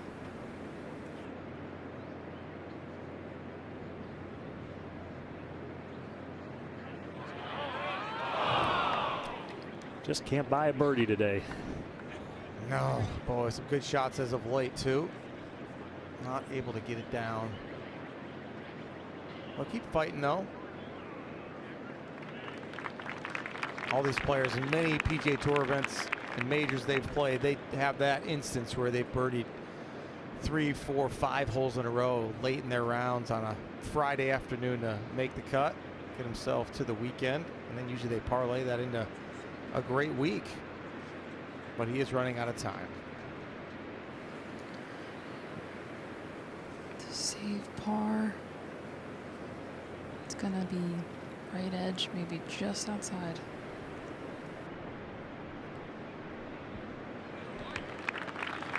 Well done by Sam. Yeah, well deserved. You know, well played hole. Really is a quality iron shot. It just kind of was a little lower than maybe was needed for the shot. Goes over the back of the green and then gets that thing up and down. It was not that poor of a shot, so it was nice to have a kind of an easier kind of recovery spot. There, so Sam stays at 2 over.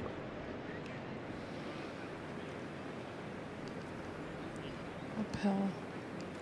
This angle, this is really firm inside left.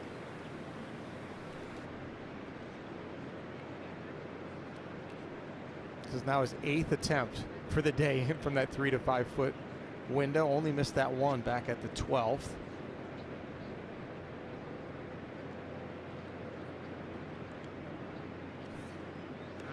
Nice.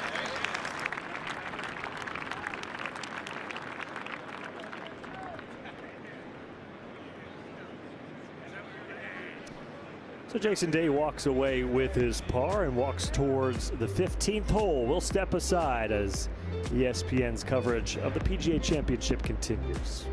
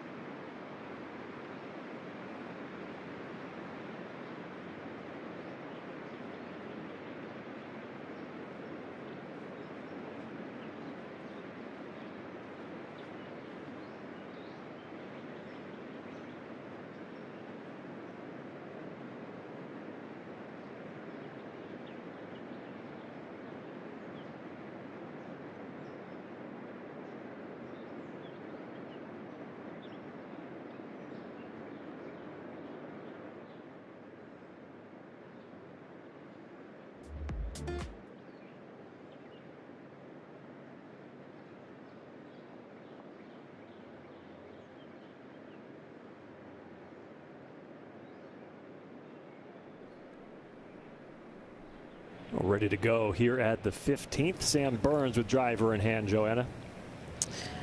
Down off of his right as far as wind, and we know this fairway tilts right to left, and he likes it a little bit of a cut, so that's going to help him keep it in the fairway.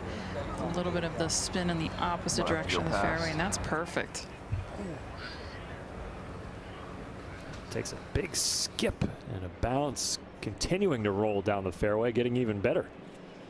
Yeah, this yardage, 542 yards, makes it sound like it's a par 5. And the next par 5 is actually 4 yards shorter today at 538, but this playing short with that helping wind. Justin Thomas hit a wedge in here earlier. I think Sam Burns, after that tee shot, might have wedge in as well.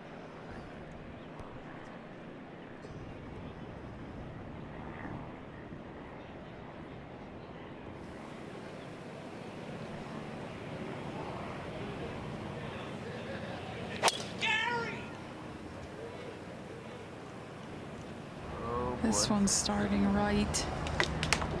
Oh. And it caught a lot of a tree. That took a lot of the distance off. I was thinking maybe that could be the longest drive of the day again. He had it back at 13. Chris Goddard up with the longest drive at the 15th today, 391 yards.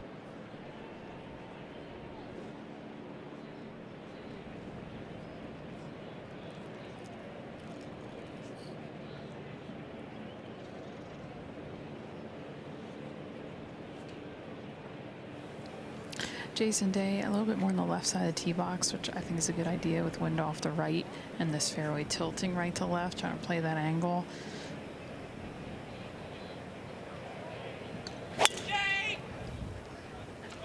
This one is left center, just forward hop, and we're good. Chasing Sam Burns' ball down the fairway. Oh. And just off the fairway has been the case with many Jason Day drives here today, looking to improve upon his 1-under score for the championship.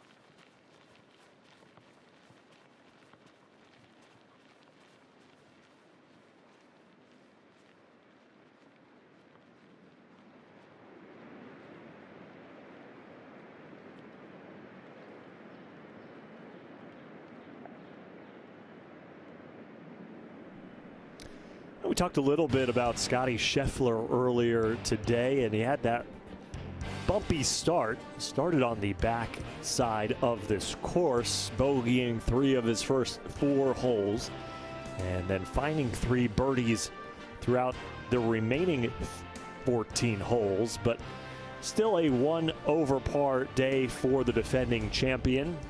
And he is on the range, trying to get dialed in, looking to repeat as champion and keep possession of the Wanamaker Trophy.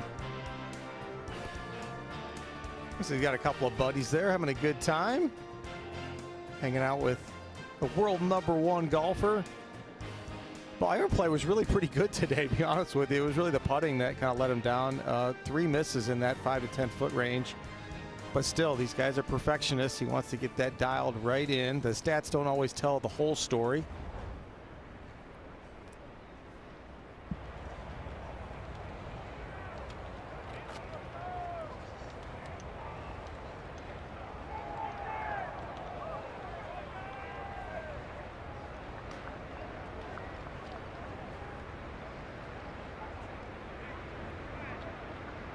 Six birdies today at the 4th toughest hole on this course, 542 yards on the par 4. The fewest birdies of any hole.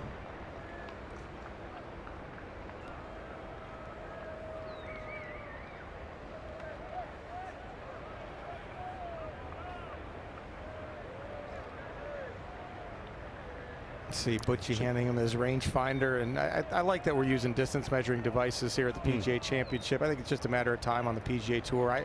I love having the book and guys looking at using the book, but to have it as an additional thing, I use it on the PGA Tour Champions. We are allowed to use it on every event there, and you know, it's just part of the game. The game's evolved in so many ways. I am a traditionalist in a lot of things, but I would be okay if the PGA Tour decided to change the rule and allow these every single week. I think so too. And you know, listen, we've seen other sports, most notably baseball, make changes to speed up the game using technology, with the pitch clock and the automated strike zone that we've seen this year being implemented. And I think, from a fan entertainment standpoint, Mark, I think those have gone very well in the game of baseball. And I think, not necessarily that adding rangefinders is going to necessarily be noticed by every fan who's sitting and watching at home, but if it does help speed up the game on a weekly basis, I think overall that's good for the entertainment factor. No question. We're entertainers first. We got to realize that with all the money that's now in professional golf, you got to remember that people are not in your way. Cameras are not in your way. They are there to help you, and they're the reason you're getting paid. Gary Woodland is in the right rough. No tree trunk in front of him, but not a great lie. It's definitely sitting down. It's going to come out kind of dead. He has 215 to this middle left, all the way tucked left hole location. One thing you cannot do is hit it in this cross bunker that's about 50, 60 yards in front of the green. Leave yourself one of the hardest shots. Came out okay. It could trundle, get to the front. That's really well done. Yeah, it's got some nice pace to it too. Jason Day from the first cut on the left side has 214. Not the best angle, but with the wind off the right, you can kind of start it right at this whole location and let the wind just bring it in. It's tucked, and just over that greenside bunker is a downslope, so that could really send the ball to the back of the green if he doesn't hit this high enough.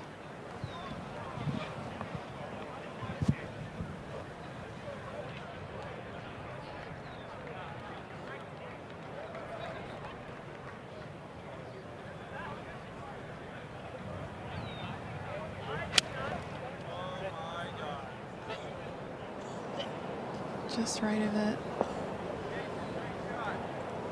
It took a seat. This green is really slow back to front, helping balls like that, land a little softer, hence able to get away with the massive length on this par 5. Excuse me, par 4. It's a par 5 Feels like a number, par 5. but it's a par 4. Par 5 for me. Sam Burns with 175. Wind has freshened a little bit, but from the fairway he's going to be able to spin it a little bit more. This looks like a good line just right of it, high. Well That's ideal right Sam there. Burns, yeah.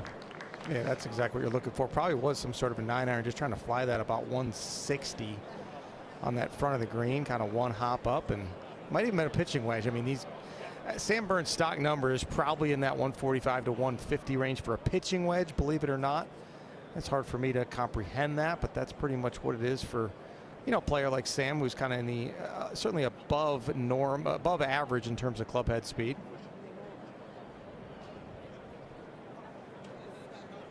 Hey, Maverick McNeely, have yourself a day.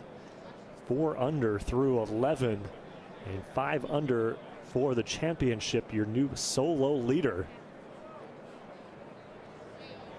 Great putter, Maverick McNeely, certainly a good ball striker as well, but putting is the thing that kind of really comes out from his game. And for the most part, it's been decent putting this week. Around the greens, though, he's been as good as almost anybody. Second best in terms of strokes gained around the green, so he's saving those shots when he misses greens with a poor shot, or even a quality shot that just maybe runs through a green or catches a ridge. So mentally strong this week for Maverick McNeely, looking for his breakout victory.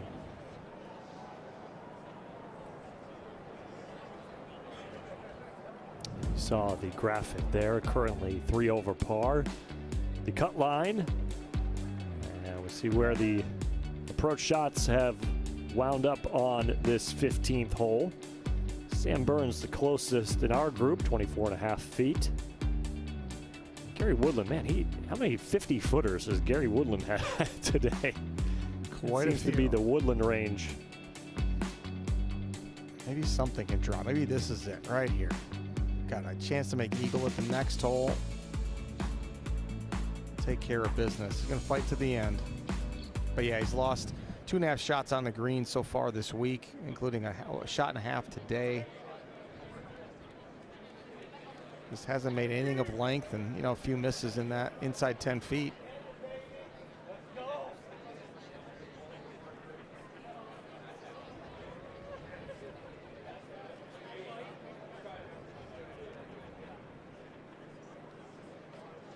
And Gary Woodland, you know, obviously has played very well this season, but struggled a little bit at the majors in recent years. If he misses the cut today, it would be his 5th missed cut in his last 8 major starts, including 3 of his last 4 PGA Championship starts.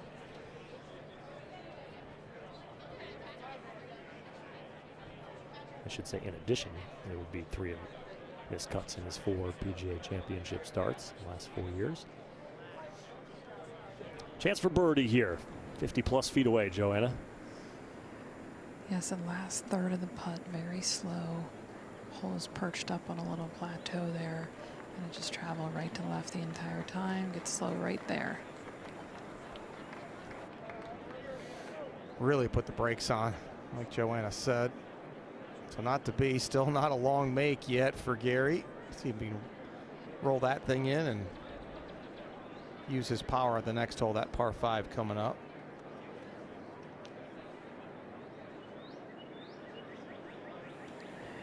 Jason Day asking Sam Burns to move his mark, so Sam Burns will get some free teach on this one.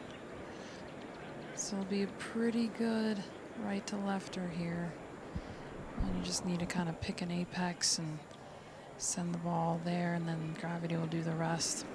Severe back to front on this part of the green especially. A lot of side hill.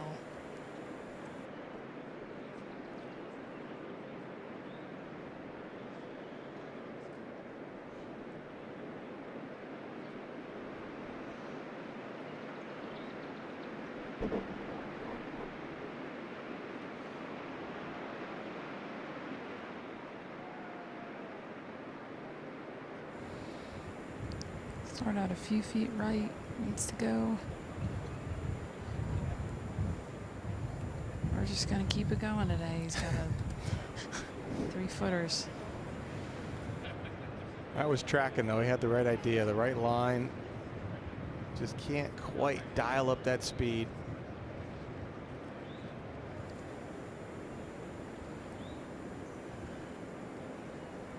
Sam watched that the whole way. Be nice to sneak in a birdie here before this par 5. That would be rare, but certainly, yeah, it would be awesome to do. And after that great approach shot, why not? He's got that good visual there, Jason Day's ball marker. Didn't have him move it. He's going to have to probably just kind of miss it just barely to the right. That's right, he knows if he's low with that ball mark, there's no way it's going in.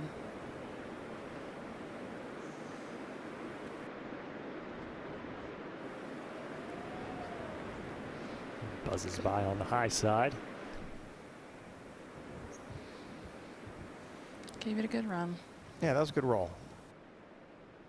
Indeed, he was comes from a football family. His dad played college football, so did, and his brother was big into football. And I remember I think it was his 8th grade year. He kind of went to his parents and said, "You know what? I really don't want to play football anymore. I want to play golf." And they're like, "Well, I'll tell you what. If you play one more year of football, we'll get you a putting green in the backyard, one of those artificial putting greens." He said, "Okay, I'll do it." And then got the putting green and played one more year of football. Still certainly a football fan, but I think he made the right choice, didn't he? Absolutely. I think so. But who's his team? That's the big question. Well, LSU, but I don't know a pro team if he's into that at all.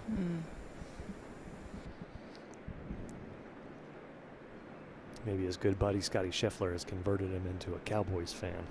No. Inside right. That's true. I mean, Louisiana. I mean, who are you cheering for? I mean, I'm sorry, Joanne. It's probably Cowboys. Just by proximity. They are no longer America's team. Get out of here. I know, that's the Green Bay Packers. I understand. I mean, I'll take that.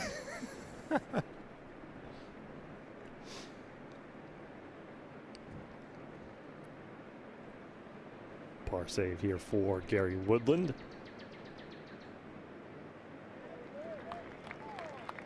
Two putt from 50 feet away.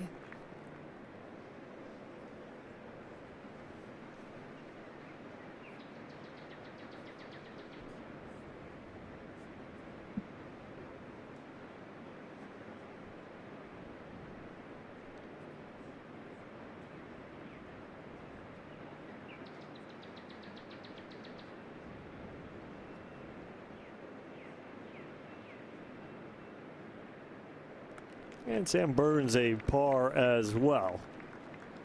Remain at 2 over par. 1 in front of the projected cut line right now. Ready to take advantage of the par 5.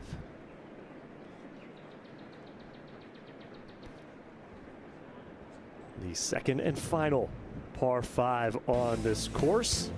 Playing 538 yards today. That's right, 4 yards shorter than the previous hole, a par 4, but the fairway slopes hard left to right, kind of reverse camber, whereas the hole goes right to left. So tough fairway to hit.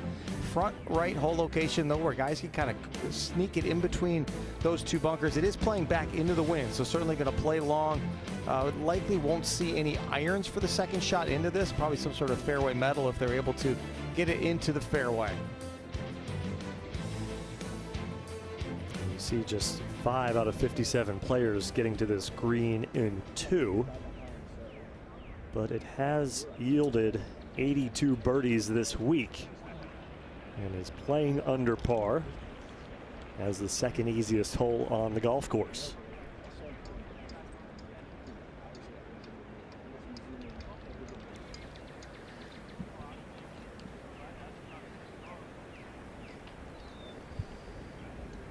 This fairway slopes left to right.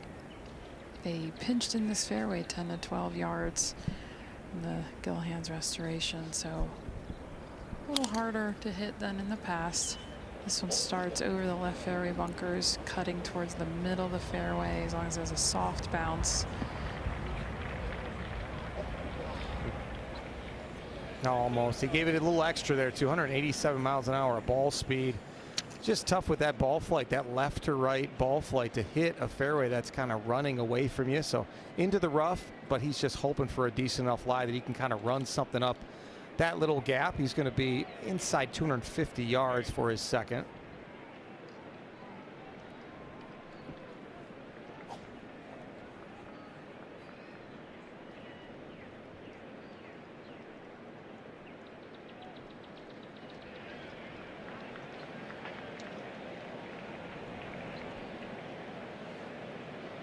Gary with the mid tee approach. It's almost like he has 3 different tee heights. Your stinger, your mid, your high.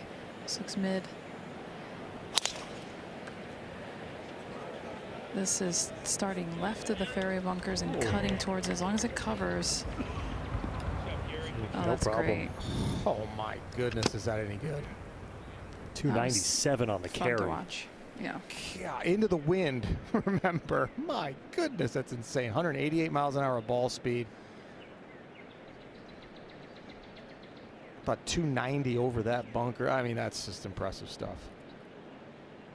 And it's not warm out. Right.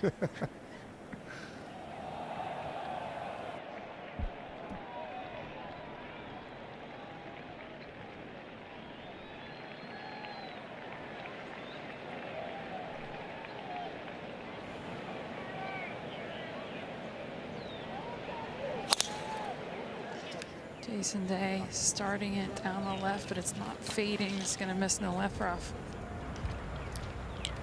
Released one of his hands off the club pretty quickly and tried to save it at the last second. Would not come back. Jason Day rehearsed that take back for the next time he brings out the driver, because that one didn't go where he wanted.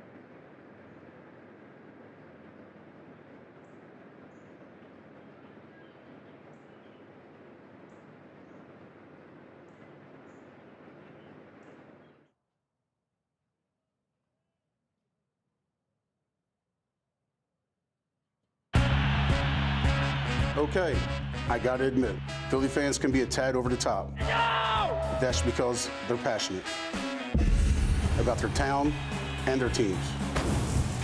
Big hearts make big demands. This ain't gonna be the last time we're partying on Broad Street. Players will hear it when they fall short, and they will feel the love. The deep, unfiltered kind when they come through for the fans of Philadelphia.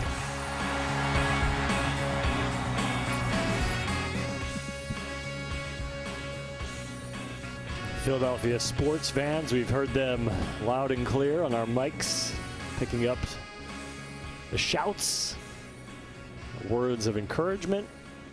I haven't heard much negativity, but everybody being polite so far the first couple days of the tournament. We'll see what happens on the weekend. Maverick McNeely leads the way at 5 under par. Scotty Scheffler, the defending champion, a 1-over round today, is 3 shots back currently. Jason Day, Andrew Novak, Harris English in a group tied for 14th at 1 under par, along with Brooks Koepka and Siwoo Kim. Top 14 in ties in red numbers so far here in round number 2. That's right, Eric. It's a gentleman's game, too. So the fans have been respectful, right? It's right. golf. You're not supposed to, yell negativity at everybody. I had a great, speaking of Philadelphia legends, I got a chance to play with Dr. J in a Pro-Am early in my professional career. That was so cool, playing with Julius Erving and just his love for golf and just being an athlete there. I got to play at actually the course. It's called Grand Oaks. It's where Caddyshack was filmed down in Fort Lauderdale, Florida, at a cool little Caddyshack Invitational. And Dr. J was my partner. We had a great old time and remember that forever. Oh, that's awesome.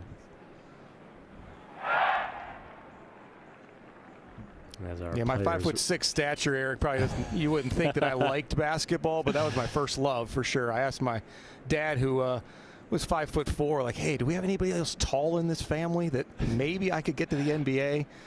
He's like, no, sorry, son, but I still love the game, still love watching it.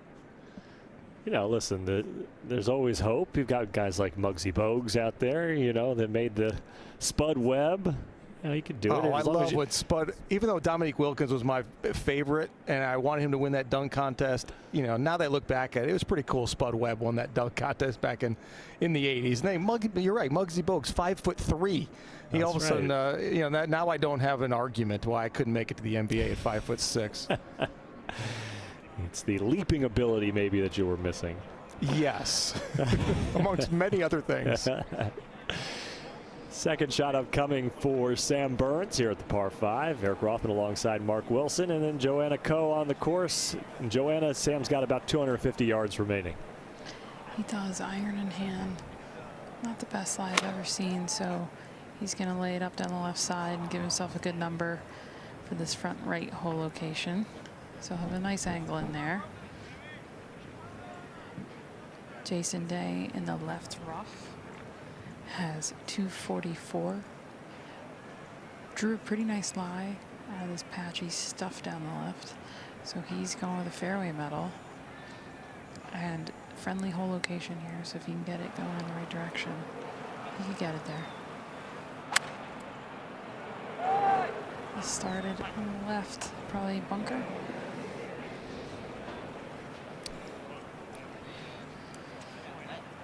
No bunker, but it's in the rough. That will be quite interesting, yeah. Ooh, that'll be interesting. That'll be a flopper coming up and maybe even play away from the hole to just give himself a putt. Jason Day right in this golf tournament. You think about it, 1 under par, just 4 back of the lead. Get that thing up and down, par the last 2. All of a sudden, you are right there in the thick of it with a late tee time on Saturday at a major. Gary Woodland, it's 220. Wind is into off the left with a tucked front right hole location, so he's looking to start this just on the edge of that greenside bunker on the right edge of it. And let the wind take it from there.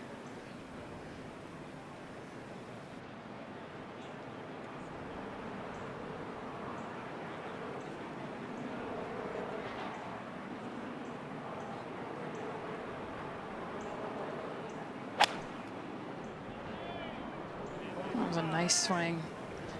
Right at that edge of that rough, the bunker. Good shot, Gary. Rock job, Gary. Two beauties in a row right there for Gary Woodland. Can he finally get a long one to drop? If he could do it, boy, now this cut number and making the cut is a definite possibility. Eagle in his sights here at the par 5 15th. Does Gary Woodland have some fireworks down the stretch?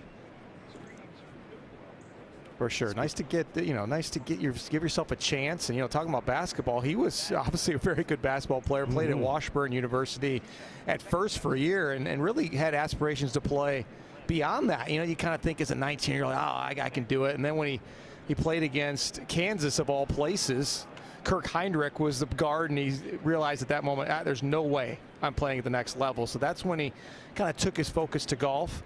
And once again, like we talked about, a good decision for Sam Burns to choose golf over football.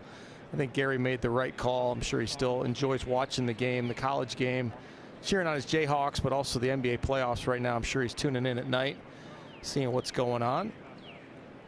No doubt about it. And if you're going to judge your game against a guy like Kirk Heinrich, who had a nice career in the NBA as well, good luck with that. I'm sure he could have found a smaller, a mid-major school if he wanted to continue. You don't have to go straight to Kansas. That's one of the best programs in the country. But Gary made a wise decision, and golf has been very, very good to him, and he's been good to the game as well.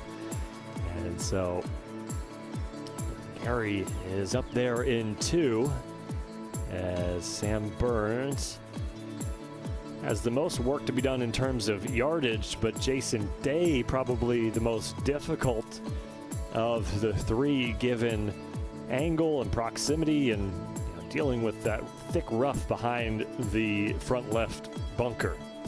Agreed, indeed. It'll be fun to see Sam Burns here with this little 55-yard long kind of pitch shot back into the wind, so it's going to play more in that 65-yard range. See how he plays this shot, likely some sort of a low skipper. This is something tour pros practice all the time, hitting those numbers. I can see him carrying the front of the green. Sit. Just a couple paces too much. Yeah, what would his grade be on that one, Joanna? C+, to be honest. That's what I would think too. Somewhere in there, yeah. Because it's not like there was a backstop to use, so he just kind of overpowered it. It was into the wind, just too much juice. Jason Day's lie is okay in this rough, could be worse, but there's a downslope after this bunker, so he's gonna have to send this up pretty high. It's gonna slope left to right after that. This is going to be like your dead-handed flop shot. See, not a lot of wrist set in those practice swings. Just kind of cut its legs out from under it.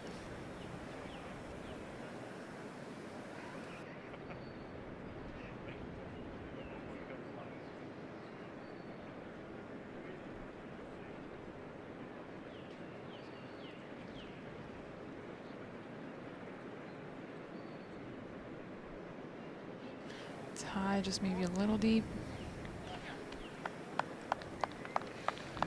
Pretty soft touch from there.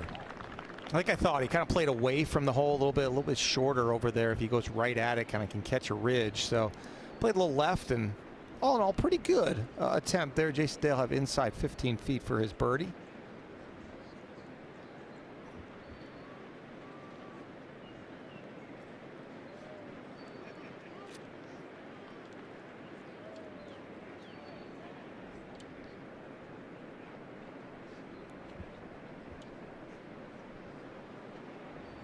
All right, come on, Gary. We need some fireworks here. Joanna, what's he got to do to get this eagle done? It's downhill in the beginning, but pretty straight. Then it's going to slope left to right at the end. This is makeable, though. I mean, this isn't the hardest putt he's faced all day. Be nice to see a long one drop for this group. It would, and this would really put him in that position to make the cut. I mean, 4 overs right now, tied for 69, so it's starting to solidify. So roll this thing in, and all of a sudden there's serious hope. There's one birdie at 17 and 18.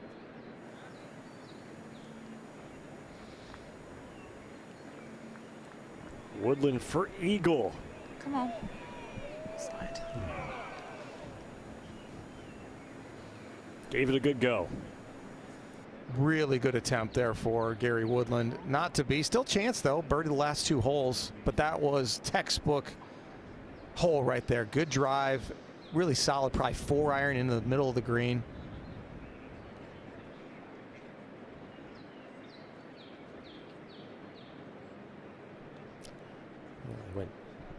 It's been 24 holes since his last birdie. So he'll take a circle on the scorecard here at 16.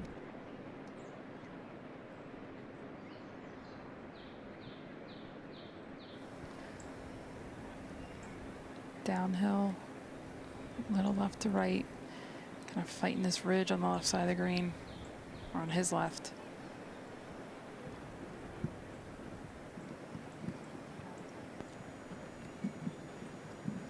Nice, straight as an arrow.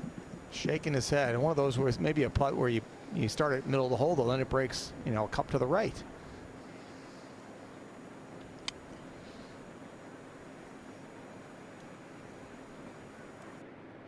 Really test your patience, this golf course.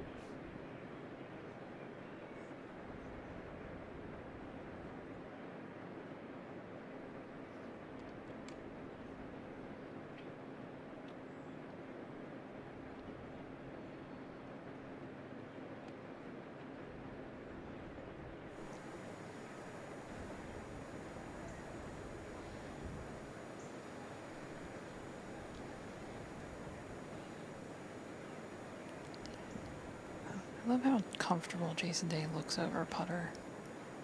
Just kind of gets in there, looks so relaxed, but also focused, highly focused.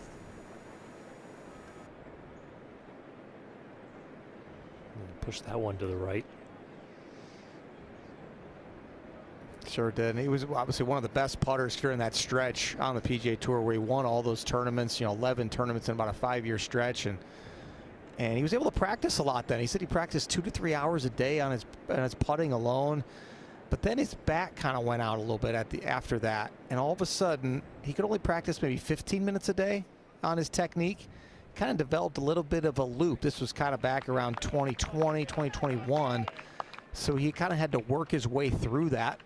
And he couldn't practice as much anymore. So he certainly had to have more productive practice, so to speak, because he couldn't kind of bend over as much as he used to for so long there because of the back problems.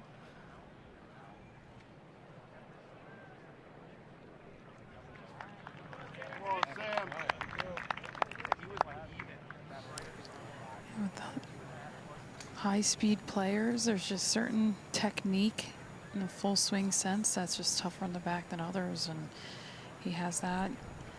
You think about the Will Zalatoris and now you see Justin Thomas, and some motions are just tough in the back. Others, you can have lengthy careers and never have a back issue. Well, we got a birdie team. Haven't had one in our featured group since the 9th hole, as Gary Woodland, it's his first birdie on the card here at the 16th. Woohoo! Nice to see a birdie, isn't it? It's been a long time. Jason Day had those back-to-back birdies at 1 and 2, and that was before we even came on the air. And since then, haven't seen much to write home about as the course continues to show its teeth throughout the day. And the par 3 17th hole, average proximity between the 2 days, the average at about 50 feet from the cup. Gotten a little bit better as they've moved the whole location closer to the water, which is a little surprising to me. I would think it would have gotten a little worse. Guys kind of bailing a little more to the right, but guys figuring it out to some degree, but still a very challenging hole. We've only seen 12 birdies on this hole. Certainly the bogeys and doubles are a little more common, playing about a quarter shot over par.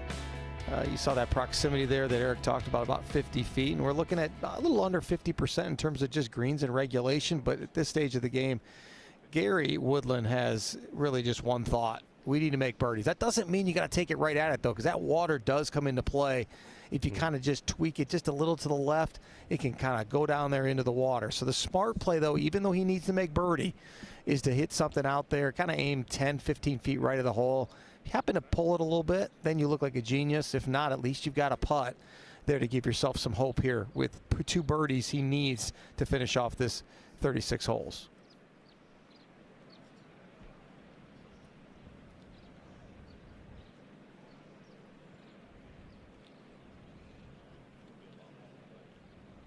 In round number 1, Sam Burns bogeyed this 17th hole, and our other 2 players came away with par. And I believe this is the first time all day that Gary Woodland has had the honors on the tee.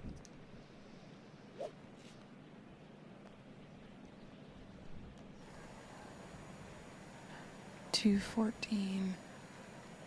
Wind is touch hurt, mostly off the left.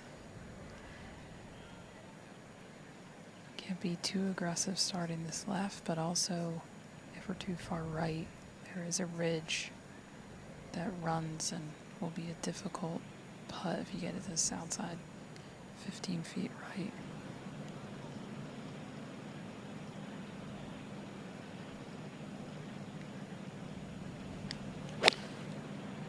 This starts right of it. It's going to be in that little pocket in the front right. All right, well, there's 2 ways to do it. Scotty Scheffler hit it in there about 2 feet, made birdie. But Ben Kern, our low club professional, hit it about 52 feet and rolled it in for birdie. And that looks like Gary Woodland's going to try to do the latter. Of course Scotty hit it to 2 feet.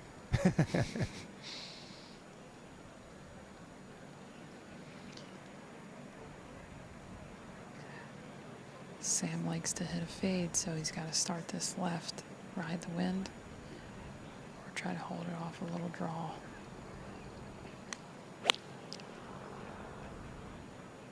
And it's going to, again, catch out front right pocket. Oh, bunker.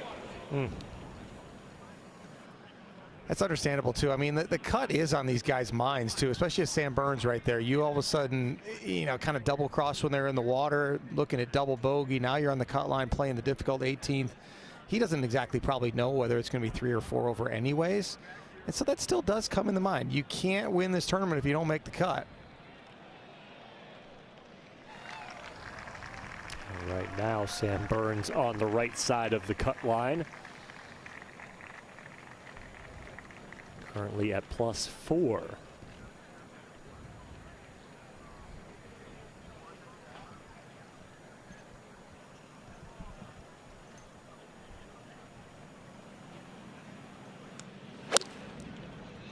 Jason Day starting this a little left of our playing partners, but catch that ridge. Popular spot. So Jason Day safely on the middle of the green here at 17, and 1 under par for the championship.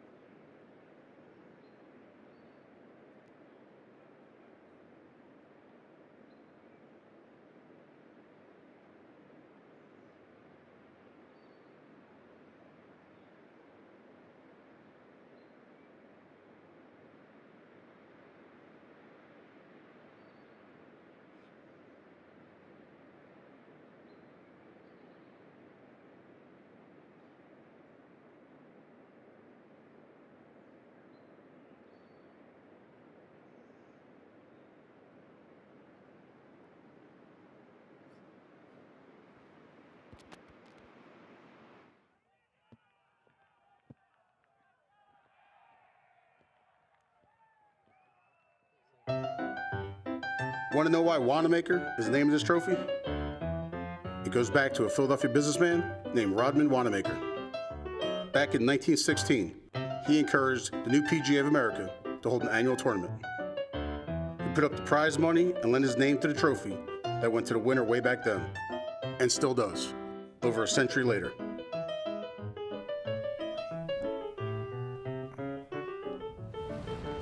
And we thank Rodman Wanamaker for this wonderful championship and this beautiful setting here. We appreciate Donald Ross for his design and Gil Hance for the updates about a decade ago. Eric Rothman, Mark Wilson, Joanna Coe rounding out day number 2. Featured group coverage will continue tomorrow morning, as we will get as much golf in as we can on our featured group coverage until our broadcast window closes at 1 p.m. Eastern. And then our good friends over at CBS will carry on for the afternoon. We have plenty of golf for you all to watch on this lovely weekend, the week before Memorial Day. As hopefully the weather this weekend will give some indication that we are indeed getting ready to start summer. It's about time, right? Feels like it. Seriously. I've gone through too many hand warmers.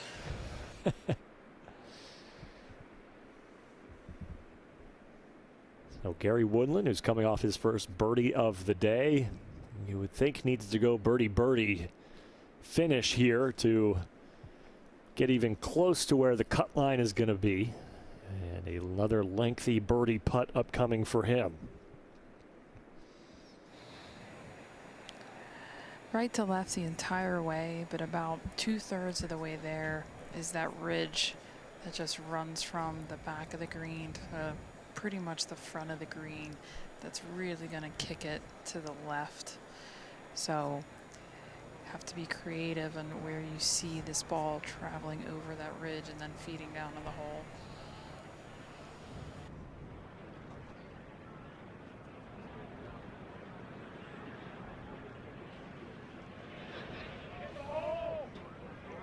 There's that ridge. Yeah, Gary Woodland's due. Oh.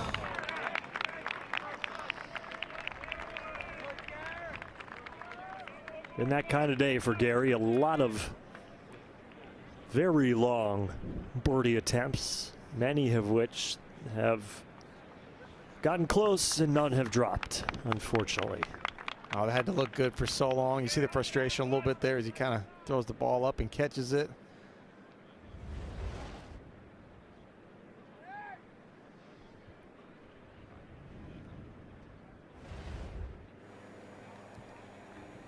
Jason Day paying close attention to Gary's putt. Similar here, a few feet shorter though. Just having to navigate this ridge in the middle of the putt.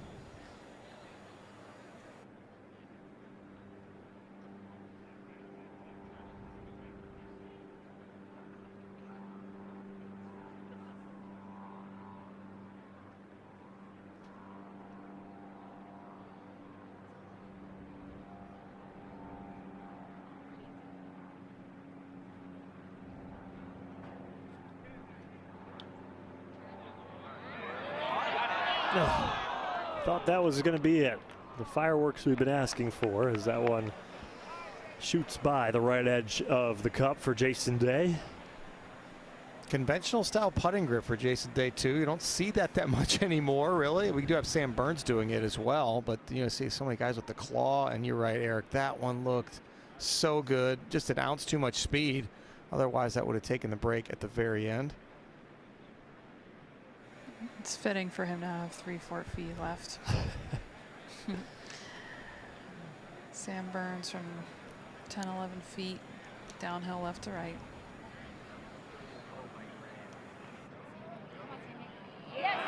There it is. Great Par save. save for Sam Burns.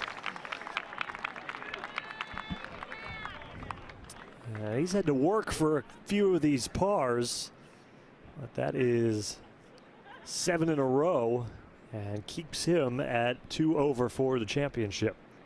That little knuckles from Gary Woodland too. He knows how big that is there, but just makes playing 18 a little bit easier.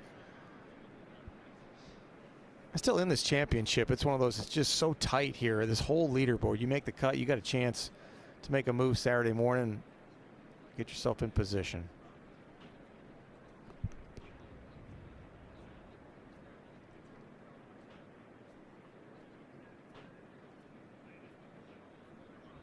Now Day, the comebacker for par. Steady. Clean hole for all three. Everybody walks away with a par to the final hole of the afternoon. And now 9 of 10 in that 3 to 5 foot window today for Jason Day.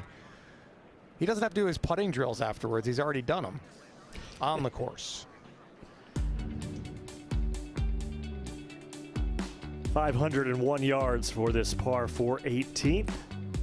A gradual incline up there. Guys are trying to hit it down that left side to avoid having that tree that you see about 100 yards short of the green kind of get in your way. Hole location in the back right portion, just 16 feet from that, or excuse me, 12 feet from the right edge of that green. Yeah, 12 feet from the back as well, but kind of a nice, inviting hole location to kind of land kind of a mid-iron into the kind of right center of the green there and use that slope you see in the back portion to kind of get a little bit closer to the hole, but still a very demanding finishing hole, over 500 yards. You see, about the same amount of pars and bogeys or worse today. Yeah, we've talked so much about the tree removal on this course, but that huge tree down the right side really can cause some problems if you do not hug the left side of this fairway off the tee. We saw a couple of our players in our featured group yesterday wind up on the right side and had to navigate around that tree. So we see the target line there down the middle left side of this fairway, Joanna. That's right. We want to just on that. Really the fairway is left of those bunkers if you think about it as a player, and the wind is off the left, so you kind of need to start it down the edge of the rough line. This is starting down the edge of that rough line. Yeah, perfect. Boy, he just kind of used everything he had left in the tank. That's 195 mile an hour of ball speed on that one. You seldom see it above 185 for all these players. He's not slowing down with age, Joanna. Not at all. Good for him. A lot of people rooting for him around here. It's been fun, and he's just a great guy.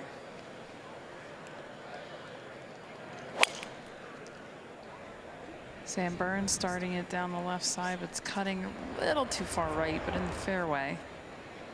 So could be a little bit of tree trouble, or if he's that close to the bunker, it could start lower than the tree. So we'll see. He's in the short grass, so that works. One of the easier fairways on the golf course to hit just because it is so wide. But just because you're in the fairway doesn't mean you got that clear shot. That's right.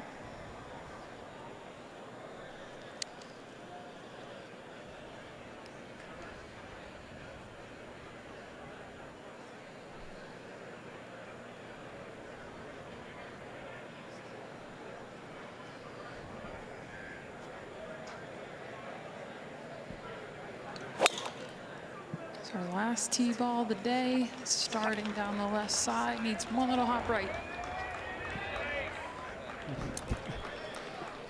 Didn't get it.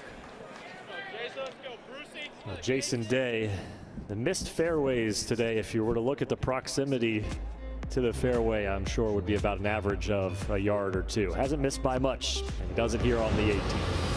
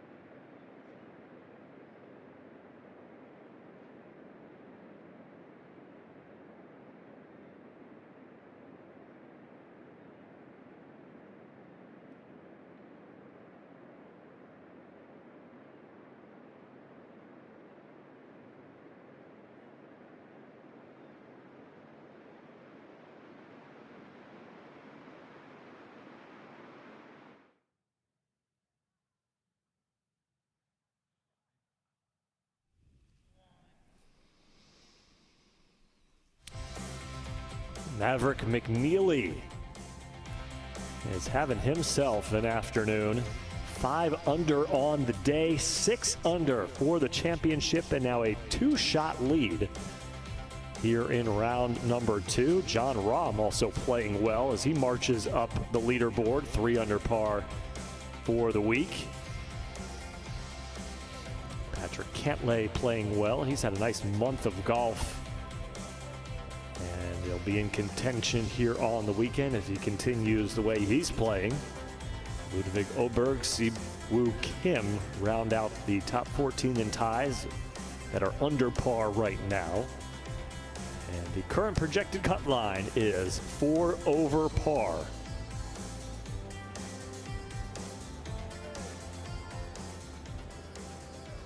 Maverick McNeely, a known aviator, who lives out in, well, he's from Northern California. I believe he resides in Las Vegas. Maybe can fly himself and the Wanamaker back home from Philadelphia if he wins here this week.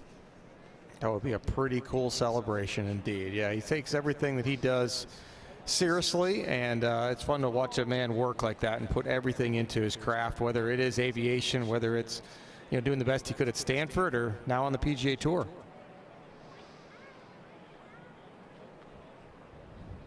Top 70 in ties will advance to the weekend.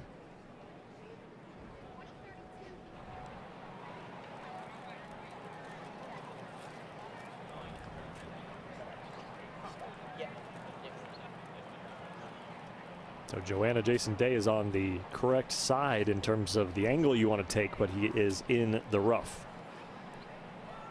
That's right, just 2 steps in, and this fairway was pinched. So previous Aronimink, this would have been a fairway hit, but not for a major. We have 206, but he has a nice angle. So, and the lie is okay. I'd say B+. He's going to be able to run it up here and try to get in the middle of the green.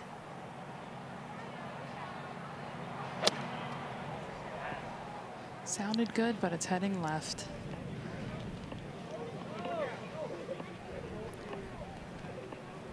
A lot of green to work with on that one, so shouldn't be too bad there for J Day to try to get up and down one last time. Let me guess, he's going to hit it to somewhere between 3 and 5 feet. So the Jason Day zone has been 3 to 5 feet. The Gary Woodland zone has been about 50 feet. And I think the Sam Burns zone, I guess, guys, would be what, a 15-footer for par? And I feel like that's been his zone today. That's He's right. had a few. So interesting with Sam Burns, he's so close to these bunkers. He's on an upslope, so when I was looking at this lie, it's going to make the ball go higher, so I don't think he can really mess with going under the tree. So I'm thinking he's going to hit a big cut. Oh, it just skirted the tree, hit a couple of leaves. Wow, that covered that bunker. And on safely. Well done by Sam Burns. Yeah, he didn't mean to be that aggressive. So Gary, with the 195 ball speed, has the best angle from 178. It does play up 7-8 yards from here. Wind's just off his left shoulder. Slight uphill lie. Typically makes the ball go a little higher. Well, Justin Rose eagled the 9th hole to get himself back to 3 over to make the cut. How about Gary Woodland holing this thing? I'm so optimistic. Come on, Gary, give us a highlight. That'd be nice. This is high ball flight, just left of it.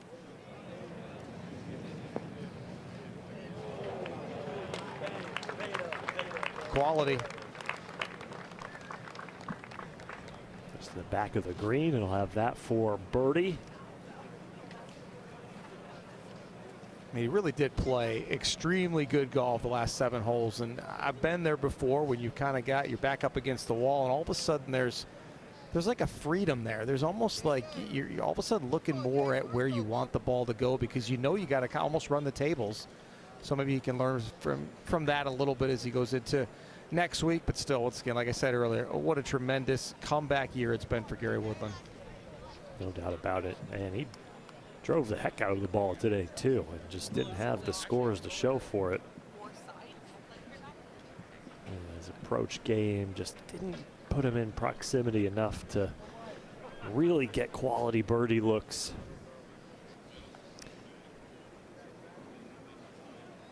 And it's been a fantastic day too here at Aronimink Golf Club in Newtown Square, PA. Jason Day under the ropes and in the gallery near the fans there on the left side of the green.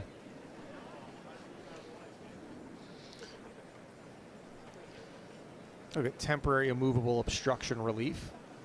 Since his ball, I believe if his ball's in front of that, then it's just easy. It's almost just like a normal obstruction.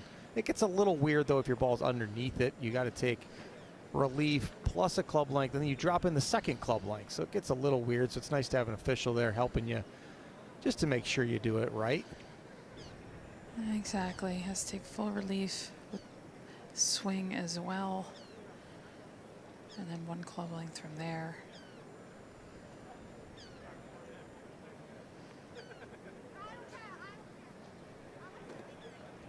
Apparently the ball did strike a little girl, but she's okay. She's smiling. She's got a good story. That's right. I'm thinking she'll get a glove or a ball or something, but always a little scary.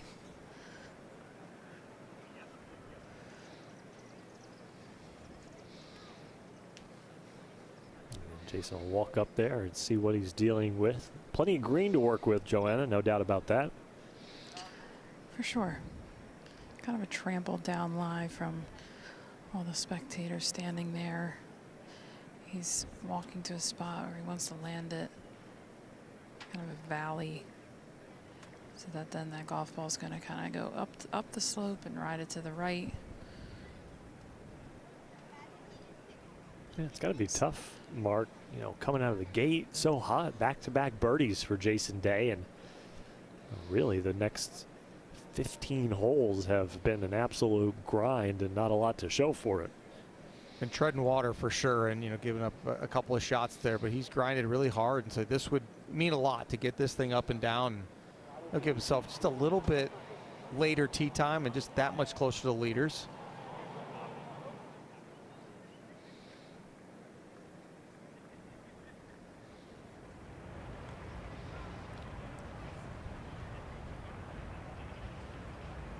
I think inside of really 12 feet is very acceptable.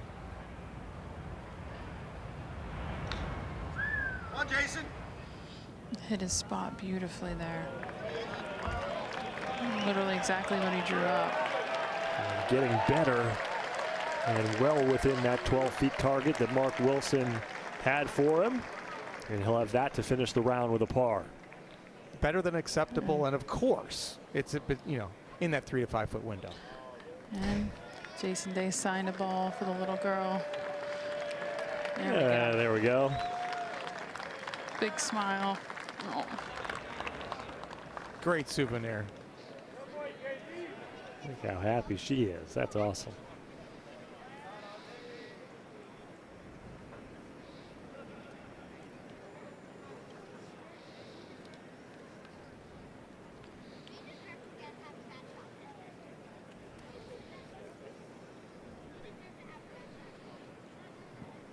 Sam Burns, one of 7 players to make the cut each of the last 7 majors. And he will be making the cut here this week as well. This for birdie here at the 18th. One of the straighter putts here.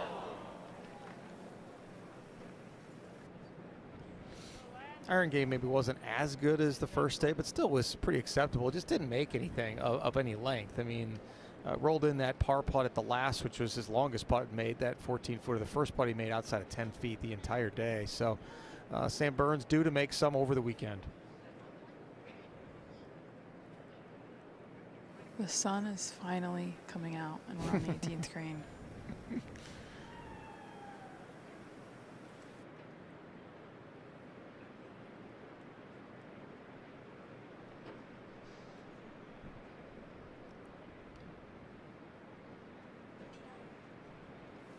Now Woodland for a birdie opportunity.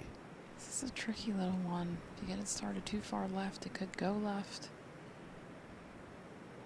Feels like it should come towards the front of the green. Yeah, it's a hard one.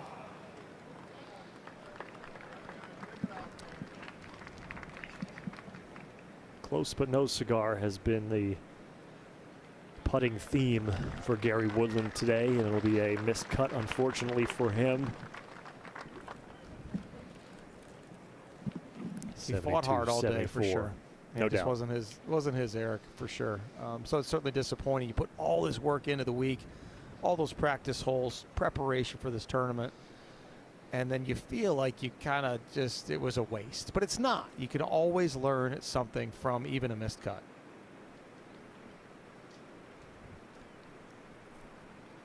And Jason Day would like to go out on a positive note here.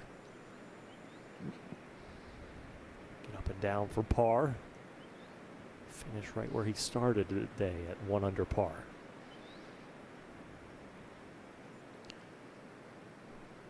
Should slide slightly to his right. This would be a great par to end it.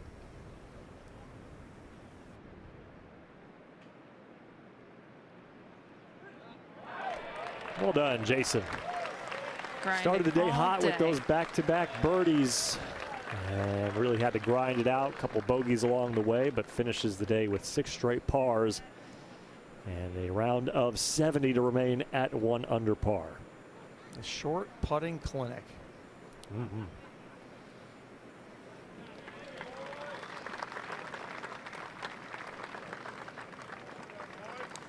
Burns knocks that in.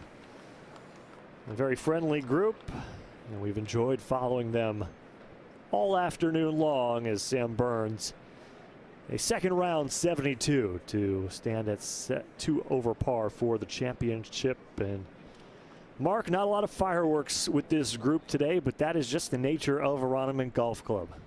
It is, and you see the embrace there at the end. That was one of those groupings that you see on Monday when they come out, and these 3 guys were thrilled to see who they were playing with.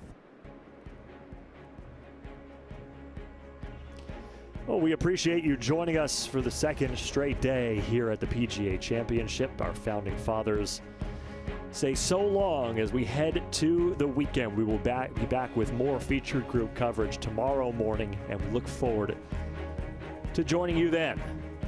For Joanna Coe and Mark Wilson, I'm Eric Rothman saying so long from the 108th PGA Championship.